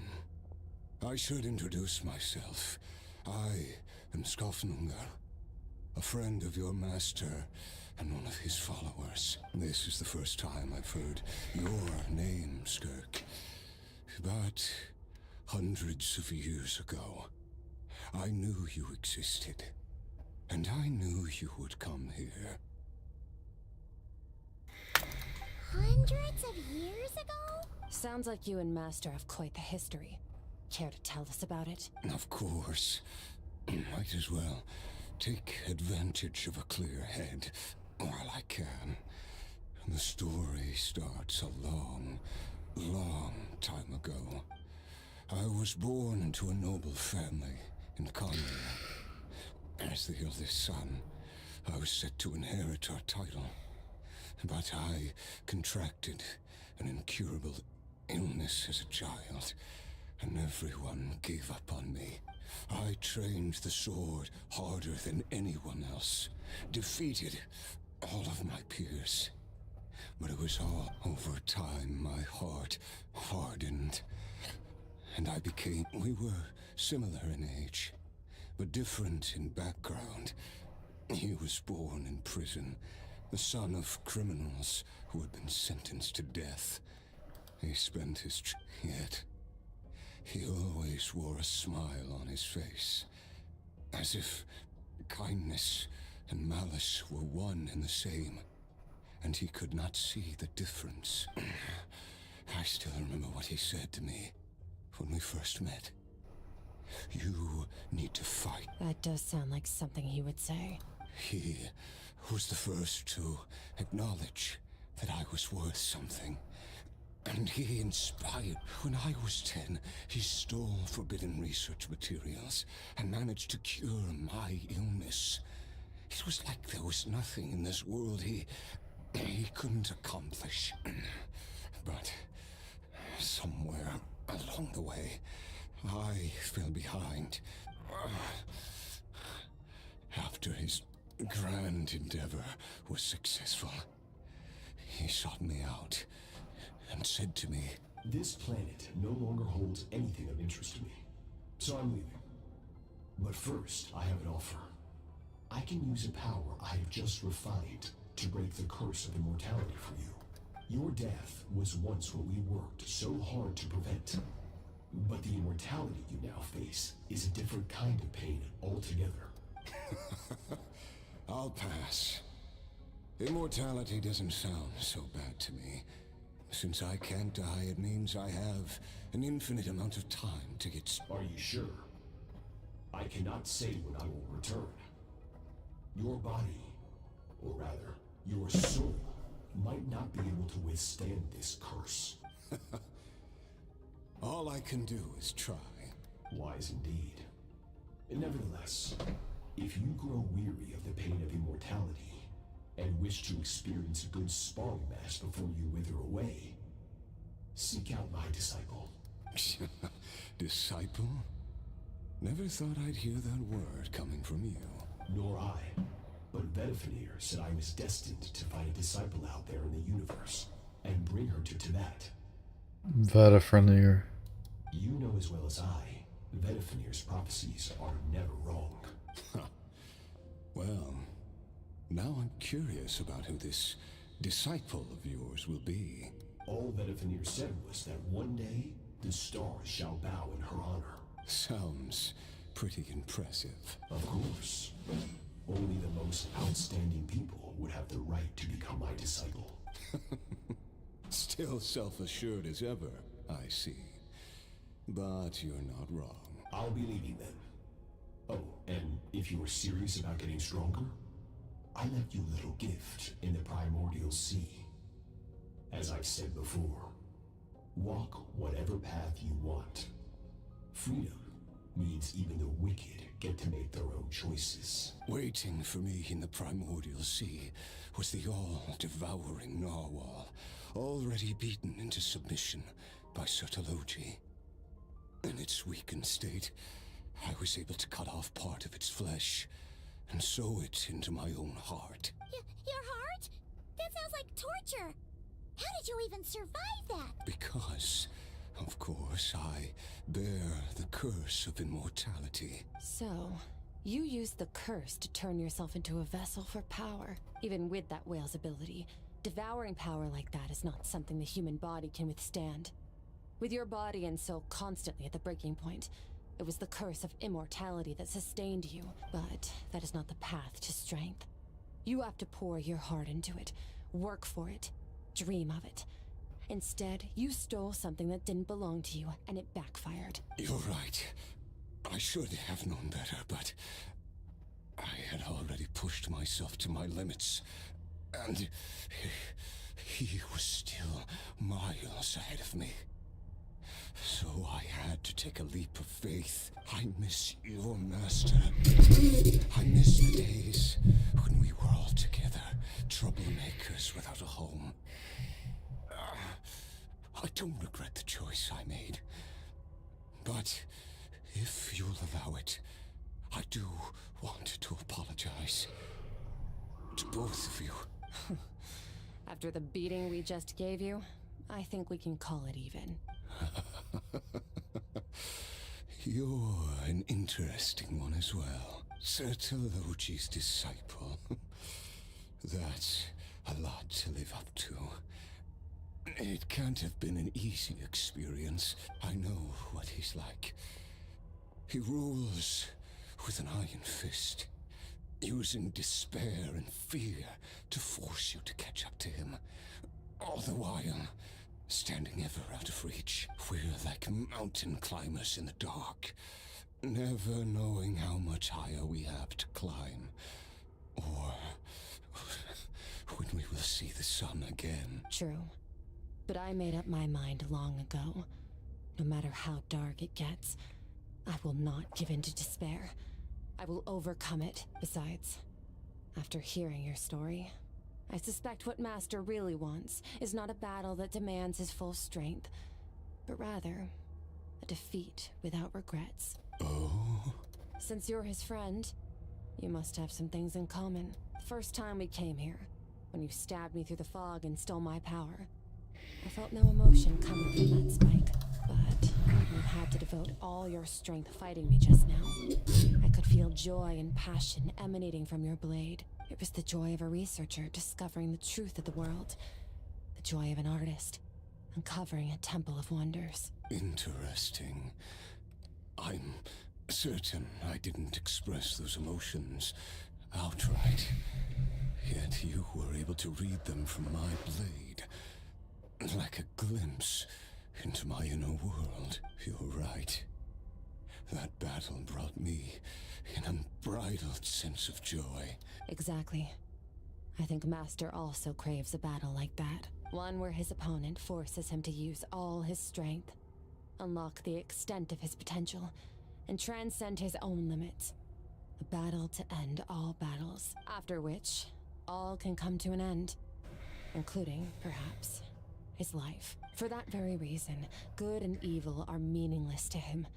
He has one purpose, one goal: to complete himself. It's one of the secrets to his strength. Perhaps you're right. Perhaps that is his call. What a battle that would be. Oh, to witness such a... Are you okay? Too many different kinds of power are surging through my body. The curse of immortality allows it all to coexist, but it does not remove the pain. I won't be able to hold on to my sanity for much longer. What a shame. I would have loved to witness that battle. Sertologi once offered to free me from this curse. I can, but not through death, if that's what you were hoping for. It's not a suitable punishment for your crime. As an alternative, I can take your consciousness, along with all the power you've consumed, and smash it to pieces. The impurities will dissipate, and under the curse of immortality, your mind and body will regenerate. When that process is complete, you will be back to who you were before, but it will be a time-consuming and painful process. The decision is yours to make. I accept. I have faith that you'll be able to stand against him one day. Though I know it'll be a long and arduous road if we are climbers in the dark. It appears the dawn has finally broken for me. But your ascent continues. At least, it looks like you are not alone on your journey. I will reach the top of this mountain, no matter what it takes. And you, Skofnunger, will be my witness at the end of all things. That's finally over. Let's get out of here. Huh. At least we don't have to make a mad dash for the exit like last time. Streamer luck.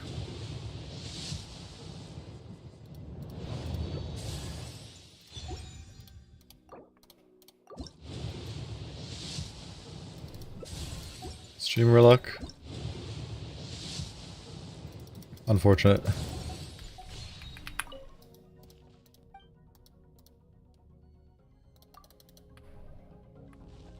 I got honkai ass music.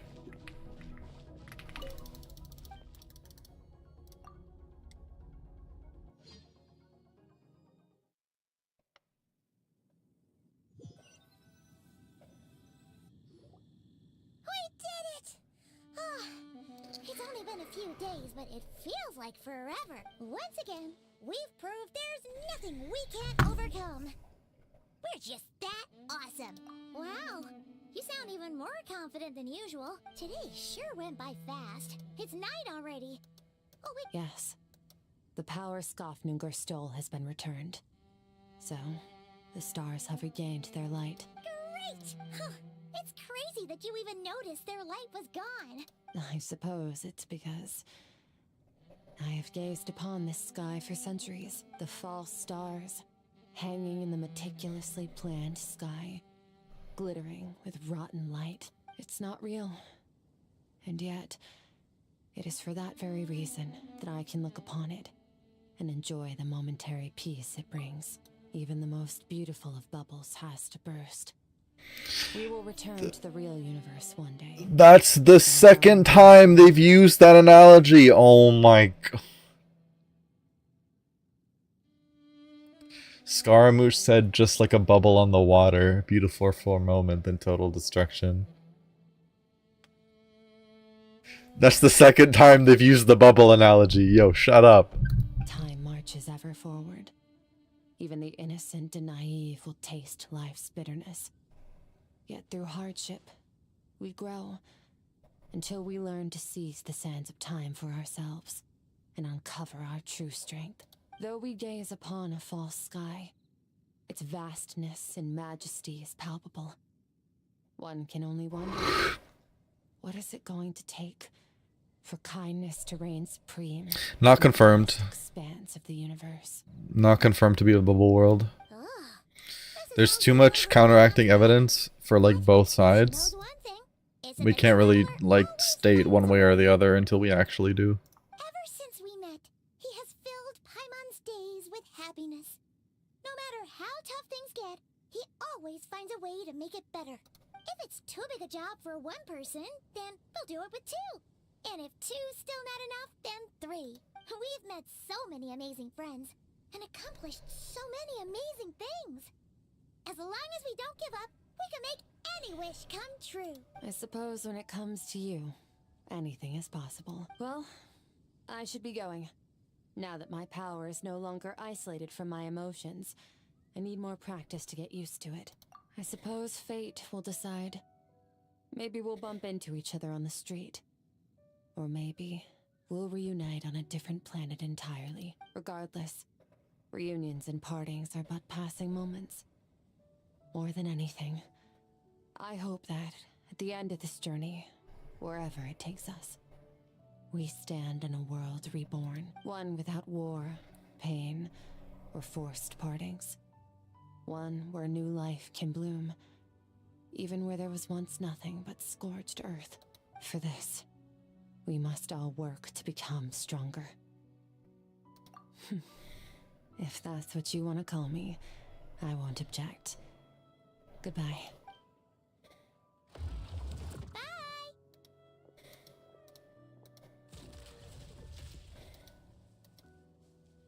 Is it just Paimon, or is she being nicer than before? We definitely count as friends after all that, don't you think? Hey, what do you think about camping here tonight? There's nothing quite like sleeping under the stars. Come tomorrow, we can continue our journey. Oh, and since Paimon treated you to that super nice meal at Wamin Restaurant, it's about time you returned the favor. Damn, that was pretty good.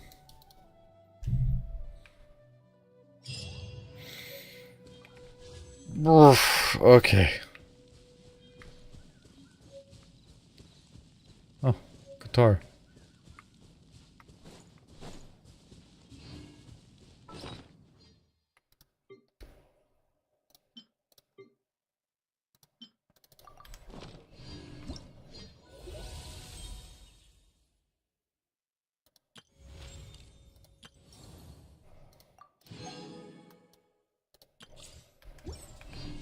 Streamer luck, streamer luck, streamer luck, streamer luck, streamer luck, streamer luck.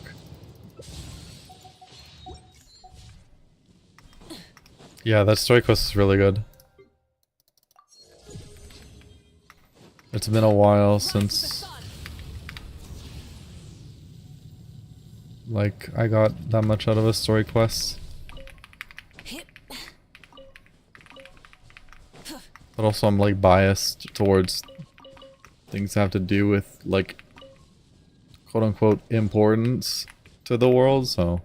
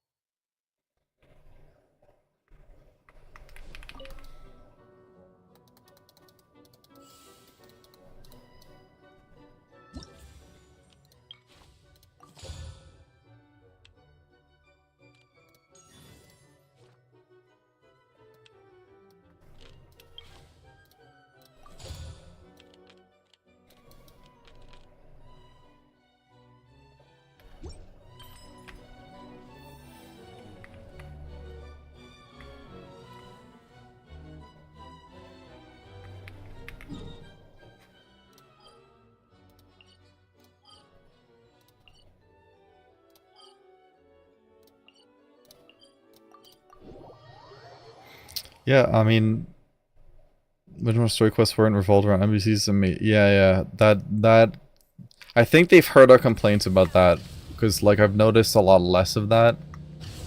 Like actually focusing on the character the story quest is about. Because I was really getting sick of that. That was kind of really annoying.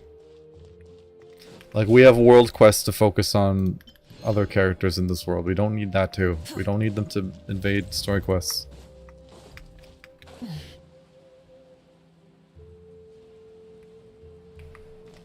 Anyway, I'm probably gonna get off now because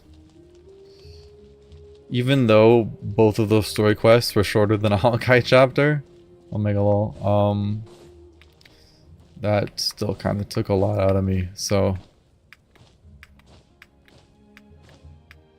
yeah, I didn't really get answers towards like where exactly Teyvat falls in the cosmology, but I don't really expect to get anything concrete until like the end of the game, so like, or at least the end of part 1, I mean.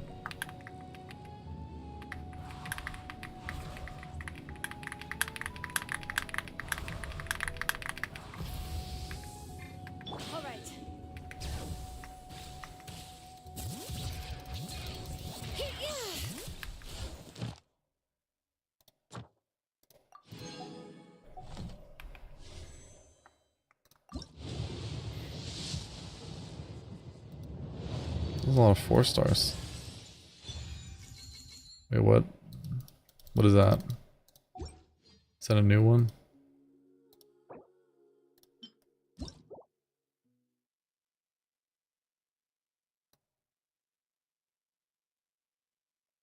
Oh, okay. Oh wait, Zphos is on this banner. Ooh. 4 years later, I guess. Yeah. Yeah.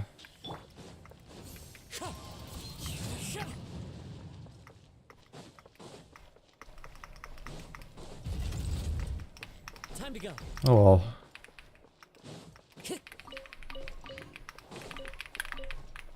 Time to go. Okay.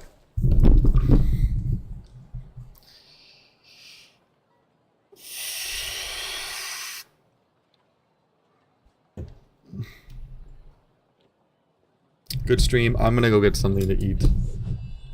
Drink water, stay hydrated.